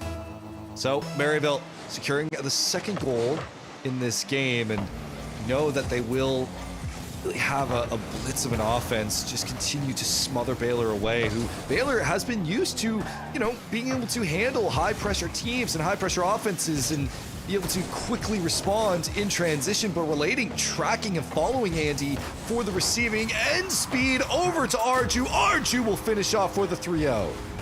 Yeah, we mentioned Arju is a player to watch. He was really the player in all of CRL for the last semester, winning obviously the R Nationals, that fall championship with St. Clair. But the thing is that Relating, Wave, and Speed, I mean, they're names you know if you've watched RLCS back in the day, but even as older players, they're so incredibly smart. Speed even says he's got no mechanics. That's the reason he's able to play, is because he's smart. So positioning for Maryville, flawless right now. It's no surprise that they have all the pressure and most of this offense as well. I think right now, this is just an adjustment game for Baylor, really trying to figure out how they can play at speed to be able to contest. Yeah, just like Chixa mentioned, that this is going to be an EU style of play from the likes of Maryville, complete now, unlike in previous teams for Maryville, where they've had to integrate a North American player. Now they can play completely how they want to. So with it, it's going to take some adjustments from Baylor, just in terms of pacing, positioning, and the like. We're already kind of seeing that in real time now with the scoreline and how aggressive Maryville are playing that first man all the way at the midfield line. Andy going for the shot, but it will be saved away. At the end of the day, I mean, this is game one, but this is also just showing sometimes the desk, maybe we're just falling into some recency bias. Yeah, great wins by Baylor across multiple competitions, but Maryville saying, hey, you didn't play us, though. So we have a shutout going right now, and right now, Zadil saying, absolutely not. We're at least going to get one on the board. Comeback officially started. Good fake as well. No boost, completely solos this one. Arju doesn't know what hit him. Sneaks this one through. Zanil makes it closer. Still 2 minutes remaining. Completely doable. Imagine, especially in this matchup, we're going to see a lot of kickoff shenanigans too. Speed able to get in the way of this one. Hawkser, I've really just, again, enjoyed how Hawkser's played, but the problem is that beforehand, you could rely just on one person to lead a transitional offense. Now, Hawkser says, we're going to the offensive side, and we're keeping it there. Arju kind of makes a prediction here, I think. He has a lot of boost, but as he goes into the middle, he goes down, trying to get underneath that ball to get maximal clear, but he actually misangles it. I think he was going for a more precise touch, but sometimes you just got to make sure you have contact. So out of nowhere, this has been a doubling up from Baylor. They're right back in it. Thing is, Arju says, maybe I can get revenge. What a reset. Wow. All the power in the world, but Hawkser says, no, I score those. You do not score yours. Lighting last man back, but good get off me from Baylor. Be able to immediately switch possession over to the orange half. Lighting. bit of a tussle there for the corner boost, but Andy was actually able to take it. So now Speed and Relating have to be careful, as Relating's going to have to go back to regain. Hawkser is going to try and play for the midfield, but Relating so much horizontal movement to keep it out. Arju's going to try and slow this momentum, but no one can stop Zanil. Speed is going to have to go underneath. Zanil still lurking around and gets a little bit of a pinch. That's a crazy read for Hawkser, so no surprise he's not able to get it, but he's still around the play. Nice little deflection. Arju can only flick. He's got no boost. Speed's got all of it. He's got to protect his backboard. He doesn't. How about a bump? It's Hawkser! Open shot up until Relating Wave gets in the way. The counter doesn't find its way through, but Baylor has completely awoken. Problem is, Seb, they only got 30 seconds. Is it too little too late? Maryville have to be careful, but it might not matter. Speed is going to leap for Arju. And look at the positioning now of Baylor. They're fully ready, prepped, and good to go for one last chance. Andy's going to be able to get around two. Arju's just going to knock it downfield. Hawkser keeps it available. There's no one on the Maryville side until the rotates come through, but is it too late? Arju is going to use as much time as possible. The demo will come through to make sure that Baylor have one more chance. One flip reset. It's going to be dunked. Andy at the last second punishes Maryville to make us tied. He's got big hair, but he's also got a big brain. Read Speed catching the ball, and sometimes that's why you just gotta shovel that one to the side. Excellent read, and now everything to play for, Seb. 1 second, but I'm thinking this is probably going to OT. Maryville threw this one away, and now Baylor have a chance to steal this game away. Zanil has activated. Andy is aggressive as ever. Baylor know exactly what they want to do against Maryville. They look warmed up and ready to go. That's a courageous challenge from Andy. Both Zanil and Hawkser were going out to the side, and if Andy didn't get that 50, that could have been an easy counter into an open net, but instead, we're right back into neutral with Speed, getting a flick, but sent packing immediately with the clear. Arju, bit of a fumble here. Relating, Zanil, can he take advantage? Speed has to dive up just at the last second. Maryville fumbling a little bit in the defensive half, trying to get their composure back, trying to get their chemistry back. As Baylor finally look to reset, double commit, Relating's gonna dive in, he's gonna finish! Yes, he will! Off the double commit, Maryville come in and punish. After all of that, unfortunately, if either one of them went for this one, it's fine, but they made the decision at the exact same time. Sometimes play is faster than your comms, and that's going to be the way this one crumbles. All the comeback in the world does not matter if you don't show up in the very last play. Maryville gets away with this one, Seb, as that was pretty close to being a highly tilting way to begin your series. Yeah, incredibly difficult. And the fact that Speed is leading the scoreboard with no goals, 4 assists, 4 saves. He was the anchor in the back line to keep Maryville in that series. Remember that just before that last play happened, it was actually going to be a Baylor goal. It was Maryville that fumbled the possession, and Speed able to actually keep them in it with a crazy save. Yeah, and being able to actually stay in this game, and more importantly, be able to come back the way that they did. I mean, it just shows Baylor, like, yeah, they might fall behind, but this is not a team to underestimate. They're playing locked in, and all of these are team goals. Even on this one, this is just great effort by Andy, knowing that the way that Speed is approaching that, it's going to be a catch. Get to the dunk. Fortunately, as we know, the story does not actually work out in the way that they want to. But again, it does put Maryville on notice, like, oh, I guess this isn't the same team. We all nearly swept earlier on in the season. We do really have to play a full 5 minutes, as I'm sure Speed is going to be acutely aware of as we head into game 2. I think smiles all around. Again, Arju and Speed, good friends, bringing the good vibe, whereas Baylor have some thinking to do. They're going to try and stick with the game plan, as this is as close as it possibly can be. So we'll be going into game 2 of this best of 7. Maryville have the 1-game lead. Can Baylor respond? Well, and as we go into the prettiest map in the game, we will see if the gameplay is going to be able to match this one. Andy going to be very much aware that they do not want to be able to make those early defensive mistakes, trying to take this one a bit softer, taking the 50s perhaps, as Hawks has a chance to go a bit more aggressive, maybe right down the middle off the ceiling. Arju's going to immediately read that one, but how about Andy's effort? That's over wave, not past Speed, and that's why you have those 3 layers of defense, making sure you catch everything, so there's no easy doubles here. Even though Andy got ahead, Tell that Baylor trying to focus on some of the mechs, but have to cut off those passing lanes early. You can tell that Baylor trying to be a bit more aware of where Maryville are going to be attacking from. They know they like these short infield passes to activate from.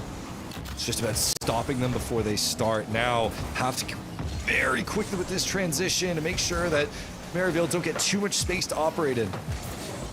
Touch by Andy out of the corner just by time, and that's what Zanil can work Whoa, with. That's actually a flip into a pre-flip reset, and almost was able to hit something peak, but I think Maryville saw that last second as we're going a little bit back and forth. Speed starting to pick up, and right now maybe that's a wide open shot as Relating Wave wasn't pressured immediately, but Zanil closed the gap.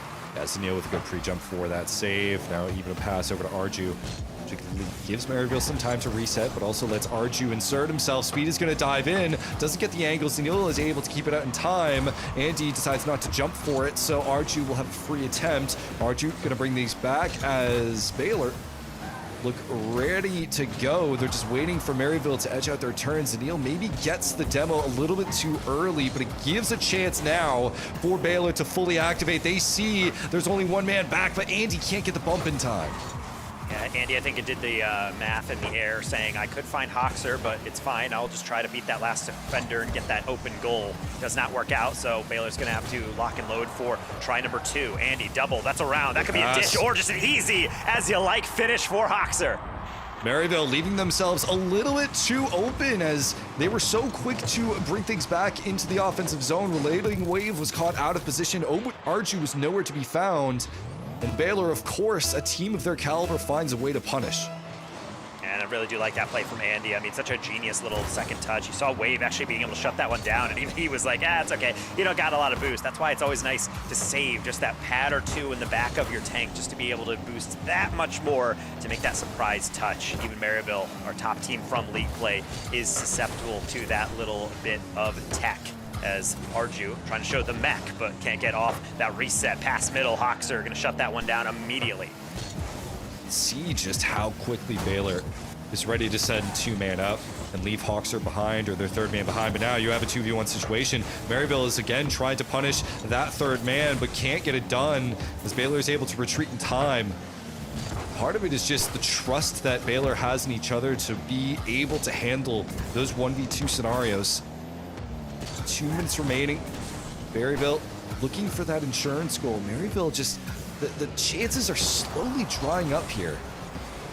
I mean, a lot of it is also Andy. He is playing phenomenal possession. Rocket League getting so clean, light touches to be able to buy possession. And honestly, we saw this in the Chalkcast Collegiate Cup the other day, that 10K winner-take-all that Baylor took home, that they're complimentary of Andy so much. They're just saying, yeah, this is a player that has always been underrated in RLCS, and therefore, if he's able to make that similar type of performance in CRL, who knows? Thing is, they're also playing with a lot of RLCS experience on the other end. Maryville setting up camp in this half, but they can't get past that final layer. Hoxer getting another clear, and he's going to let Zanil take over from here.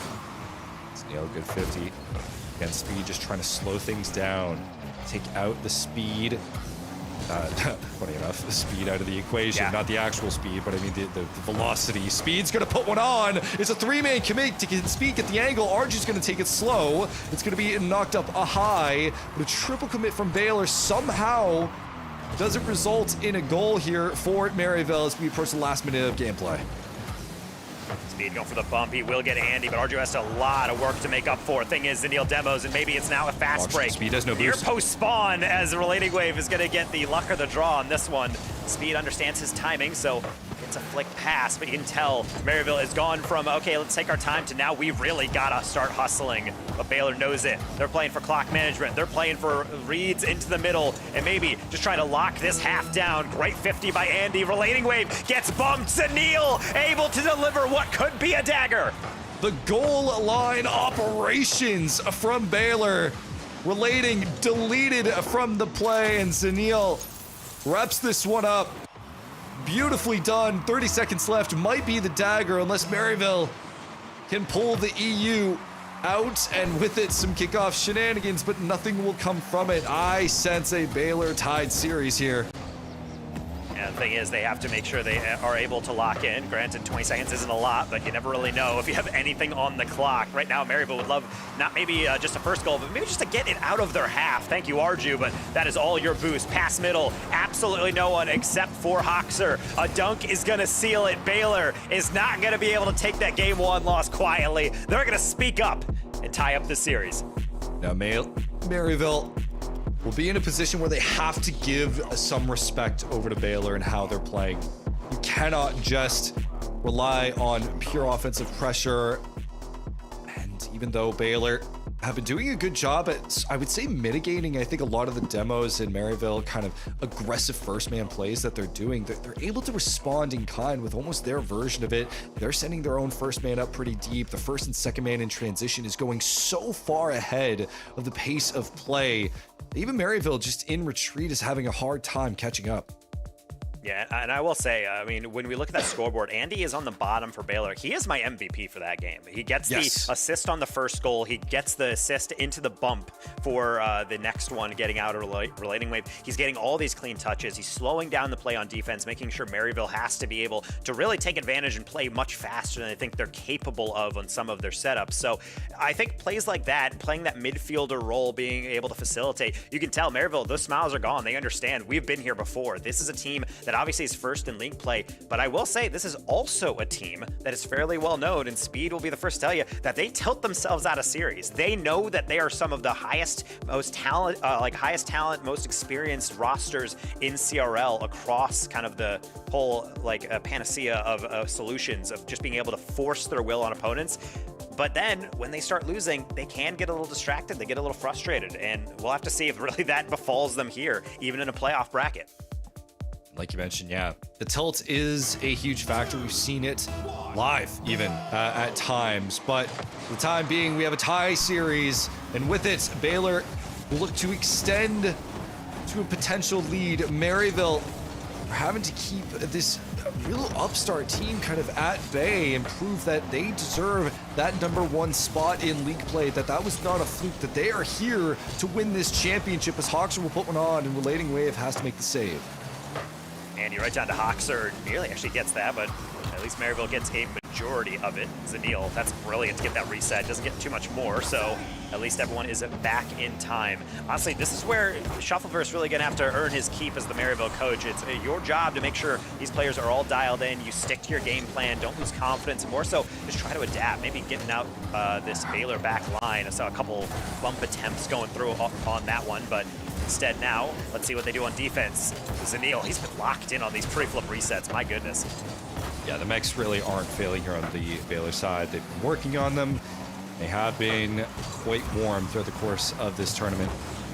It's just more how Maryville respond. It's just, at the moment, it's feeling a little bit more flat than we're used to. I mean, they're not playing and sending their first and second man in so aggressively as we did previous. Relating is going to put this one on, but even then, we'd see another challenge just immediately.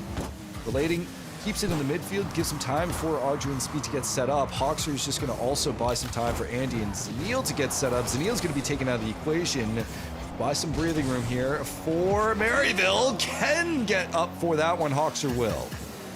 Chad, that's exactly why you grab some pads and go right down the middle. It can facilitate at least one more save, but you need everyone else to support you. They did get the saves here from Baylor, so no danger quite yet. The thing is starting to reel a little bit. Baylor playing from behind, has to play predictive. And we'll see Zanil hit that one. A little bit risky from Andy as Arju is able to read it, but he's not able to put that one between the sticks. Attack not done. How about a demo? 50, Relating Wave, up and over, under the bar. No, still saved away by Zanil. He has been really that last chance defender from Baylor time and time again. And Baylor have been completely calm throughout all of this. I've been watching Hoxer specifically, and he knows exactly where his teammates are, knows exactly when they're going to challenge. And even though he's in a position to make it, he knows that it's more advantageous for Andy to go for a save or for Zanil to go for a save so that he is that last option at that goalpost. Another one across. Speed has not much more than a deflection, but Arju and Relating Wave are actually both waiting in the middle as Arju's not going to be able to get that boost steal, so Baylor fully boosted up, should have control here, but my goodness, Maryville making up a sweat here. These deflections, they cannot escape their half. Crossbar currently Baylor's fourth man. at the moment. Shot, Arju tries to get the redirect with the pre-flip, but can't get anything on. Relating over to Speed. Are you gonna play this slow? You have to get around 2 defenders. The second touch, Arju finds the angle. Arju gives Maryville the goal. Pure strategy right here from Speed. Let's not go for the shot, slow it down. And we saw a fake from Zanil earlier in this series. Now he's the one that's deked out. Poor Hoxer, he's sideways. He can do absolutely nothing to prevent Relating Wave and crew from going on forward. It's Arju, though, that's finally going to get it. 5th time's the charm for him to get his first goal. And Maryville lead that took some time to do so after getting shut out last game. I mean, it took a while for Maryville to, where they excel the most is that really frustrating, quick decision, goal line offense, where they just make a touch that you do not expect in a lot of situations. Perfect example is Speed or Arju's shot. It just goes in an angle where you're not really prepared to make an attempt for. You can position as perfectly all you want, but if it's literally going behind you when it shouldn't, you have no other option. When you're able to constantly rotate aggressively as you'd like on offense, it gives you a lot of freedom to be able to express how you really want those plays to go. Issue is that Baylor's done well, but the thing is, they're still struggling. I don't blame them. It's so many angles to take account for. Arju on the back post gonna crash, but not find his way through. He will cut out the next one, though. Relating Wave, not a lot of boost, still on target. Hoxer, not the cleanest. And Zanil is going to trust him to get the follow-up 50. And that trust is rewarded. A little bit of an open field roller that Andy's going to try and clean up, but event it's cut right out by Relating Wave. Just the willingness of Relating to stay in that midfield despite having no boost and Speed and Arju being there. Zanil might take advantage, though. And the quick rotation back to defense from Maryville, despite being in a disadvantageous position in the midfield, is a testament to why they are number 1. Relating straight to Speed. Hoxer collects it off the back wall at the last 30 seconds. Baylor, clock's running out.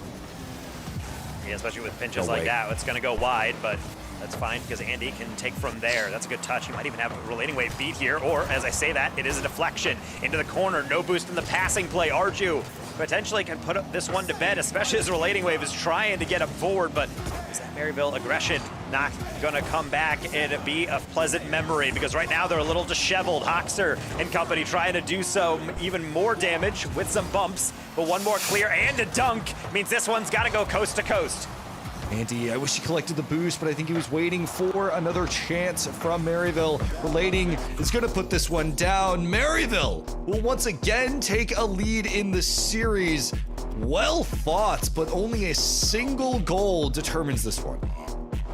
That's another goal for Arju, and it was important because it was the only goal that we saw in this game. I definitely think Baylor was struggling to get forward on the offensive. Clearly, 1 shot registered from the squad, which is crazy after that last game in which they felt like they were really turning it back up. Maryville gets that series lead, and I think, again, this is the type of return to form you want from an elite team. You take a rough loss, you shake it off, and then immediately institute a new game plan that's working excellently. So I think this is really going to be kind of that chess match type of matchup that we really long for in a series of this much grandeur within the playoffs. It just immediately goes back to, yeah, we're going to smile and laughs, guys, smile and laughs, which, again, like you mentioned, that's where kind of Shuffle comes in, to keep the mood of the team bright, to be able to keep them locked in, but also just to enjoy the game. At the end of the day, we are playing a video game, and if you can enjoy having, a best of 7 in front of you, then you're going to play generally better. And we saw that from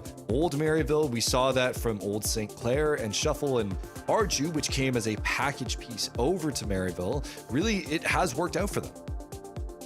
Yeah, being able to lock in and get these game wins is great. The big thing that I'm always worried about is really if the tilt starts to come in or if you're trying to adjust too much. I think the big thing is that, yeah, of course you have 5 minutes to work with, but also you have got a decent amount of series to go. Granted, it's not gonna feel that way for much longer, especially if Maryville can get this win here on Neo Tokyo. Lock in match point. Hoxer trying to kick things off with some mechanics, but he's gonna have a bit more boost in the tank to be able to succeed. Arju's going to shadow this one well. Bumps all over the place, but somehow Maryville managed to hang on. Again, that's just kind of been the case for Maryville, is they come out with the weirdest defensive situations and somehow it still works out in their favor. And you've seen that throughout the course of league play where, man, they're not the cleanest team ever, especially defensively. They are not like an old St. Clair where we saw just a brick wall, but they are lucky a lot of the time. They just end up in these situations that work out. Wave. Taking Hoxer out of the equation. Arju merely says thank you very much, but again, Baylor pretty good at getting that second layer of defense on in. Zanil lurking downfield, hard angle even for him, and he's going to show exactly why. Just going to go right by that front bumper on the redirect, and you can tell Baylor is still trying to be inventive. I do like how even under so much pressure, they still do look for those kind of cherry pick reads on the passing plays. Stuff like that will keep Maryville at least second guessing on whether or not they truly have the Baylor offense read. See here that they tried for a nice attempt from the midfield. Andy was ready to go up for it, but the pass was just a little too far. Zanil tries to make it slow to take advantage. The bump comes through. Zanil pitches it on. Baylor have indeed found their offense. Anyone else, I'm saying, what are you doing? But he actually chooses right. You see Relating Wave in behind, actually going towards the back post because he knows that's the most logical place to hit it since Speed is right in front of the near post. So instead, Zanil says, no, we're going to take a quick U-turn, go into the near side, get a little pinch off the post and in, and just shows that grace under pressure that Baylor brings to the table. Thing is, Arju also real good when he's got some time. Thing is, he's going to be shut down, so no instant response. Maybe Speed, no, he's going to turn away and let Andy clear. I wish Andy had a better touch there, but Maryville was on the way back anyways. Zanil gets over one, but can't get over Arju, and we haven't really seen too much. We saw Arju get the previous goal, but Hoxer get the save. I mean, there are times where just Arju takes over games. That's why he was the best player from last semester and continues to be a top player in this one. About whether or not he's able to take those individual mechanics and bring them over here, but Speed does it anyway. Just throws up a roadblock and the ball bounces straight back into Baylor's net.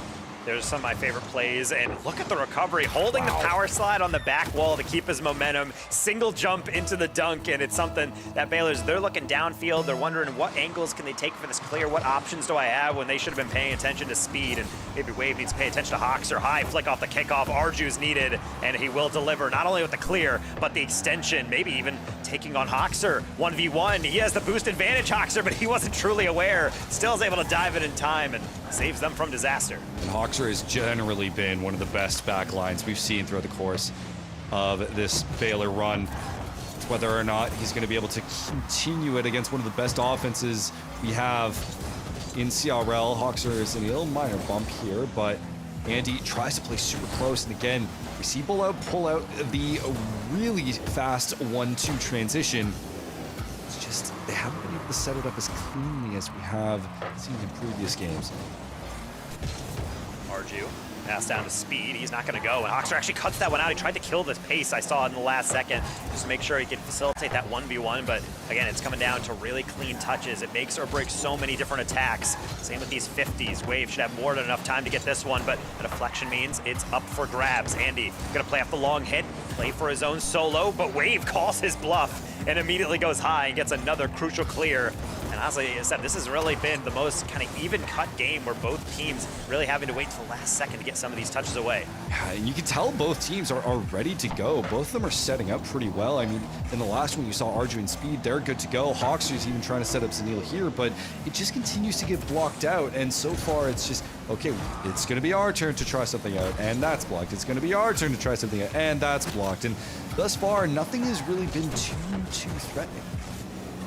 And this is somewhat of a slower game, but again, it's just strategery right here, as we say in the CRL, because yeah, it's a bit of strategy, but ultimately you kind of have to float out the window. You just have to be improvisational from the side of Rocket League's perspective, because this is a fast-paced game. You cannot take too much time to plot your movement. You have to be instinctual and you have to be decisive. Hoxer's trying to do that right here, slowing it down, but looks like the bump going to derail that a little bit. Not going to scare him away from going with 0 boost and still trying to get that bump, but at the end of the day, he's going to have to get back and support his squad, because Zanil going to get shut down by Arju and Maryville. Therefore, we'll try to set up camp.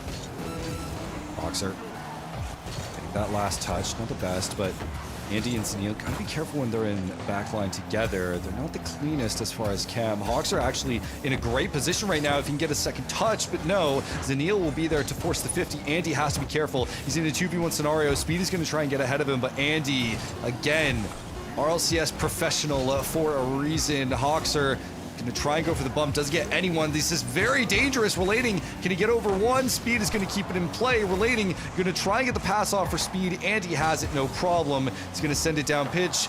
Put it to the ground, bounce. maybe not. Zanil wants to take advantage. It'll waterfall down, and we go to overtime. Really, really well done by Maryville to understand that, yeah, that ball is not down yet. It's going to bounce off the lip, but it also saving enough boost to be able to get in the way. Speaking Andy! of Zanil, that's a demo wide open off the kickoff, and that is called awareness. Physical play opening the door. Baylor have the chem, they have the communication off the kickoff, leaves Maryville stranded, and now Baylor have come back in this series. And also, what I like about that from Zanil is that it's very common on a rolling ball with mechanics like this in the lobby. You lob it high and you take a soft touch. And when you have zero boost, or basically zero boost, like Zanil does on that cheat, you have an option. You can pre-jump and hope your best that you can jump high enough to get the bump, or you can specifically ignore the ball and know that if you get that demo, everybody is out getting boost. There's going to be no second layer. Great comms by Baylor, and also nice resilience to bring this series level again. Yeah, I mean, it's so difficult, I imagine, to face Maryville sometimes because it just feels like whatever you're throwing at them just doesn't work. But Baylor have continued to, I'm curious in the post-match interview, if they do win, kind of what their strat against Maryville would, maybe they wouldn't because technically Maryville would go to lowers, but I am very curious as to what they think was the problem. Is it just, we need more aggressive transitions, we need to be more proactive with our demoing, or we need to, rely more on Hawksor as third man? I would love to know, because at the moment it's going back and forth, and it's not as if this is a clear-cut thing, but it is working out for them. Yeah, being able to get all these games together. I mean, when you're playing against a squad like Maryville, and honestly vice versa, when Maryville's playing against a squad like Baylor, you have to remember, these are players that have played at some of the highest levels of the esport, playing on LAN, playing in international events, playing at the RLCS level, obviously with all these blue tags that you can only get from playing at that World Championship or playing at the RLCS LAN. It's not necessarily going to be a fear factor. It's not going to be the nerves of the situation. It's going to be about how well everybody comes to the table, steps up when they need to, and with another tied series going into Game 5, who is going to be ready to seize that match point potential? Yeah, this match is essentially in either team's hands, so long as they fight for it. And we've seen Baylor, they've had to fight, but Maryville have been fighting since they came into this league. Speed breaks open Baylor's defense solo. That's a really good touch. Again, Speed, if you ask him himself, he's like, he doesn't think he's mechanical, but honestly, a great player when it comes to the tech of Rocket League. Great first touch into a little pop. It looks super basic, but it works at any level for that exact reason. Really hard to predict. And Andy, meanwhile, is saying, well, get out of the way, old man. I'm going to bump you from that play. But Speed's still able to limbo underneath and get a save. Reminds me of like a Zidane, like not as flashy as a Ronaldinho, but always has that first touch and control that might shock you. Oh, speaking of, Archie's like, well, don't leave me out of that conversation. Maybe not with Zidane, but either way, he's going to be able to threaten a play. Relating Wave says, I'll do the same. Reset, though, only into Andy. And right now, Maryville is starting to flex a little bit of the solo play, maybe an adaptation that Coach Shuffle has been trying to get them back into. And it seems like Baylor for right now, I mean, they're throwing the ball away from their goal, but not necessarily being able to possess it afterwards.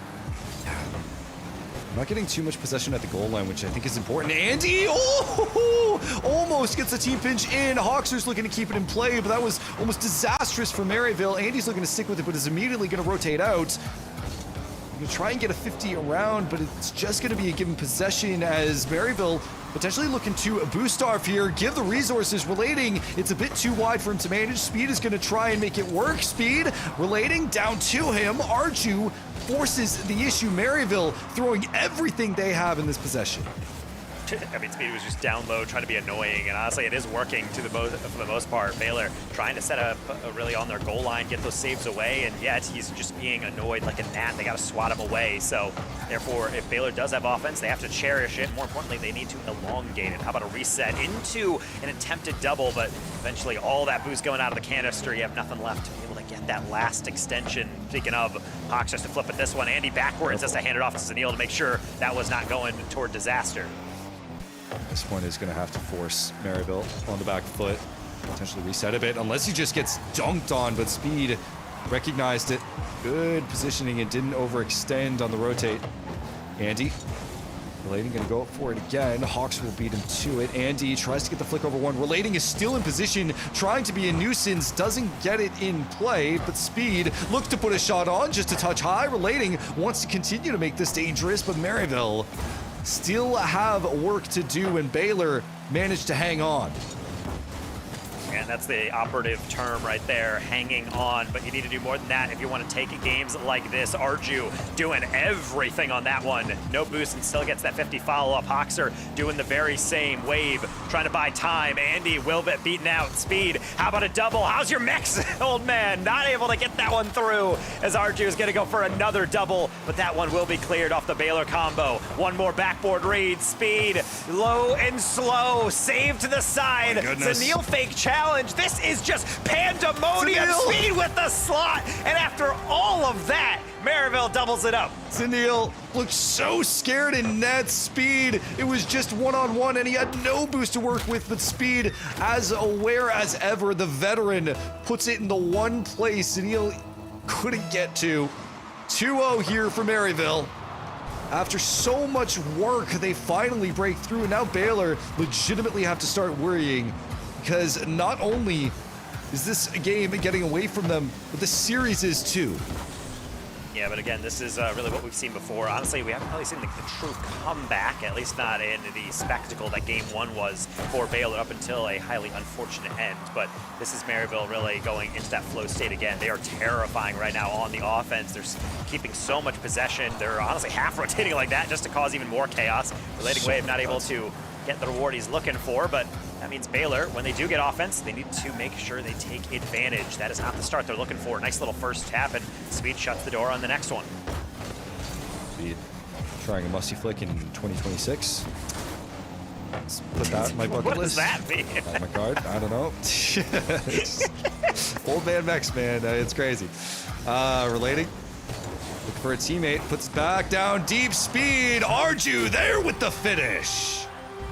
And honestly, we have not seen a timeout come in yet. I think this is really probably going to be the moment where we're going to have to see Baylor really take a second just to talk things through, as I think Maryville understands that when you got a player backpedaling, you don't interrupt your opponent when they're making a mistake, and if a team is panicking on defense, you let them do it, you play off of it, and play slow. That's another good example, kind of baiting in the challenge. Once they bite, you pass it middle, and that's as easy as you like on the finish. Everybody from Baylor kind of scratching their head. How do they rescue this game? Well, maybe they should ask that a couple minutes ago, because 40 seconds remaining. Maryville more or less says this one's signed and delivered, going on to match point. Granted, maybe an occasional mistake. That one's a little bit of a howler onto the path of Hoxer. Would it be Maryville if there wasn't some weird stuff going on? And this is a good example of it. But Baylor will take that. The question is, 28 seconds, does this actually amount to anything? We will find out in just a few. Relating, gonna take possession, and I believe this one is already done and dusted unless Baylor can score essentially now. Arju with a great possession, gets over Hoxer, puts it up just a touch too high. Speed can't get there in time. Relating, looking to wrap this one up, and does.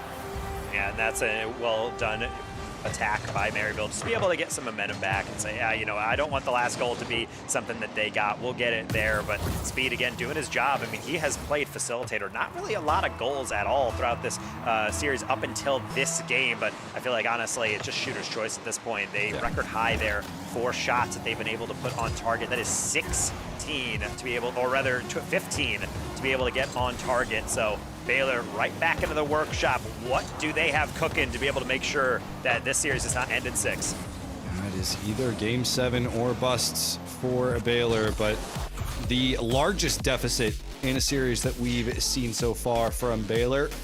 This is Maryville taking firm control and really kind of playing to the usual style that we've seen. I mean, look at Maryville's shot totals. That is 15 shots from the Maryville side compared to 2 from Baylor's. Utter domination. Yeah, and this is where things get really funny when you talk about Maryville, because they've actually had probably the, I'm going to say this lovingly, like the most hilarious upsets being done to them throughout the season, because we've had Indiana Tech, we had Davenport, teams that we didn't really expect to really be able to contest with Maryville as a kind of a preseason #1 coming into this CRL semester. But then beyond that, they do have these moments where they'll drop a game or they'll drop 2. Maybe it's not looking super pretty, but then they play like this and you truly understand why they are power ranked so highly. It's so rare to see them ever outside top 3, even top 2 because of this. Because when they lock in, even a team as good as Baylor looks utterly helpless until they get a charity goal. Yeah, it's very much a case where, you know, they make the other team look like amateurs. And not saying that Baylor are amateurs, but it's just the way that they really work you out. They focus on so much goal line offense and realistically, they take so many risks and so many cuts to make their offensive play work. And it just always makes you look dumb because you're forced to scramble. You're forced to jump when you can't and then make mistakes that you normally wouldn't make. So this is series points here for Maryville. If they can win this, they will move on to the upper final. But Baylor, this is your last life. What will you do? Well, not in this competition, but this will be another Game 7 for Baylor if they can force it. They've had to do a little bit of comebacking throughout this day of CRL, but I will say maybe not necessarily what they expected, or maybe they did because I don't think anyone would really look at this matchup and expect that Maryville would be truly outclassed. It was always going to be a battle for our last series of the day, and hopefully it can continue to start off pretty evenly, as I was getting a little bit worried, but it looks like Baylor passed the first couple tests and do get their clear. Boxer's gonna put this one on. Relating is there though. Baylor, the main win con that they need is to be able to diffuse that midfield control. Maryville have just gotten so many possessions off it. Andy and Speed will trade some demos. Zanil trying to make some play for the solo. Hawkser, not Hockey, he just lost. Hawkser will be trying to make a play for his teammate. Arju already so deep into it. Hawkser needs to dive, but it's gonna go too high. And that's, as we continue to go evenly, I expect this one to be a bit more neck and neck. That type of miss is going to be something that does come back to haunt you. Yes. If it does go the way of Baylor. Either way, I don't think Speed's going to be too worried. Maybe on the 2v1 Andy? as he's the last one back. He's got all the boost, but Andy's got the fakes. He just didn't have any more of an angle to put that one between the sticks. Excellent opportunity and well dealt with by Speed. Great bump though from Arju to use that individual play. Good pass, and already look at the 1-2-3 from Maryville. Neil, even in the back line, there's nothing that he can do. Maryville, just like a trigger, just moves so quick as a unit. Relating the speed, Arju's going to come in for the challenge. Gets over Andy. This could be dangerous if Hawkser doesn't get a touch. Relating's still going to put it on. It will go past him. Speed, last man back. Hawkser chasing him down, but Speed somehow still gets the save. 2v1 with a lead demoer, and yet Speed is able to get there and get it off the line. And now Baylor's got to scramble back and make sure they can secure their own defense. Now, it seems like the first layer did its job, so now it's up to Zanil. Up and over, Relating Wave, but not without a 50. How about another one? Demo from Speed, so that means Relating Wave's gonna have to do it all himself. Maybe Arju's trying to help out. That's a bump, that's a spike down, but even from that angle, Wave can't make it work. But if he did, that's the thing. If he did, it's showing Maryville playing so cohesively together. It's leaving Baylor helpless. Zanil just doing what he can, but he's gonna get bumped out of the way. Speed and Arju, everyone swarming around Baylor's defense, making sure they have no option here as we approach 2 minutes of gameplay. And he actually had to sacrifice that boost grab to get that clear. Luckily, he's able to get it still because he's certainly going to need it. Maryville, the classic, as you mentioned, that goal line offense, not a term you hear, and it doesn't feel like it makes sense until you see how they play. Love to rotate in that attacking third, but eventually all good things have to come to an end for them. They're going to have to bear down and get ready for Zanil to get his angle. No 50 pass Relating Wave, but that's why Andy's there. Arju's going to take him on off the ceiling, but Andy's going to take it slow. Not going to be able to win this one, and I think Hawkser understands he's going to have to play predictive. Pinch off the ceiling, Speed going backwards, and gets it over to Arju. Arju's going to carry Relating, though, already in the back line. Full tank to be able to take this away. Andy, though, is going to be able to be there to punish, and Relating can't get there. Andy, save a Baylor for the time being. so uncharacteristic. I mean, Speed's got to call that one, but I think honestly, Relating Wave just assumed that he's going to be better off taking that catch. It's going to go right into Andy, and honestly, Andy's driving away. That is not the easiest angle, despite it being open. He gets enough power, he's able to stay in the play, and now Baylor has all they need, in theory, Seb, to be able to advance this one, but that's also assuming the next 80 seconds are in a resurgent Maryville. Yeah, capital letters in theory, because Speed will be there to punish. Tie game for Baylor's life. That's I don't even know how much power he got on that one. He actually probably got a little bit of a tag on the 50, but that's why you can angle your 50 to be able to go where you need it to go. Still needed a lot, and Speed provided it. The slot to the back post. Now everything up for grabs again. Andy gets the side boost steal, but can't beat out Speed to the read. Just reminds me of just old Northwood when you would get a goal and you'd be like, okay, well, we're chilling. And then you would just get immediately scored on. You couldn't hold on to a lead to save your life. And we'll see if Baylor can break that deadlock to Zanil. He just can't put it on. He wasn't expecting it. Andy is going to try and force it through Arju. Still can't do it. They're holding that post with their lives. Maryville doing what they can. Hawkster is going to try and get around. Get a pass over to Andy. It's too high. Does he get the second touch? He leaves it for Hawkster. Hawkster's going to put it on. Baylor have a chance. I was wondering, Andy, I don't think you get this in, so that's why exactly he fakes. You see him bail out because he knows even on low boost, that is a shot that Hawkster can choose to place, and he puts it in the best possible position away from that crowded back post. Baylor has the lead again, but do they have the clutch? Speed is going to test that theory from the ceiling. Full boost, scoops it over one, gets the 50. Where's Wave? He's looking for Arju. The bump out of the way. The tactics, just too much for the Bears. No matter what you do, you cannot stop this European powerhouse. They will come after you again and again. It doesn't matter what you do. Baylor are going to have to fight to get the lead again. Fight for this Game 7.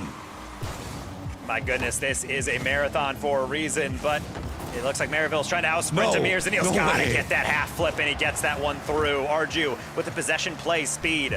Not the boosty amount he wants, but more than enough space to do some damage. Wave, double, misses the target. Might have been better off leaving that one, but hindsight is 20/20. Final seconds as this one's going to glance off the post. And that would have been a heartbreaker, but instead, it's going to be another test for Baylor to pass. Can they get this series to go the distance to close out our day? They're going to need to.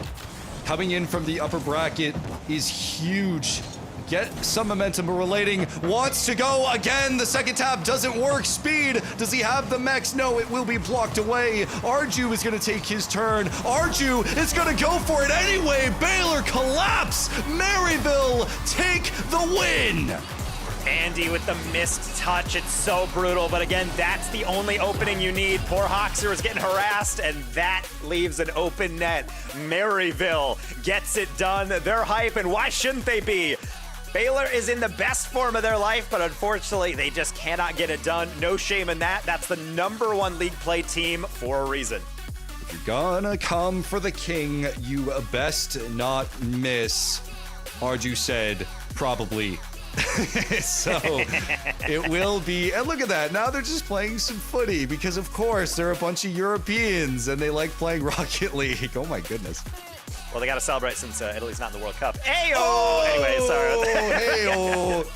Shout out to Arju and Shuffle. I'm sorry about that one. But anyway, yeah, they're doing enough winning, at least in Rocket League, and this stuff that they can directly control. And honestly, I got to say, clutch playmaking throughout, though. Speed with a lot of great plays, but also to be able to go down and then immediately march right back off the kickoff to make every single player play their role flawlessly. I mean, when this team locks in, again, it is terrifying to play against. Baylor, by no means really threw those games away or really crumbled under the pressure. I think sometimes against Maryville, there's only so much you can do. I mean, again, I said it before, and I don't mean this to sort of disparage Maryville and what they have, but it felt like a classic Northwood Dynasty game where it's just, it didn't matter what you did.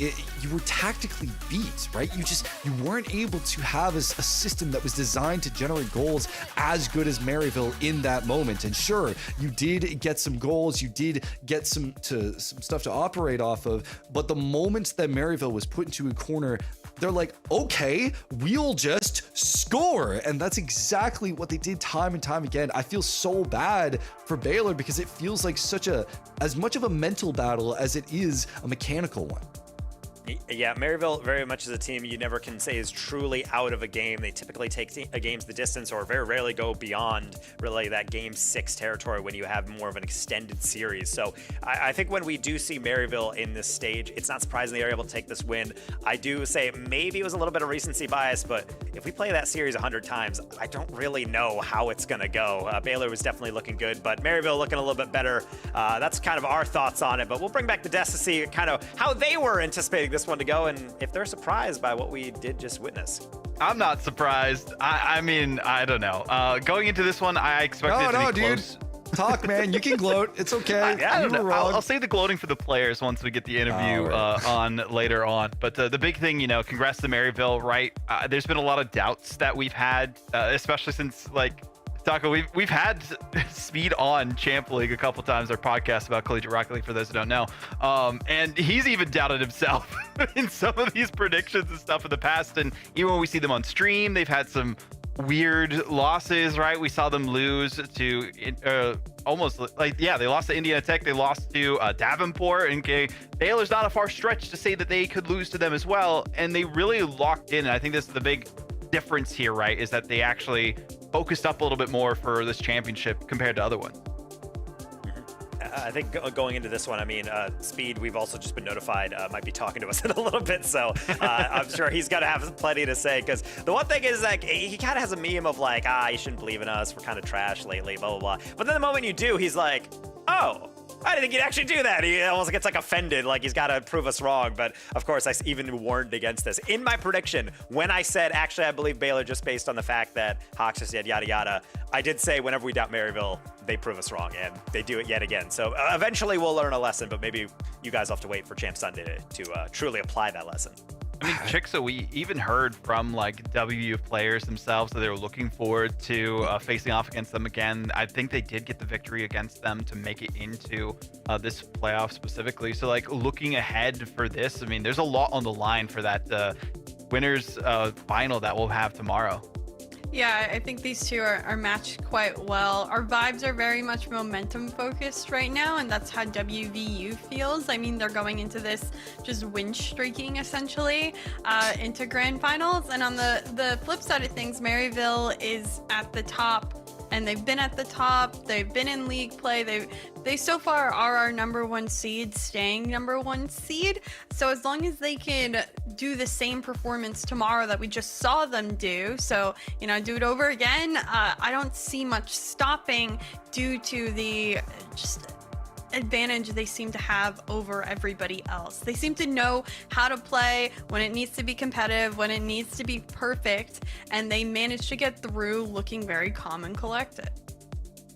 Well, I mean, that's all the calm and collectiveness that you need for this Maryville team to try and, make it to that grand final, do what they weren't able to before, and get the victory here in CRL league play, right? I mean, they've had undefeated seasons before. We've seen different iterations of this college's roster and do some great work, but still looking for that final cherry on top for their semester here, Seb. And I mean, looking at this Maryville and the Maryvilles of old, is this the best version of it that we've seen so far? Oh, easily. I mean, I think part of it is that when they did have the previous roster, you could tell that relating, and this isn't to dunk on the team or anything, you could tell that relating and Speed were making some compromises in how they play.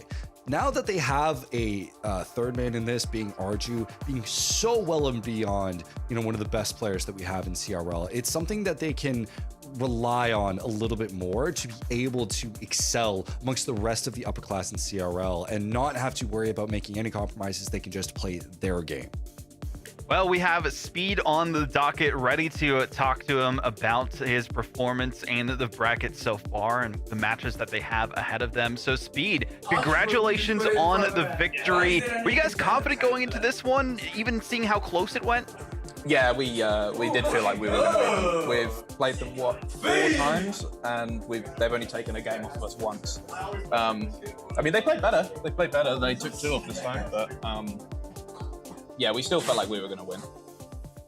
So talk to me a little bit about the preparation that you guys had going to this. You actually had some scrim matches that you did. You were feeling really confident as well. Your teammates seem to be having a good time. The vibes are on lock. What has changed for you and your teammates to lock in so much for this spring championship? Yeah, we actually scrimmed. That's pretty much it. that was our first week scrimming all semester. We were like, let's lock in, do scrims. We had a couple of bad scrims on Monday and Tuesday, and then we're like, oh, hang on a minute. If we just play properly, we'd win. That was it.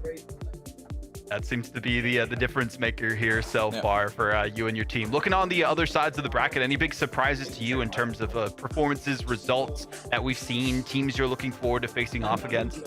I mean, WVU and Northwood are the two other best teams, so it makes sense that they got through and had that matchup. So either of that, is it WVU we play tomorrow? I was not really looking. Yeah, WVU that won. Yeah, I mean, either one of those could have won. It doesn't really surprise me. Looking forward to playing them. We know what we're doing against them. I hope. Yeah. So it should go well. Hopefully. Yeah. Well, any words for the fans at homes or any shout outs that you have before we send you away? You don't want to take too much of your time so you can get ready for tomorrow. Yeah, I want to shout out the people who all voted Baylor just now. Who was that? Who was that? That was Chicksa. Oh, Ario has to shout out Chicksa because she has never voted for him on any broadcast ever, apparently. Wow, that's a stat. Apparently. I don't know if that's true. That's not. This isn't the horse's mouth. I'm just saying that's come from him. So. I'm not gonna let the rest of the desk escape it too. Taco and Seb also under that bus as well. I appreciate it. Voted Maryville. Thank you. I had faith in you guys, of course. Of course. Well, thank you, Speed, for joining me, and good luck in your matchup against West Virginia tomorrow. Yeah, thank you very much. I don't know. Is that true, Chicksa? You didn't have a chance to defend yourself. But I just want to say, last season I did have the highest prediction rate correct of all the casters and analysts. I was the highest. That doesn't have to do with anything. You're just bragging on that one. He's just saying that you just don't vote for Arju. That's it. You're just hating on St. Clair. You're hating on Maryville. I don't know if that's true, but I'm just going to assume it is, and maybe you just hate the Italian players in CRL. It's I'm also brutal. Part Italian, so that's not true. Yeah, self-hating Italian, even worse, dude. Oh my God. Listen, I'm just saying, I just dude. voted against Maryville because he didn't give me any scrims, so that's fine. That's fair enough. Oh man, but going back to all seriousness, shout out to Bass too, the other Maryville believer in the background as well. My cardboard cutout also had belief in them too. But I mean, it's hard not to believe in the team. No. He can't play two sides. On his PR, he put WVU as number one, and then in his bracket, he put Maryville as winning the whole thing. I didn't He's playing submit both anything, sides. by the way, Seb, That's just so not that fair. Know. I never submitted a You're not playing both sides. I mean, that's playing both sides because if WVU win, it's like, I had them number one on my power ranking. I think he means Bass, not me. I was confused Bass, for a second there. Either way, though, talking about the day that we've had, there's been, some insane matches that have gone on so far, right? Looking at this championship bracket that we have, Northwood and Winthrop are playing in the lower bracket in the first round. Like, what is going on here, Taco? Well, I mean, the brutal thing about this bracket is that you're like, I can't believe X team went 0-2. Hey, fun fact. Every team is probably going to do that at one point. We're guaranteed to get an 0-2 team. So, yeah, even though these are some of the best teams in North America, yeah, you're going to have weird matchups. You're going to have Baylor, Fischer, you're going to have Northwood, Winthrop. And even worse is that even though they win that first round game, people are saying, I mean, earlier on, I think it was T. Corral saying, wait a minute, hold on, we're starting upper quarterfinals, but if we get to upper semis and lose, we still have to go to lower quarters? Yeah, that's the penalty for being a lower seed. You're going to have to make a longer journey, but regardless, yeah, you don't get a bonus if you win that round either. I mean, you're going to have to make a long journey, winning 3 straight series just for a chance to be able to go back to that grand final. I mean, we could have a very long Sunday ahead of us if anyone decides to lock in lowers. What's so interesting too about that lower bracket is they're all at the same land, right? So this is basically a land bracket at the bottom until those lower finals where either West Virginia or Maryville has to face off against them. So the best amongst the rest potentially could win that and also do really well at that CCC event that's happening this weekend too. So much action to kind of unfold and expect there. And even sooner, we could see Fischer and Baylor playing on that land stage and then also rematching in those lower quarterfinals. I mean, I guess that my question here, Chicks, as we take our final look at this matchup bracket for tomorrow, looking at the order that we have for it as well, it's going to be that Northwood Winthrop first, then Fischer, Baylor. Then after that, of course, the upper final, and then we'll go through lower semis, lower finals, and then those grand finals. Potential for a bracket reset. Out of those two matchups, I mean, which do you think is going to be closer? Probably the Northwood Winthrop game. Yeah. I think that's the closer one, at least from what we saw from these teams today. Especially, it just seems like Northwood and Winthrop are playing games a little bit closer. And I think both of them, Winthrop wants redemption. No one wants to go out today on a sweep. And then Northwood, of course, played a very tight game with WVU. So I would say that's arguably going to be the closer matchup of the two. But anything's game, obviously, as we can tell today. We had a lot of different stories. Yeah, we've seen so much insanity go on before, but also what's interesting about the Northwood Winthrop matchup, last time it went to 7. That was the upper bracket semifinals, and unfortunately for Northwood, they fell after that and then to Concord. So Northwood want their revenge. That'll be a great one. Baylor versus Fischer, I feel like this is more of like a new gen series that we have here, Seb. Yeah, I'm very excited for it because, again, like you mentioned, it is a new gen, right? It is 2 new teams that have come through. Not to say like new institutions, but I know that Baylor are coming in. They're going to want the run back. I know Fischer are especially coming in. They're going to want to run back. They'll probably be dealing with some stuff. Remember that I think a lot of us are just looking at the upper side of this bracket. There is a whole lower side. Lower bracket runs are very much possible in this. All it takes is for a team to lock in. Yeah, so we could see one of these teams have to play 4 matches in not necessarily a row. They have a little bit of a break between their matchups and that upper final, then into the lower semi, but still 4 direct matches to make it, and actually 5 because they'd have to bracket reset, right? If they do come out on top, so that'd be a crazy story to tell. But West Virginia and Maryville going to make it much more difficult for them to do just that. But yeah, that's our look at the championship bracket for tomorrow. Lots of games to tune in at same time, at same place. We'll be here, so make sure you guys are tuning in for all the drops and everything else that you can enjoy for Collegiate Rocket League. But let's get our final thoughts across the board here, starting with Jigsaw. Yeah, today was phenomenal. I think we had a lot of surprises. It will continue to be a long and crazy day tomorrow. I just know things are getting started. Yeah, our predictions are going to stay our predictions, so I will leave it at that. Okay. What about you, Seth? I mean, it's just been such a joy to actually see this bracket play off because it feels like realistically we haven't gone a bad match. Even the sweep that we had was not a bad match by any means. It was still really fun to cast, really fun to watch. I know that, I'm very happy that everyone kind of has enjoyed this. I know that we are going to certainly get insane matches tomorrow, and this has the ingredients to be one of the best brackets we've ever had in CRL. It's been, a great series of games so far, matchups, league play leading all the way to this, the opens as well that have gone by the wayside. Taco, I mean, it's been great to have you here on this journey.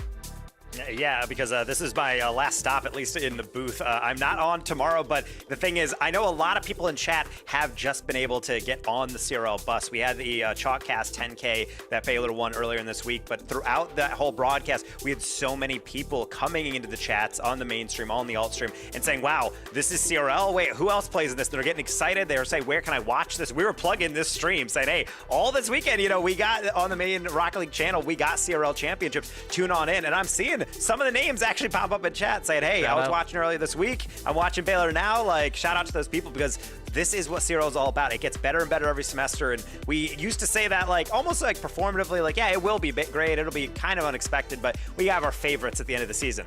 Not this semester. Anyone could win this bracket. It looks so filthy. So tune in tomorrow. You will not be disappointed.